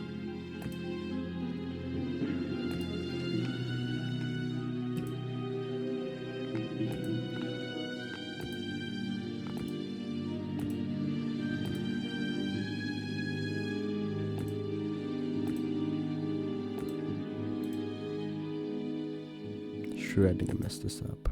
No, I'm good.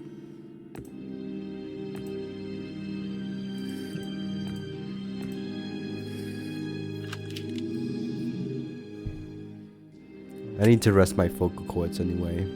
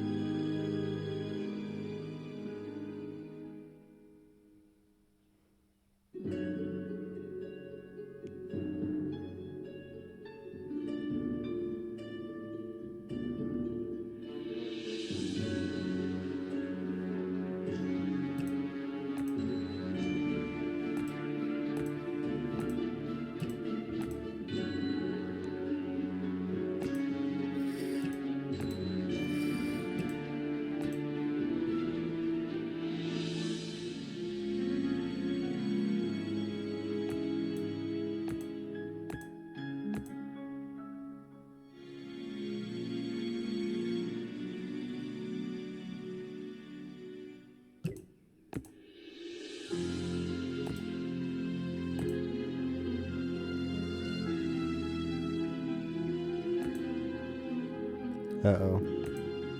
Oh, no, I'm good. No, wait, no, I'm not good.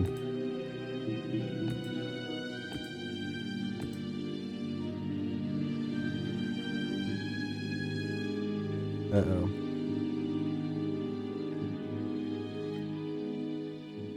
No, yeah, I'm good, I'm good.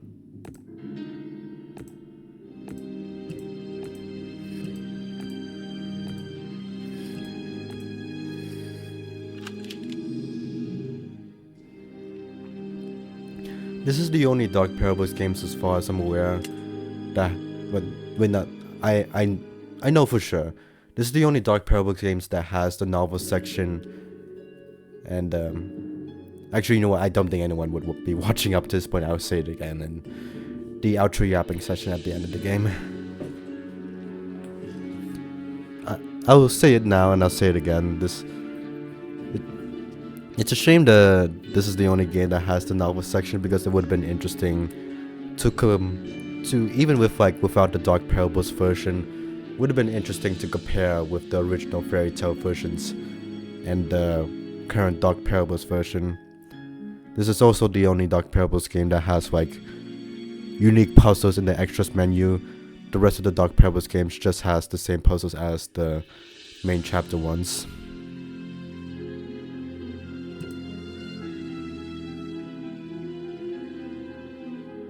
This is tricky.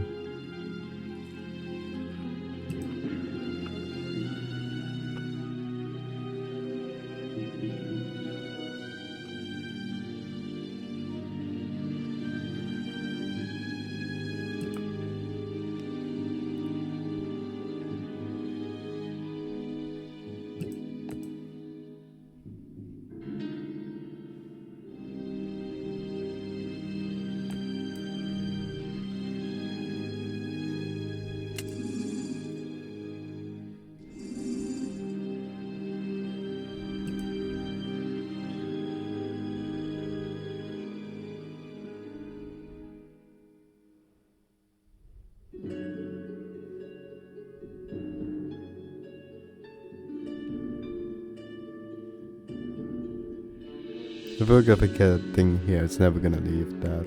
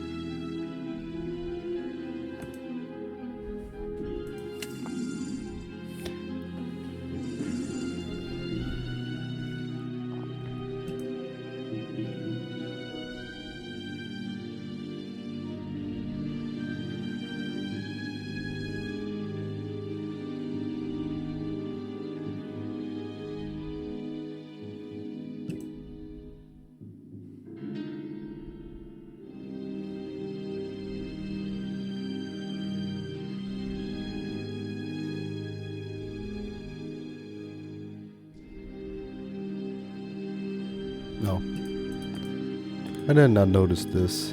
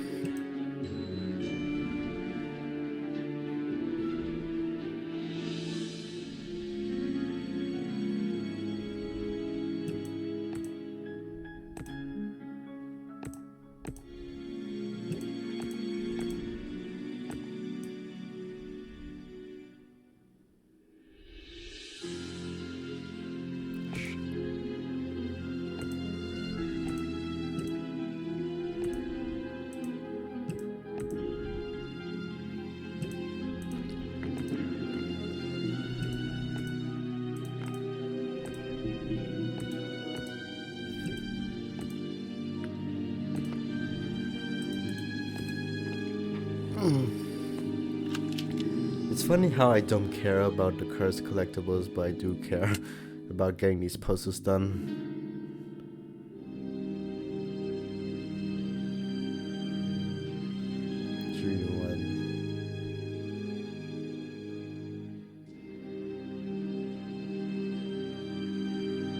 Yeah, you want? I'm going. I'm locking in. I'm gonna do all these puzzles.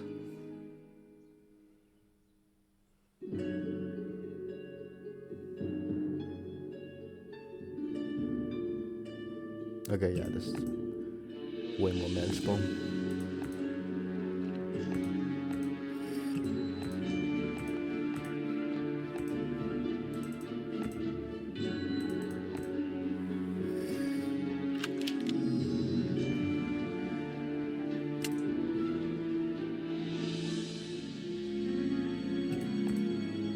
This is extremely easy. I don't know why this is... oh. Well, better... Well, that's karma. Or is it?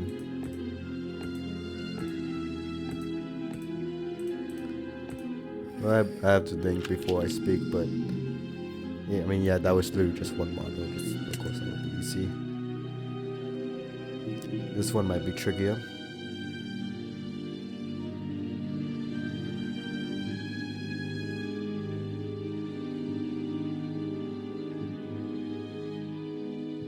How should I go about this?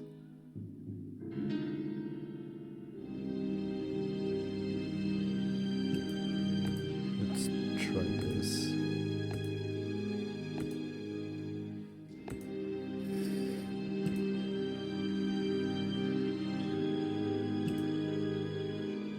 You could just do that. Question is, how about... Okay, yeah, I could just do this.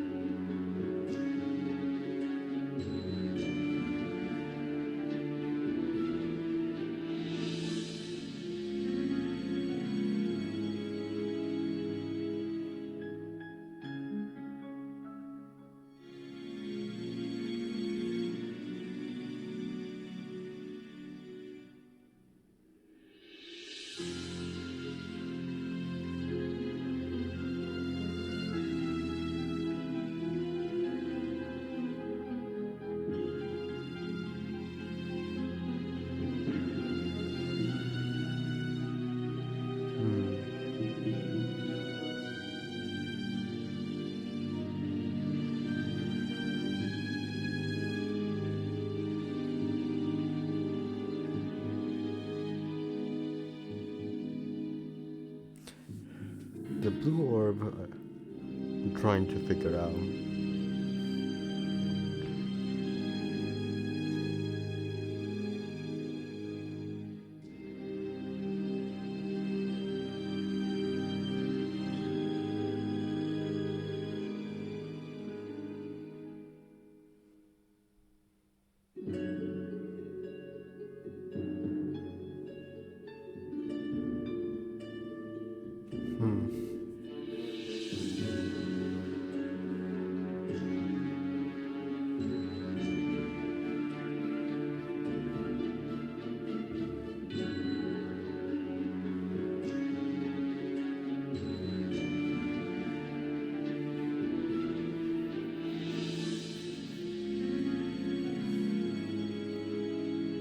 I only... Since I don't have my webcam on, it looks like I'm honestly cheating, but I'm genuinely trying to think how to get the blue orb. Yeah. I need some more water.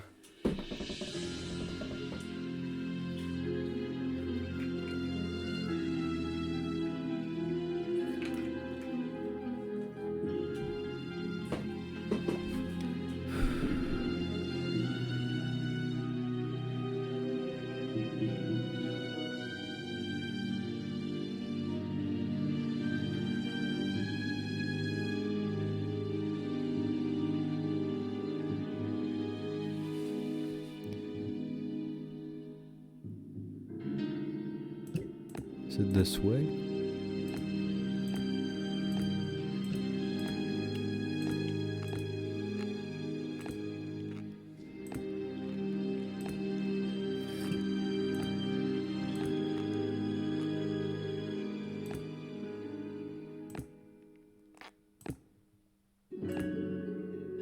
It is, okay. That stumped me for a bit there, but I figured a way out.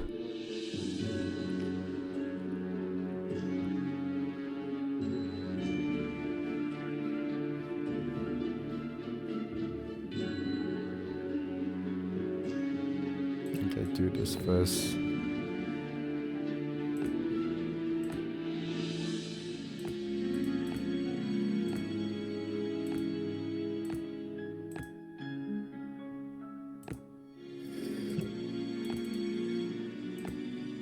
I just wasted my moves there, but that's fine.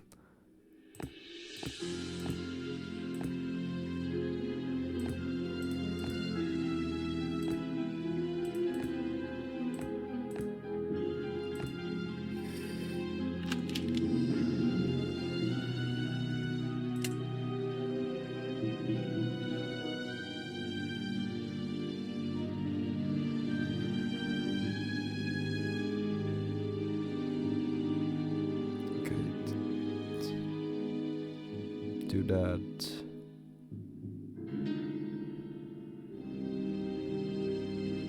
Just need to move that. I can do that. Okay. You just need to move these guys in a certain order. Well, not that order.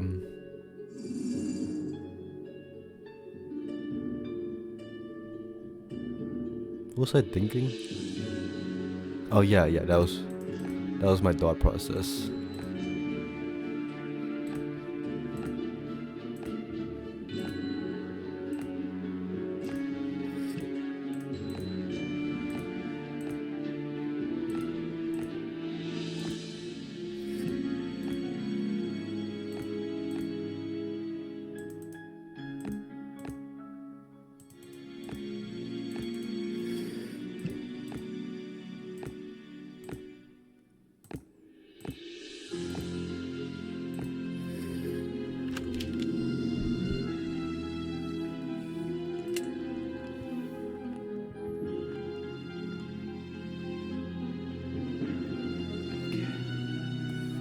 Question is, how do I get the blue ding, the green ding over here? We'll have to get rid of these orbs first.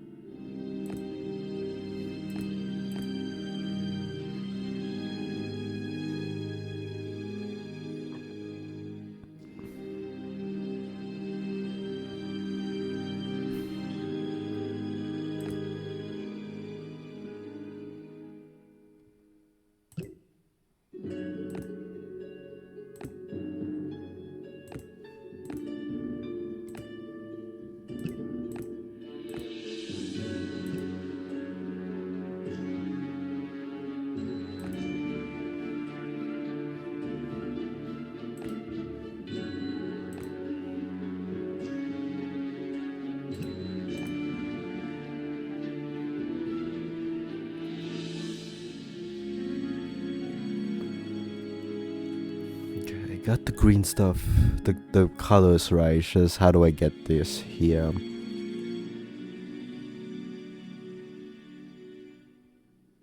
Oh.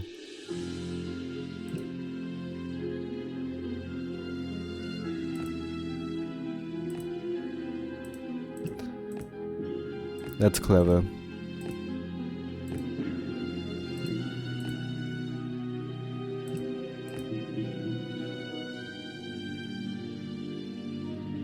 Oh shit.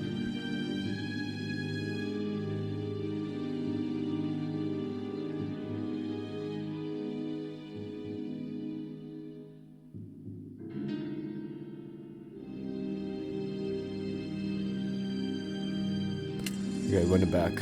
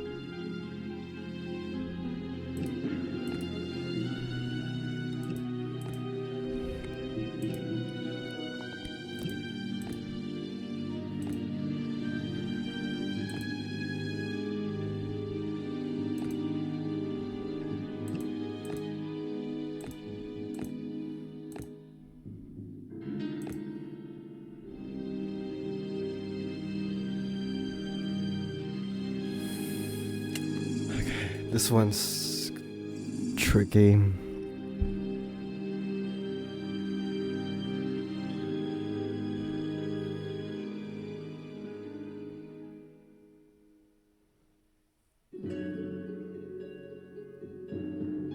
At this point, I'm just playing a puzzle game. I just realized this is the first time I've seen the hand cursor. I just noticed the hand cursor. It was also like the final, the bonus chapter.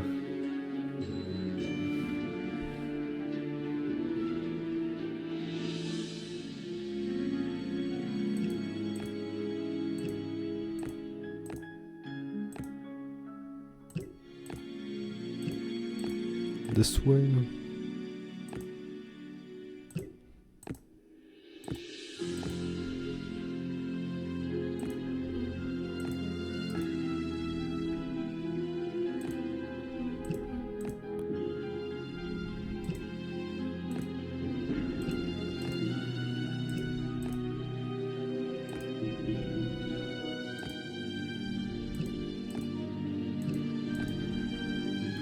Okay, got these.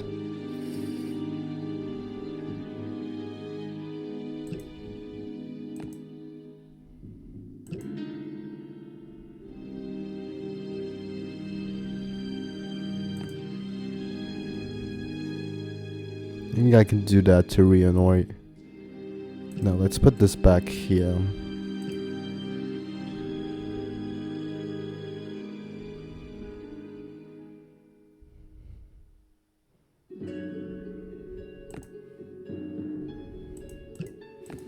This music's gonna drive me wild.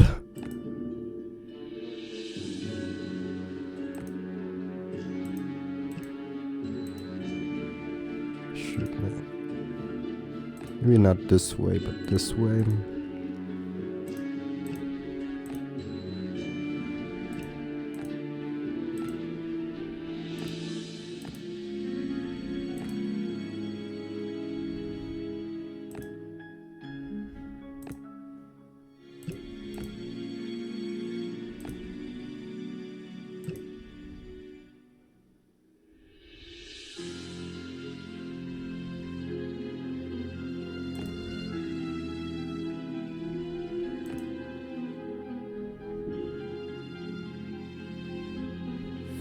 Oh my god. Unless...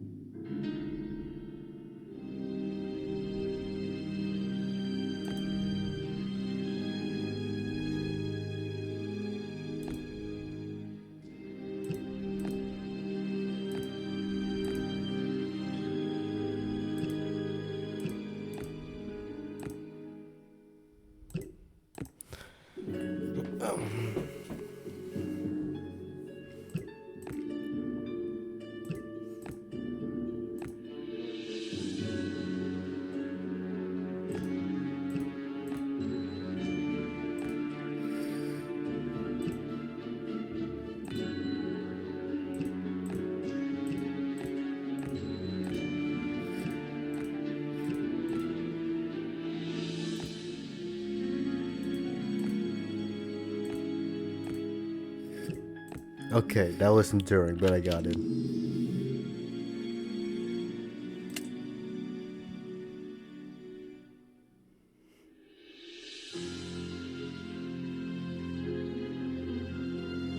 Okay, if I put this in here, that's never gonna leave.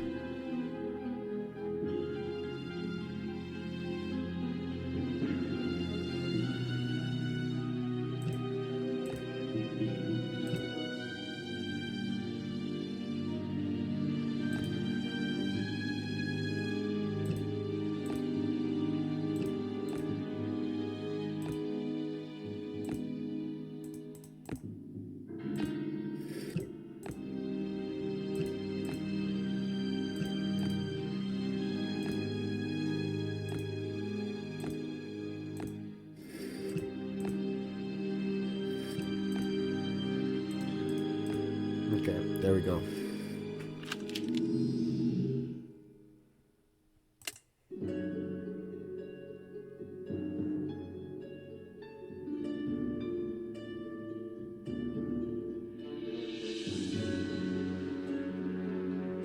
I can definitely do the corner one, so if I do just this.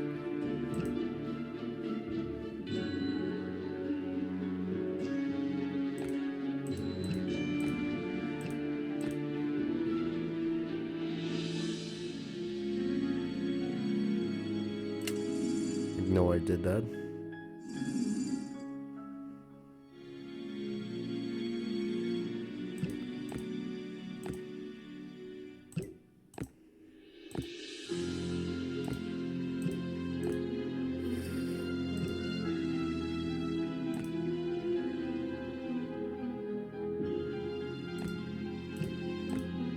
Okay, this one's straight forward.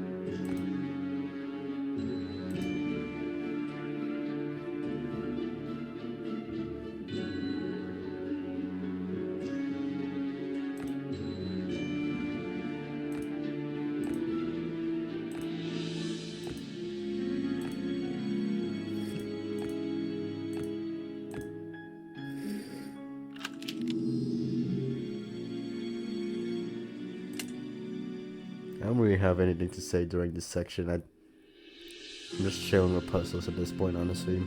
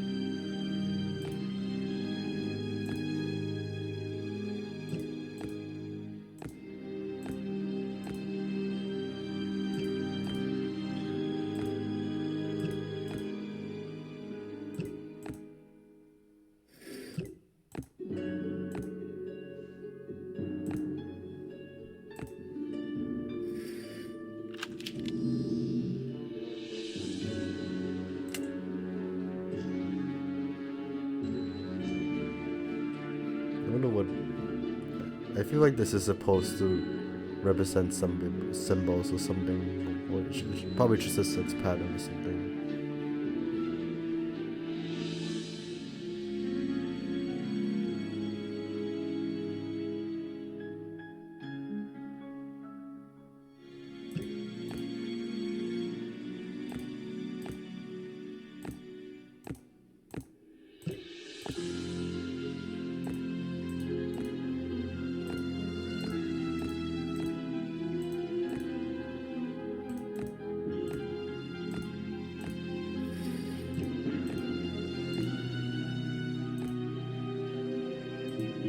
Kind of looks like a face or something.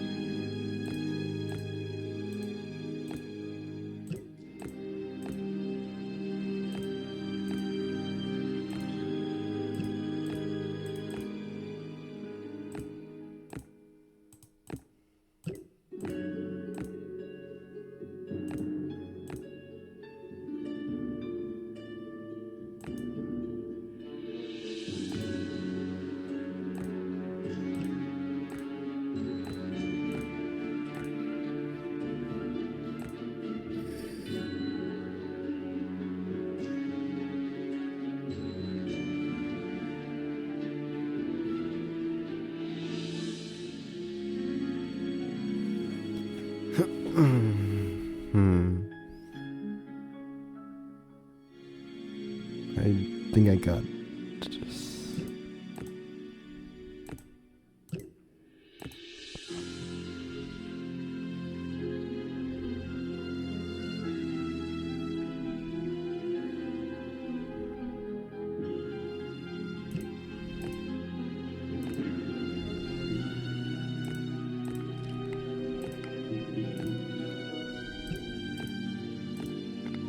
Like this, okay.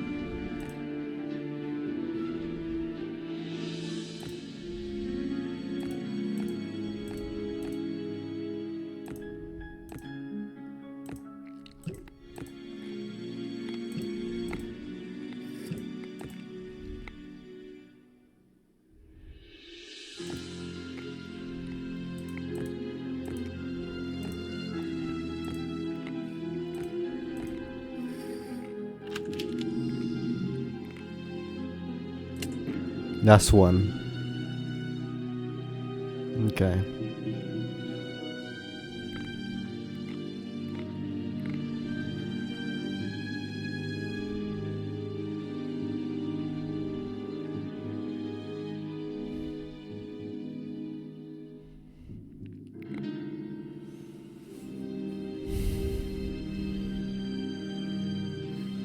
Okay.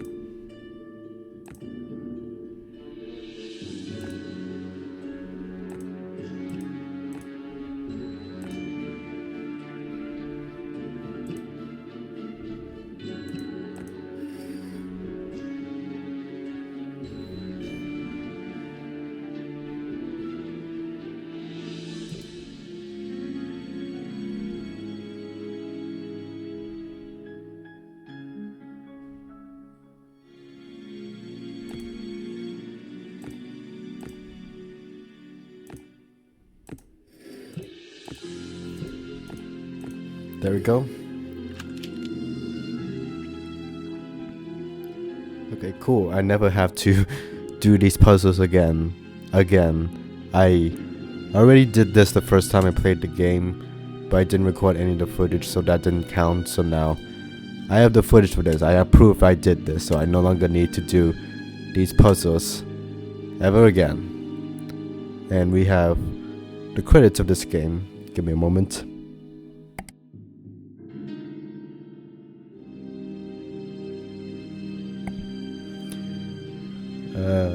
I like this.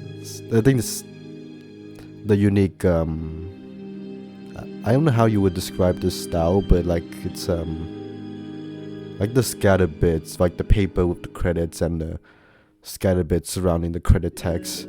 That's something they keep consistent across the Blue Tea games. They kind of abandoned it in the Apex games, but when Blue Tea games returned by the 14th game, this credit style does return, which is nice. It does get fancier as the games go on. Yeah, I did assume this. Yeah, there would be a clip art from. Yeah, I did notice some of that in this game. Game design, story, Steven Sao. Programmers, level design, artists, music, voice, and sound effects by Somotone Interactive Audio, of course, and special thanks. This is the same thing in the Inner Light as 1, but it's a shame that they don't credit the specific voice actors for any of the characters. Like, it's just... I mean, I'm glad the studio is credited, but come on, just credit the voice actors. You don't lose anything. Yeah, that bothers me in a lot of hidden object games, because this is not the only series to neglect crediting the voice actors, unfortunately. So, that before I do my outro yapping, I will play this game one more time in hard mode. I guess it's a speedrun attempt, but I don't think I'll be very good at it, but I'll try my best in doing pretty fast of it. So I will take a quick break and we will be right back. Okay, everyone, I am back from my break. I had to take a quick nap because the novels and the puzzles took a lot of energy out of me, but I should be okay now. Yeah, basically a speedrun at this point. Without further ado, I'm just gonna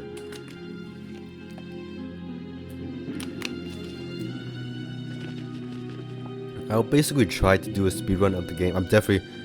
Other people have done speedruns of this game, so I'm definitely not getting world record or anything like that. I just need to speed through the game so I can show the hard mode content. I'll do the same thing for the next game, the Exile. Next Dark Parables game, the Exile Prince, so... Let's do this. As you can see, we have the hard mode.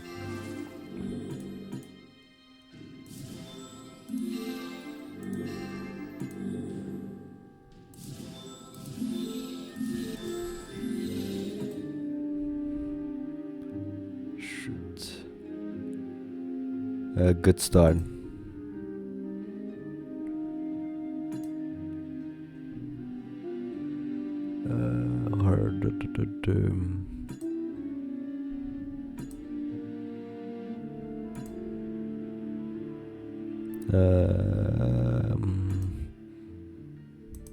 Nope. And we have the flower in our inventory. I lost a bit of time there.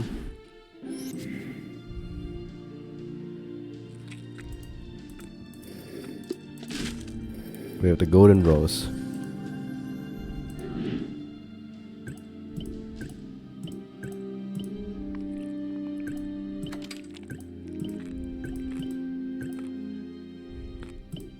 Oh, I just realized the icons behind it, the headwear and the shirt and the hand holdy thingy. I should have clicked on that first.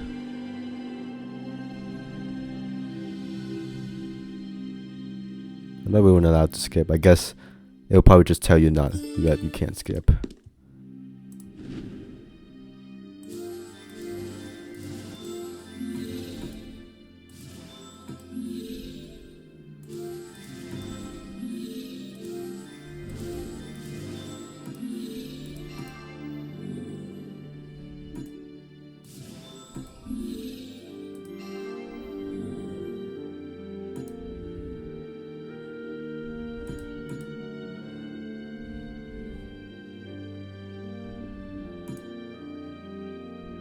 I suck at this game.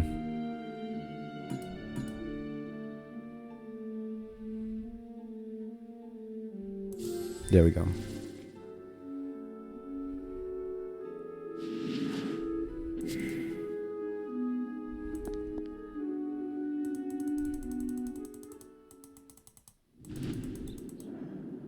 I just realized that activates when Briar Rose summons herself.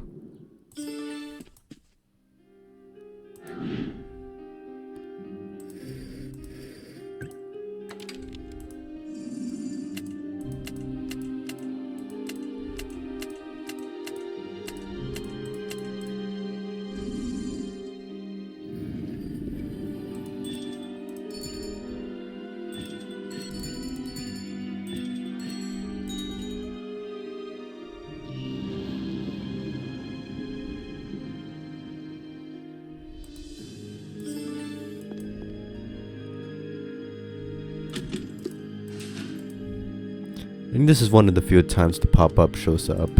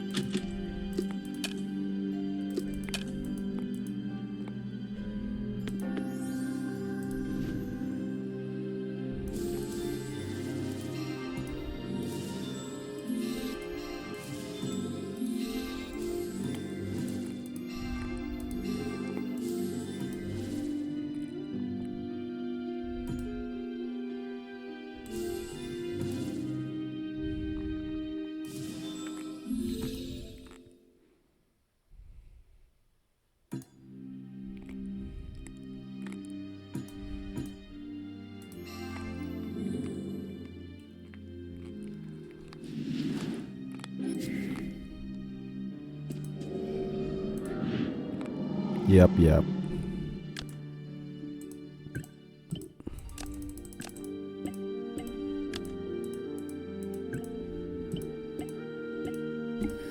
Shit.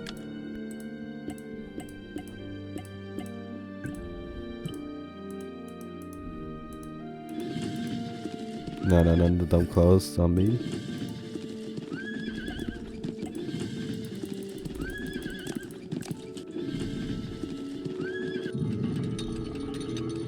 There we go.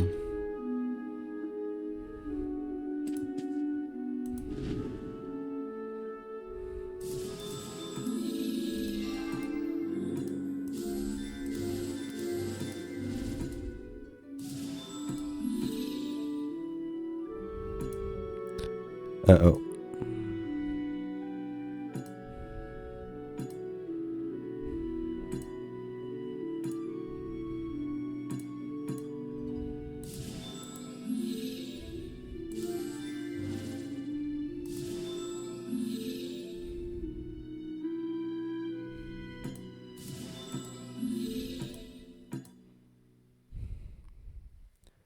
Those two black pieces.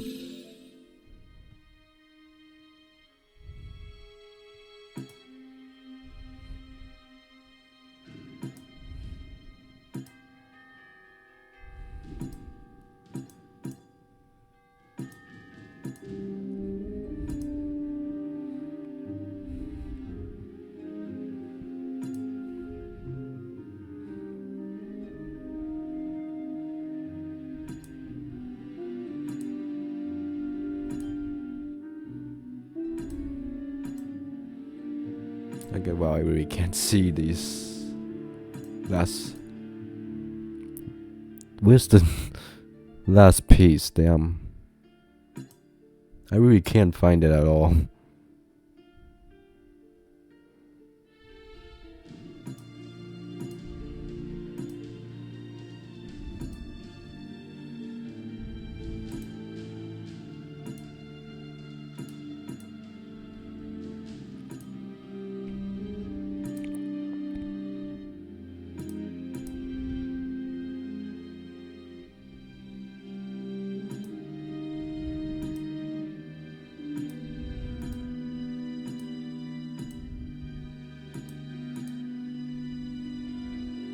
I'm gonna do what's called a pro gamer move.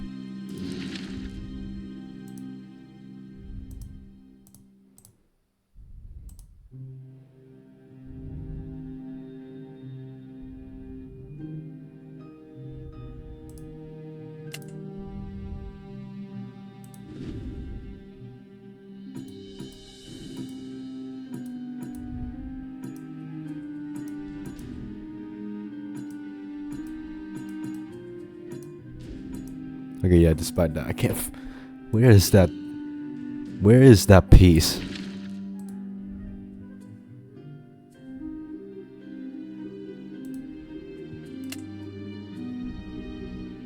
I wonder what font they use for.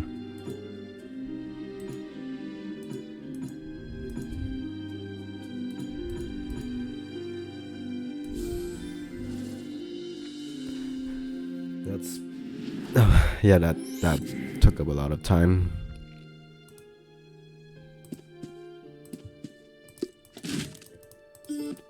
That's time wasters too.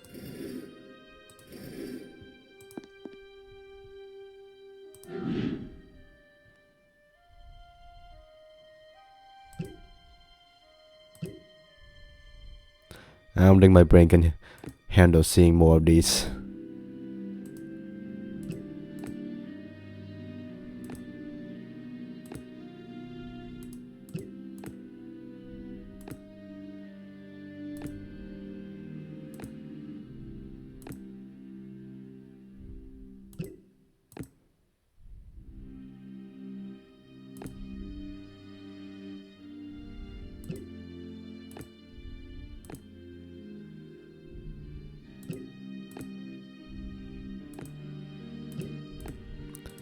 Are the puzzles different in hard mode?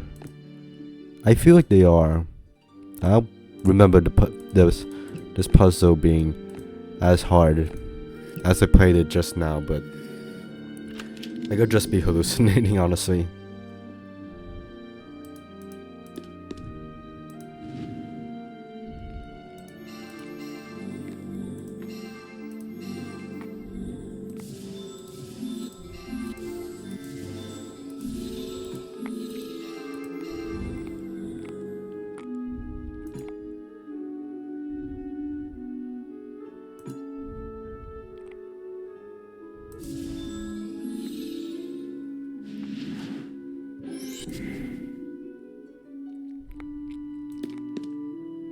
Nope.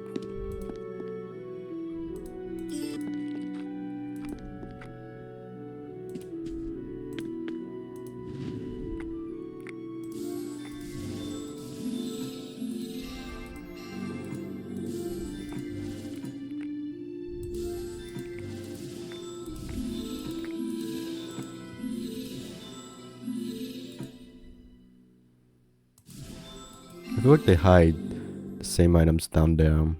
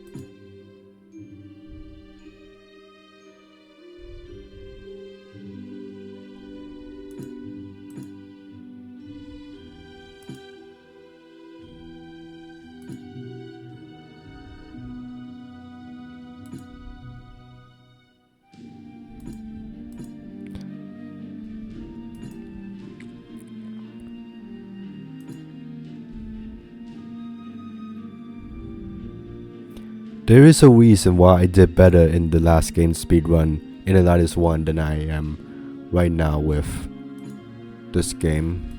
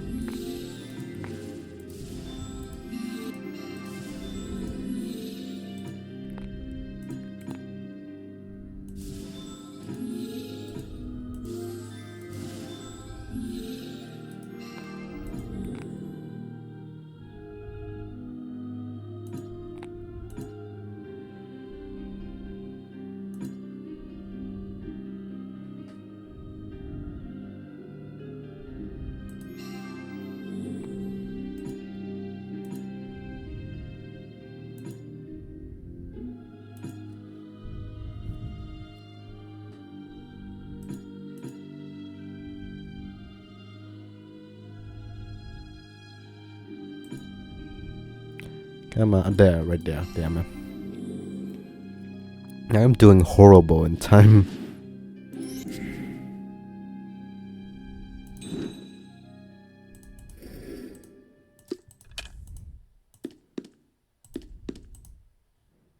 What was it? These ones. I don't think I can memorize that. Hi, Briar.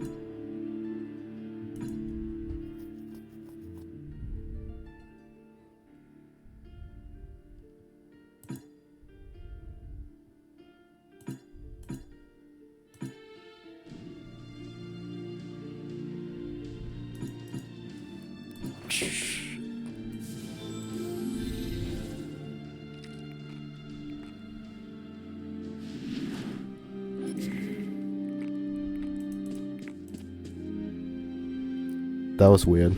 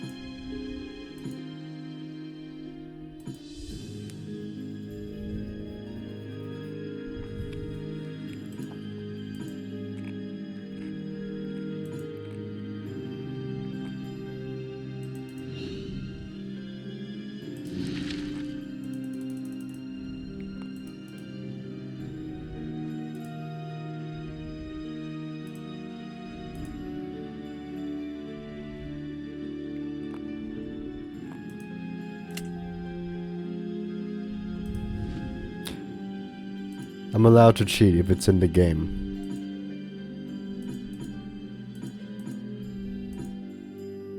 I retain 0. I retain none of that information I just saw.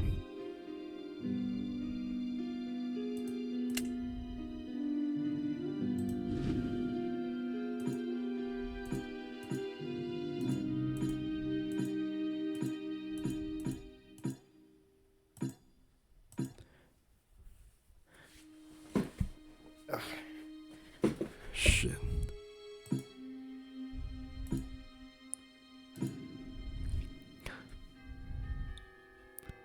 Thank God I am not live streaming this, otherwise this would be extremely humiliating.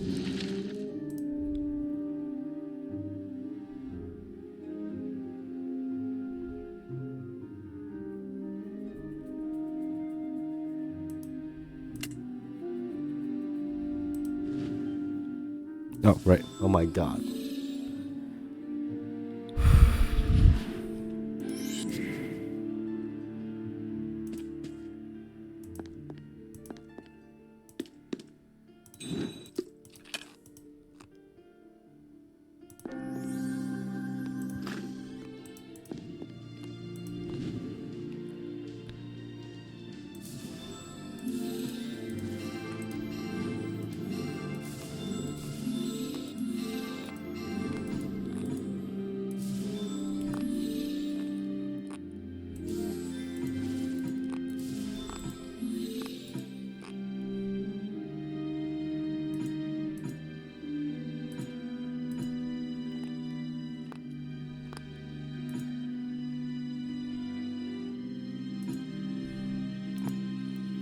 Oh boy.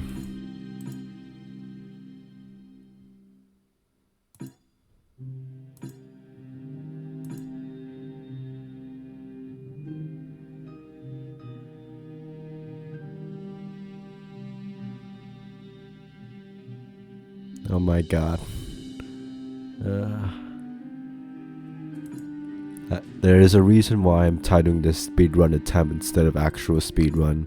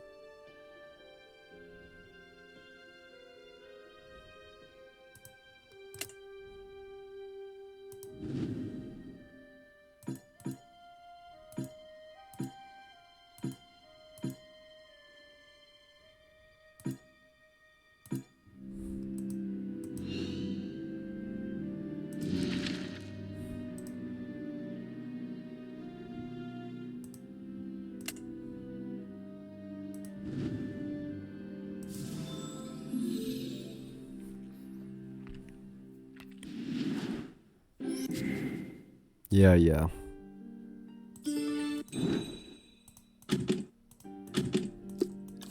Did not pick up the item for me.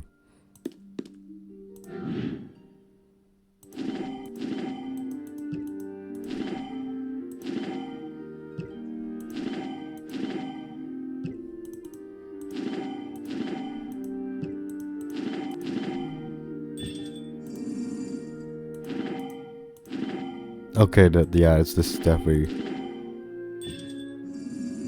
This is random? It's random, okay.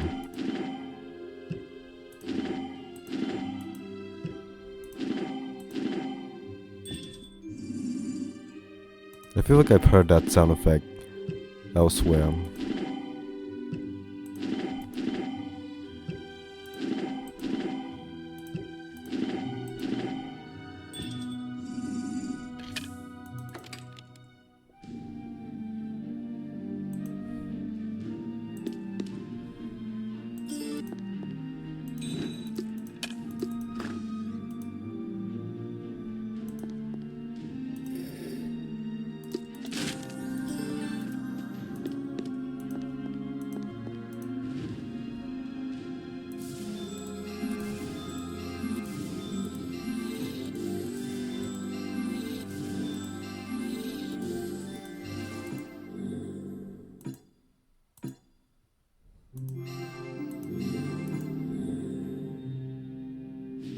That went more smoothly.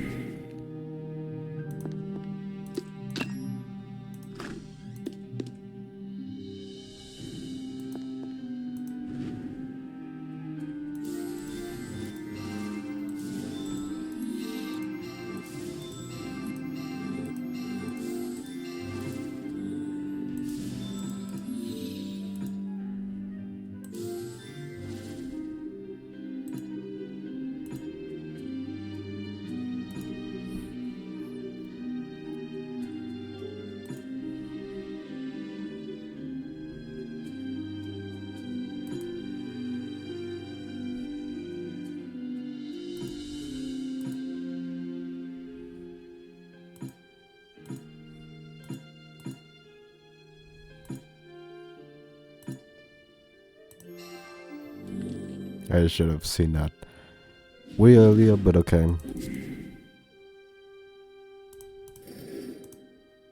Come on, pick it up.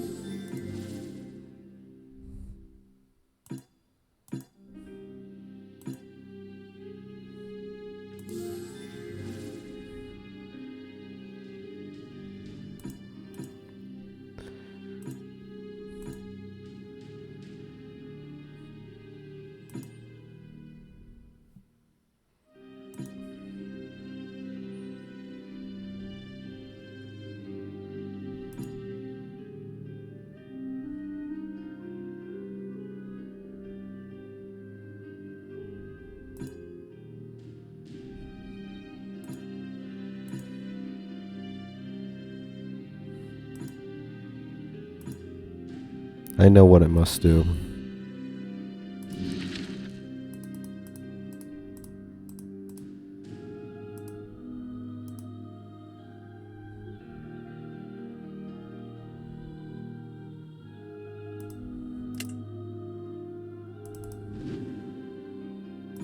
Not sure why you have to exit out of the entire hidden object scene. Wait, no, I was looking at the wrong thing. Shoot.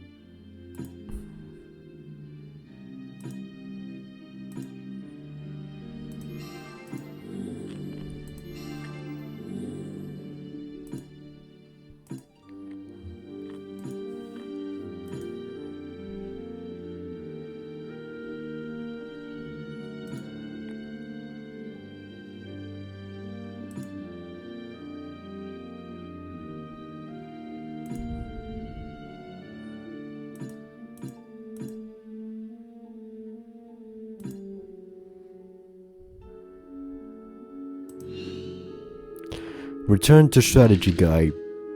Electric Boogaloo.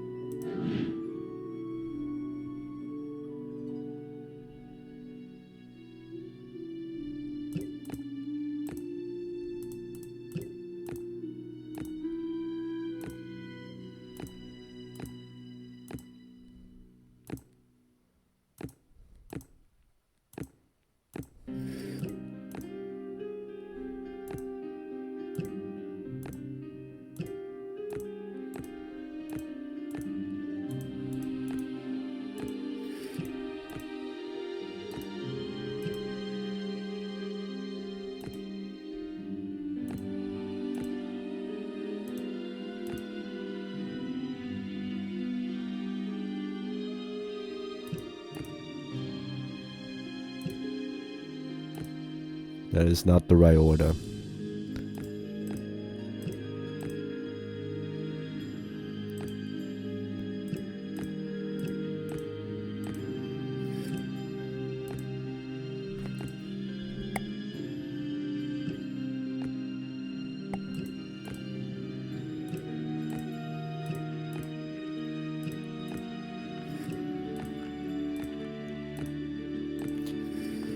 There's probably an easier way of doing that, but okay.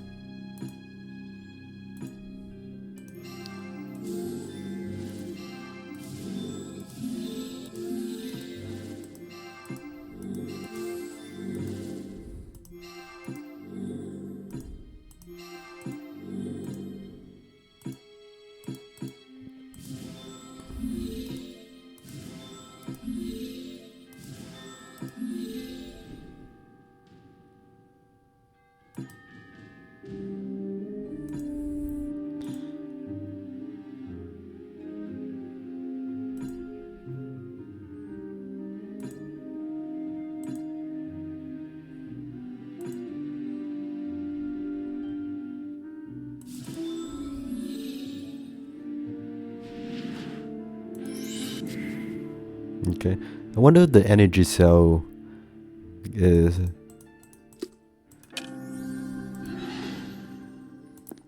would later inspire the same green pods as seen in the Exiled Prince, the next dark. Yeah, the next game, yeah.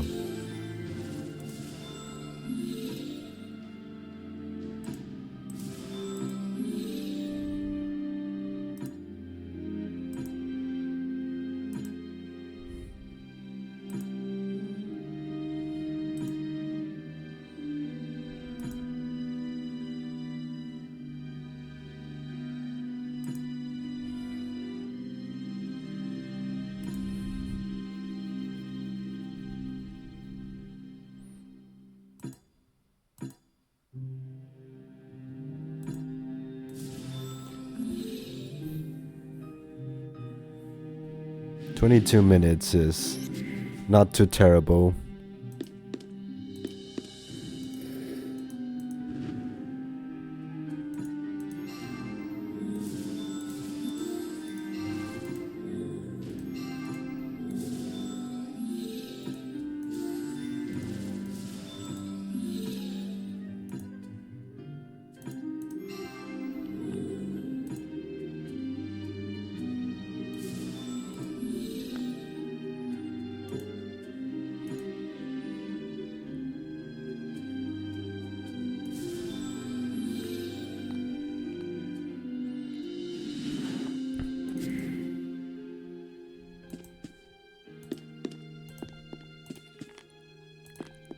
Hello there.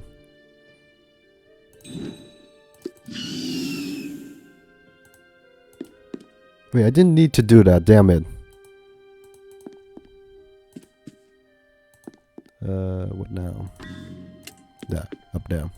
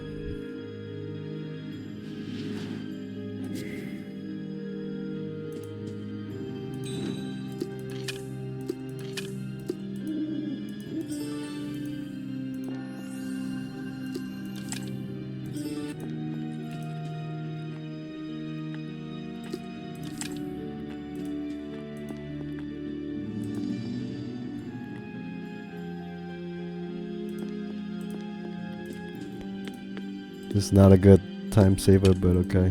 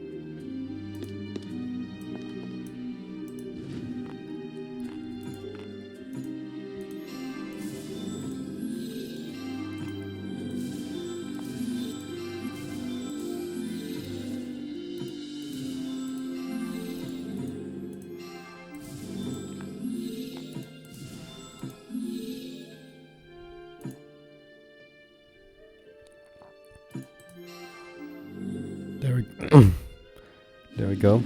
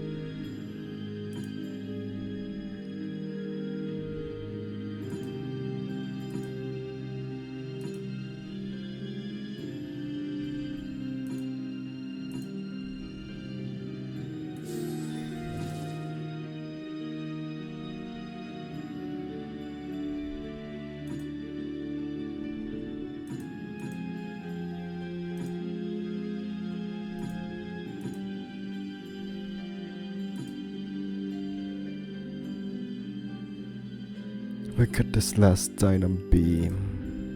Right there. 28 minutes. It's not that bad.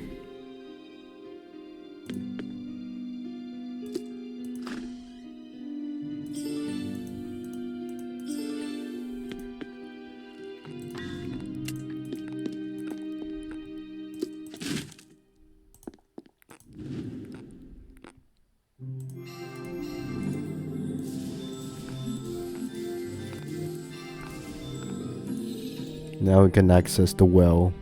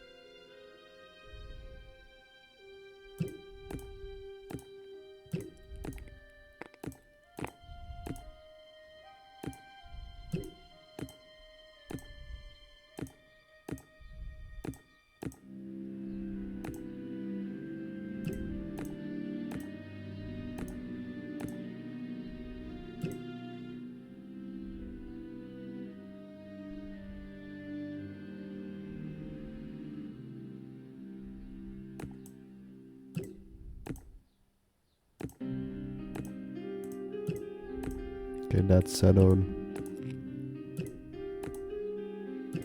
I don't know why I did that. Uh-oh.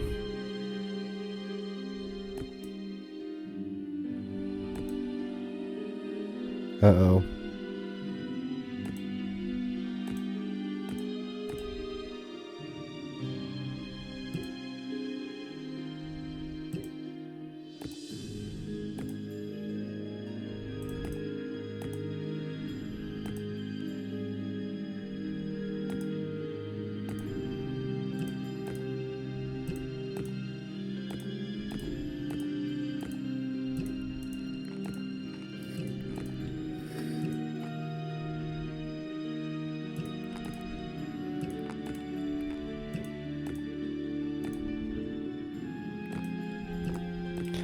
Okay, now I keep forgetting how do I do this.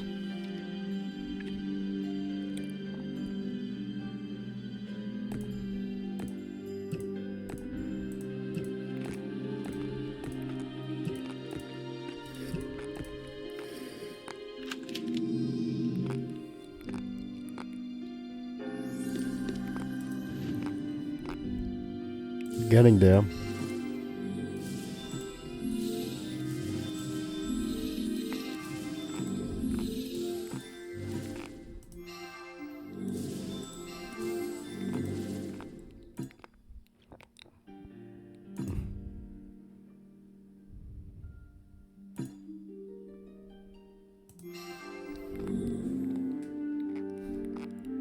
Oh shoot, did not notice this one.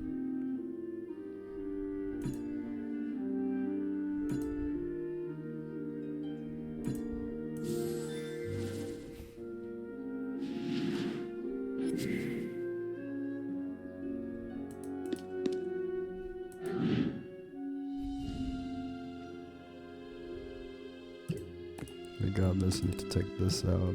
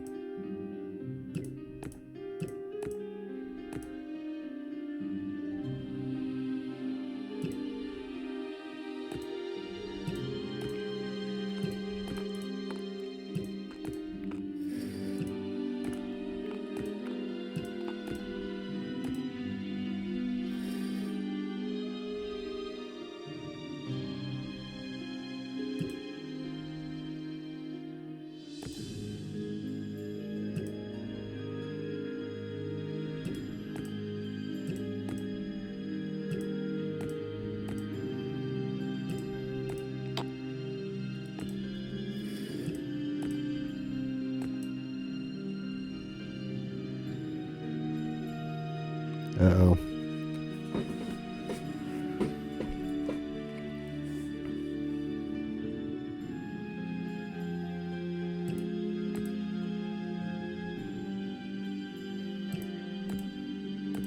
I do not remember the marble puzzles being that hard. In game at least. Go away, fly.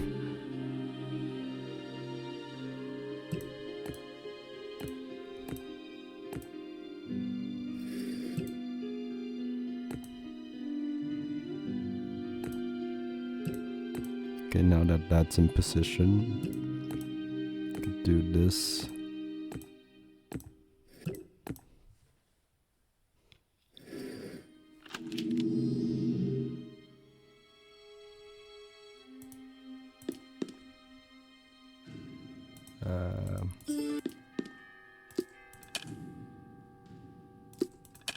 Come on. Wonder who broke into the window over there.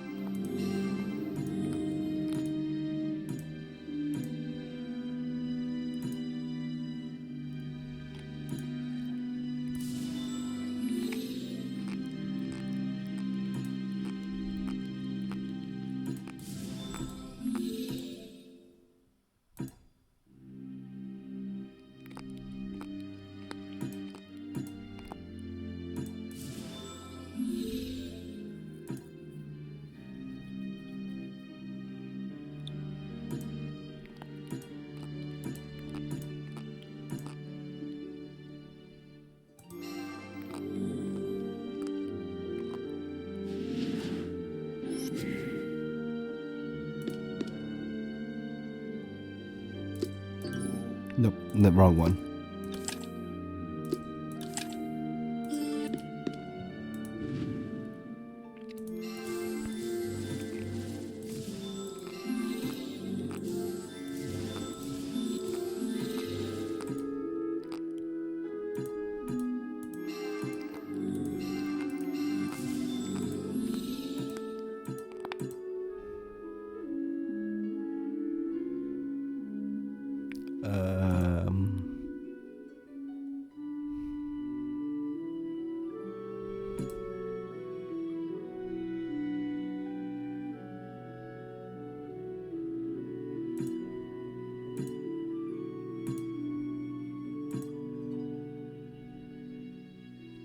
Uh-oh.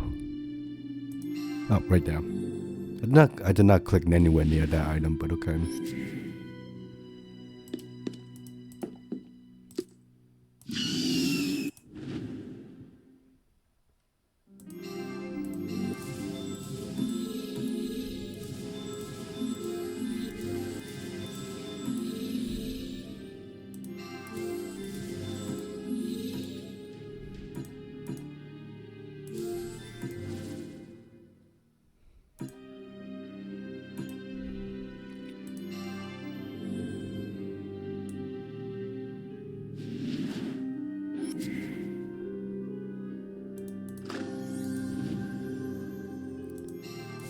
I should have checked what happens if I open that door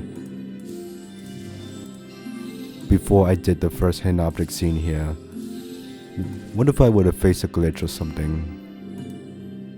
Probably not good in the moment right now, but might be fun for someone to check out.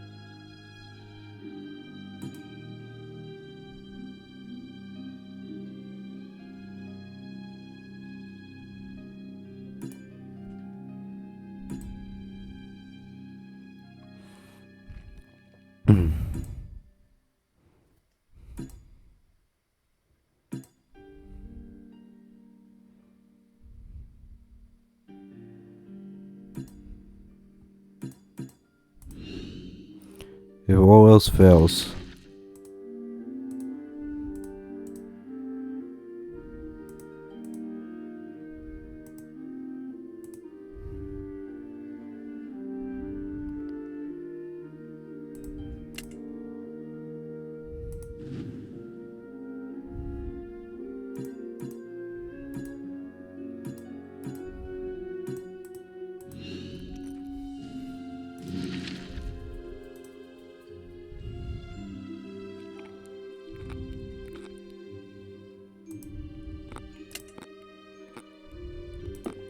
nope.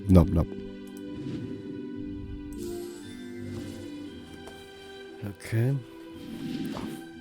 Ouch. I'm good.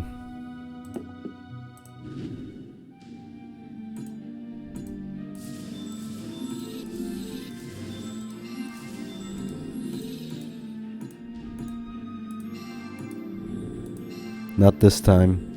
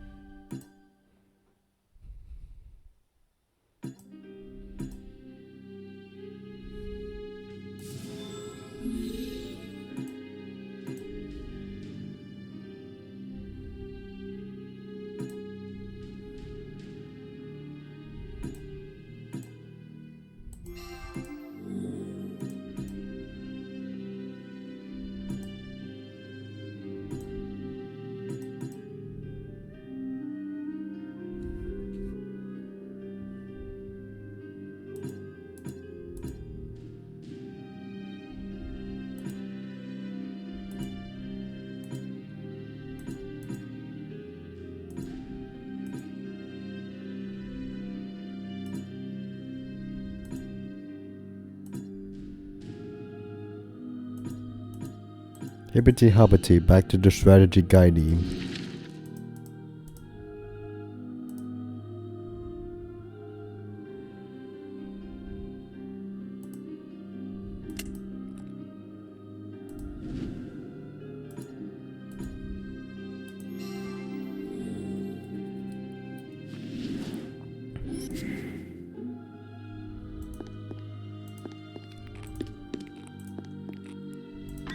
Oh, what am I to explore?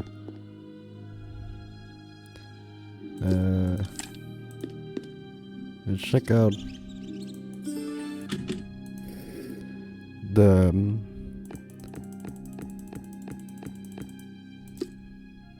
Golden Rose, the secret room. The secret room. Statue of the Frog Prince. The frogs surround him. Like parables, brighter and more cheerful, colorful coloring style. Honestly, this honestly still looks gloomy with the green lighting. The creation of the rose potion. Main menu concept artwork. Interesting overview of the kingdom itself. Draft of the alchemist scene. The teleportation symbol was later added to make traveling quicker. The Godmother room draft. This one looks quite dark. The inside castle was originally planned to have sprawling briars. The idea was later abandoned. Would have taken quite the budget, yeah. Frog pins, and we'll meet you and your other frogs soon enough.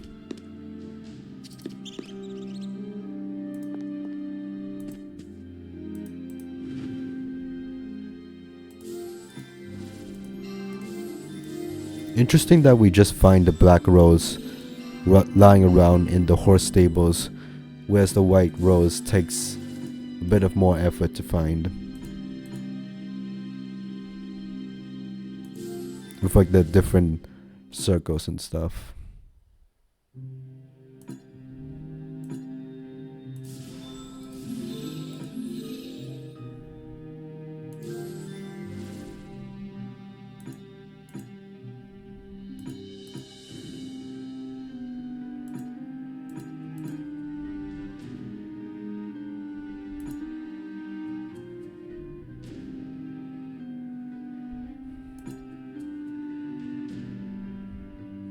Uh-oh.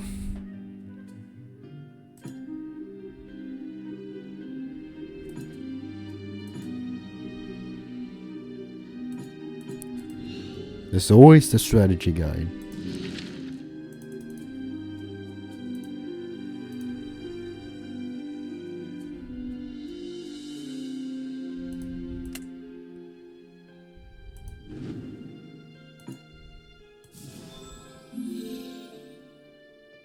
$46. It's not too awful. As long as I get it sub hour or something, I'll be okay.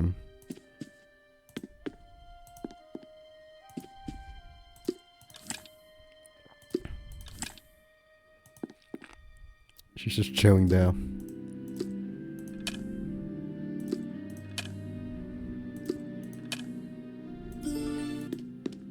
No, nothing there.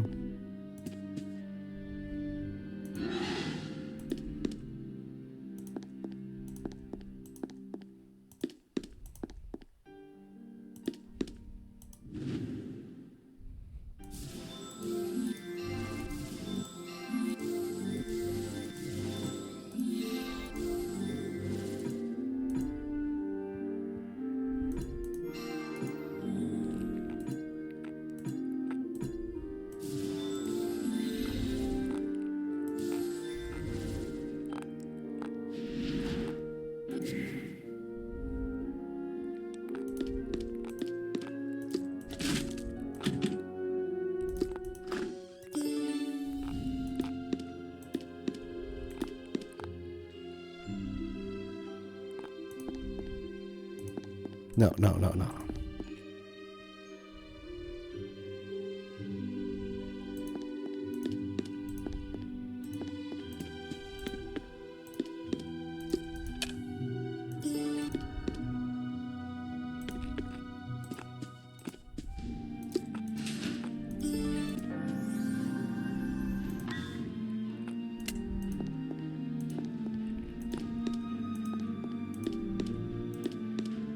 Shoot.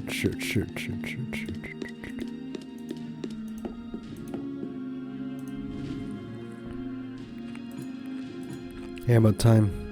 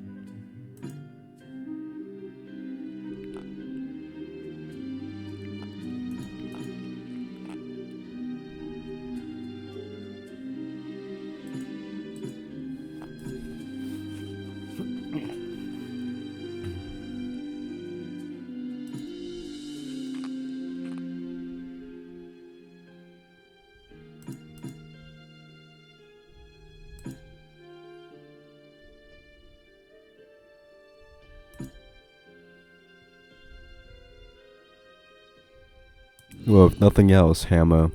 I mean, if nothing else, just use. No, not that. Where's this?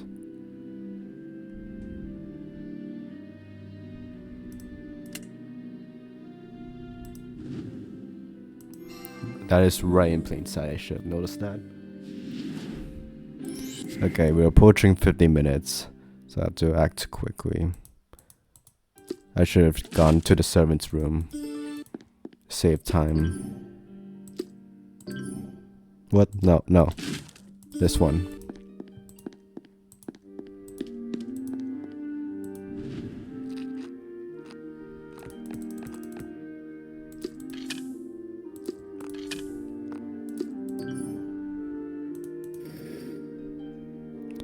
Is that different? I feel like that's different.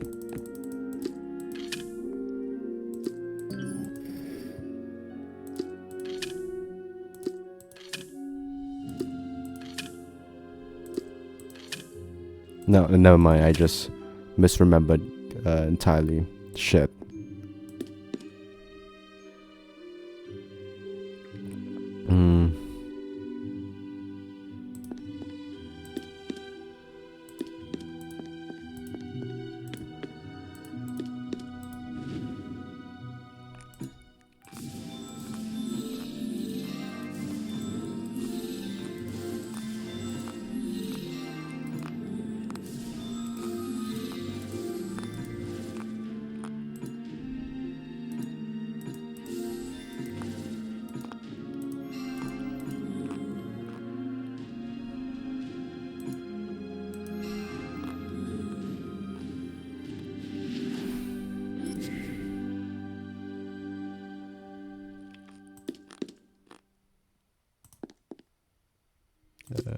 Prince.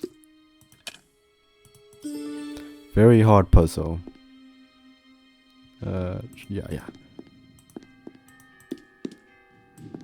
No, wrong one.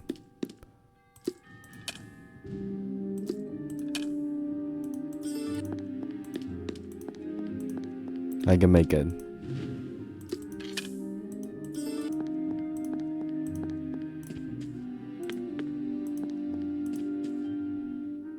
Hi there.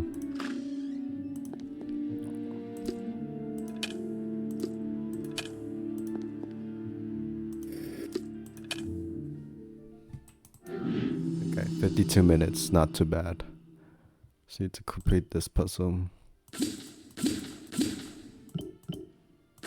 You cannot stop me. Oh, I think I will.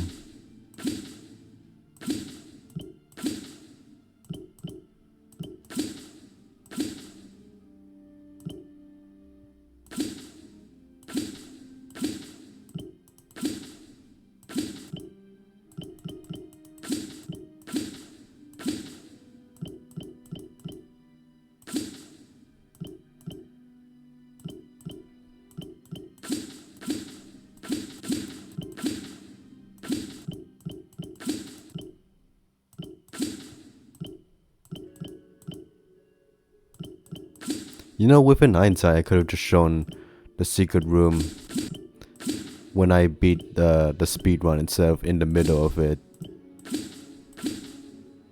Because as soon as I finished this game, when I clicked the play button, it would just come back to this location, so I didn't need to show off the secret room.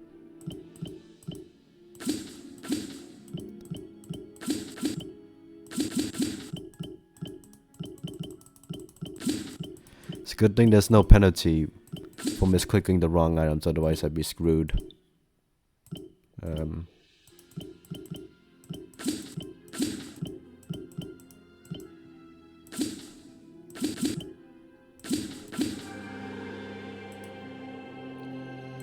Come on.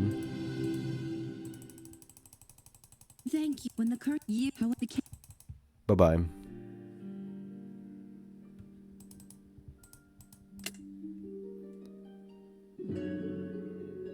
Okay, 54 minutes. I saw a playthrough of this that was like 58 minutes or something, so this isn't too terrible. Like, if I click on play right now, it will literally just send me back.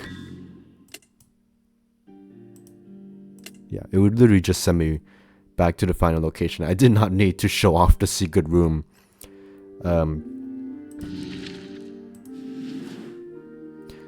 In the middle of the speed run. Yeah, and if you don't, I'm gonna leave the crow be. But if you don't click on the, even though the evil godmother's gone, the crow's still here. If you don't click on her the entire game. But yeah, I could have just. How is the spirit here?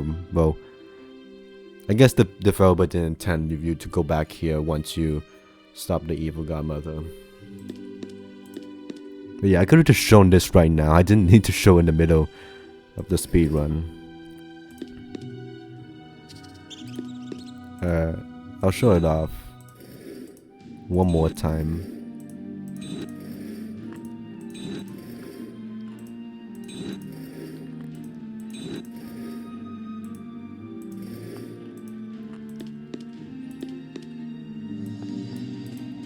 That happened multiple times in a row, damn.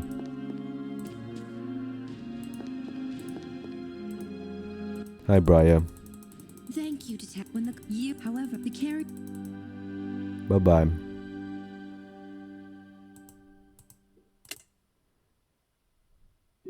The timing of that music was just right, damn. Yeah, so once you beat the game on hard mode, you have to.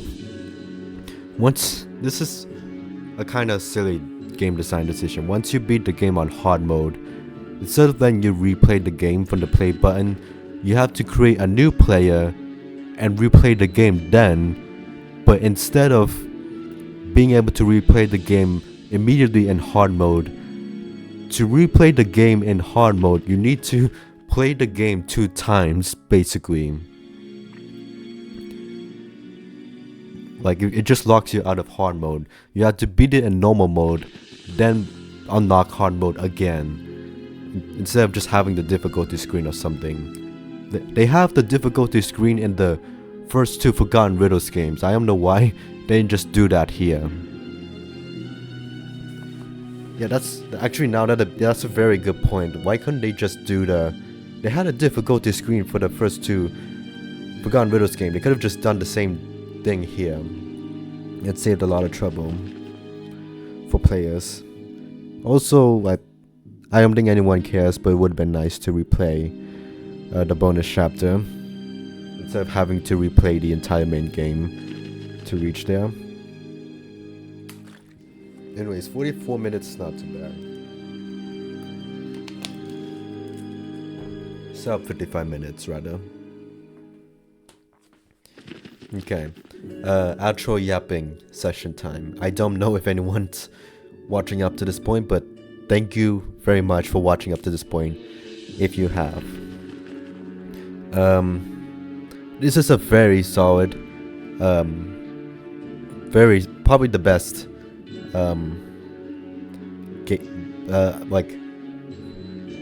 I mean, but how do I say this? This is definitely a very, very solid hidden object adventure game by Blue Tea Games, and up to this point with the previous hidden object games, it's definitely, well, not definitely. I can see some people liking the Forgotten Riddles more, but honestly, I think like this, I am more likely to come back to this game than the Forgotten Riddles and Inner Light is 1, because Forgotten Riddles, it is a lot of just pure hidden object scenes and nothing else. Inner Light is 1 is very bare bones on the actual adventure aspect. Here, it feels more complete. It is getting closer and closer to having the sauce. Like I think most people agree this is the weakest entry of the Dark Parables games made by Blue Tea Games, because this has probably the least narrative out of all of them. Like there's less story beats in this game than the rest of the Dark Parables games, honestly. Like you show up at the castle, you meet Briar Rose at the beginning, you spend the rest of the game exploring the castle, and in the game you find Briar and stop the evil godmother. That's the entire game. And with the other games, there's a bit more descriptive and more details happen. But yeah, like definitely compared to the last 3 hidden object games I played with Blue Tea Games in this marathon, the art is an upgrade. I did not notice the stock images as much. I think I used it like sparingly, honestly. The art is just, like, fantastic. Like, that's a given with a lot of hidden object adventure games, and especially the Dark Parables games. Were like, here it's like, it's good. The art is fantastic. The music is fantastic. The gameplay is solid for old hidden object adventure game. Like, the narrative is minimal, but that's to be expected. It's a nice beginning point for what's to come with the Dark Parables series. It definitely goes up from here. But like if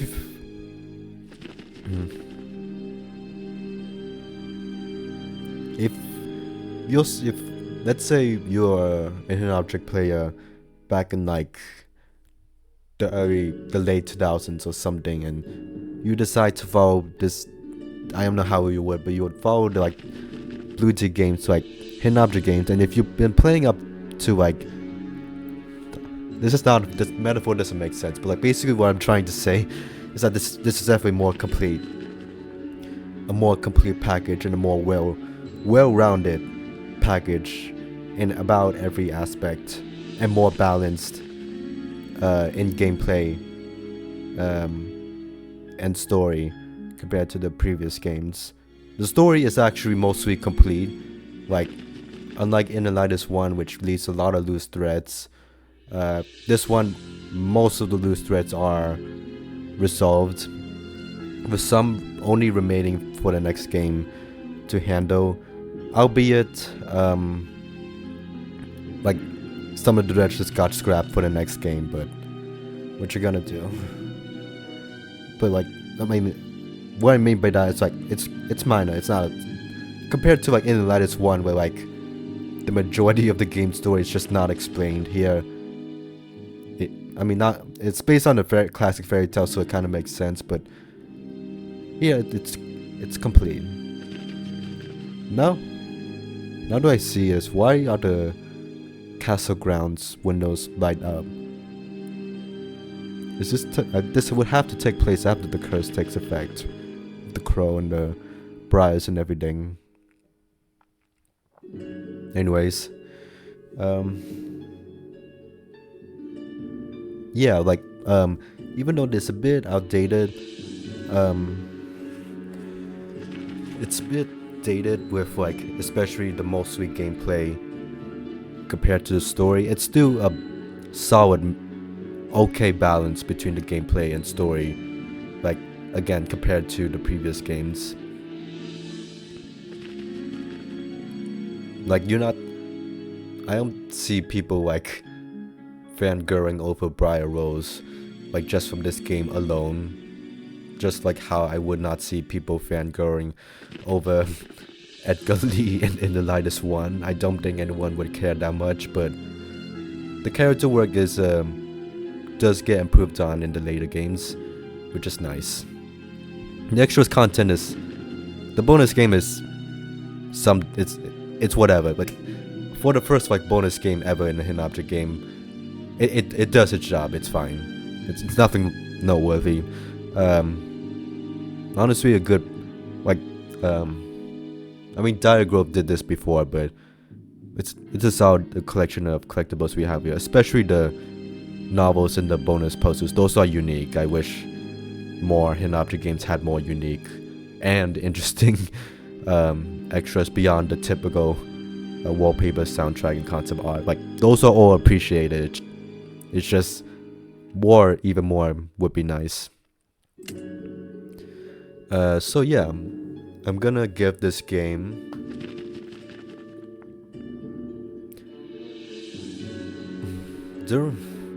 when I ranked this game back in the day, I think I put it around like D+ or something. That's too harsh. I think, and even like a C- feels, this is either a solid C or a C- game. Also, I was thinking of just, that's a voice crack, thinking of just dividing the C tier into different tiers, so it would be like C S tier, C A tier, C B tier, C C tier, C D tier, C E tier, and C F tier. But like I think that might be too much for my brain to handle right now, so I'm just gonna stick with the C+, C solid, C- tiers. I think this is on the lower end of a solid C tier games.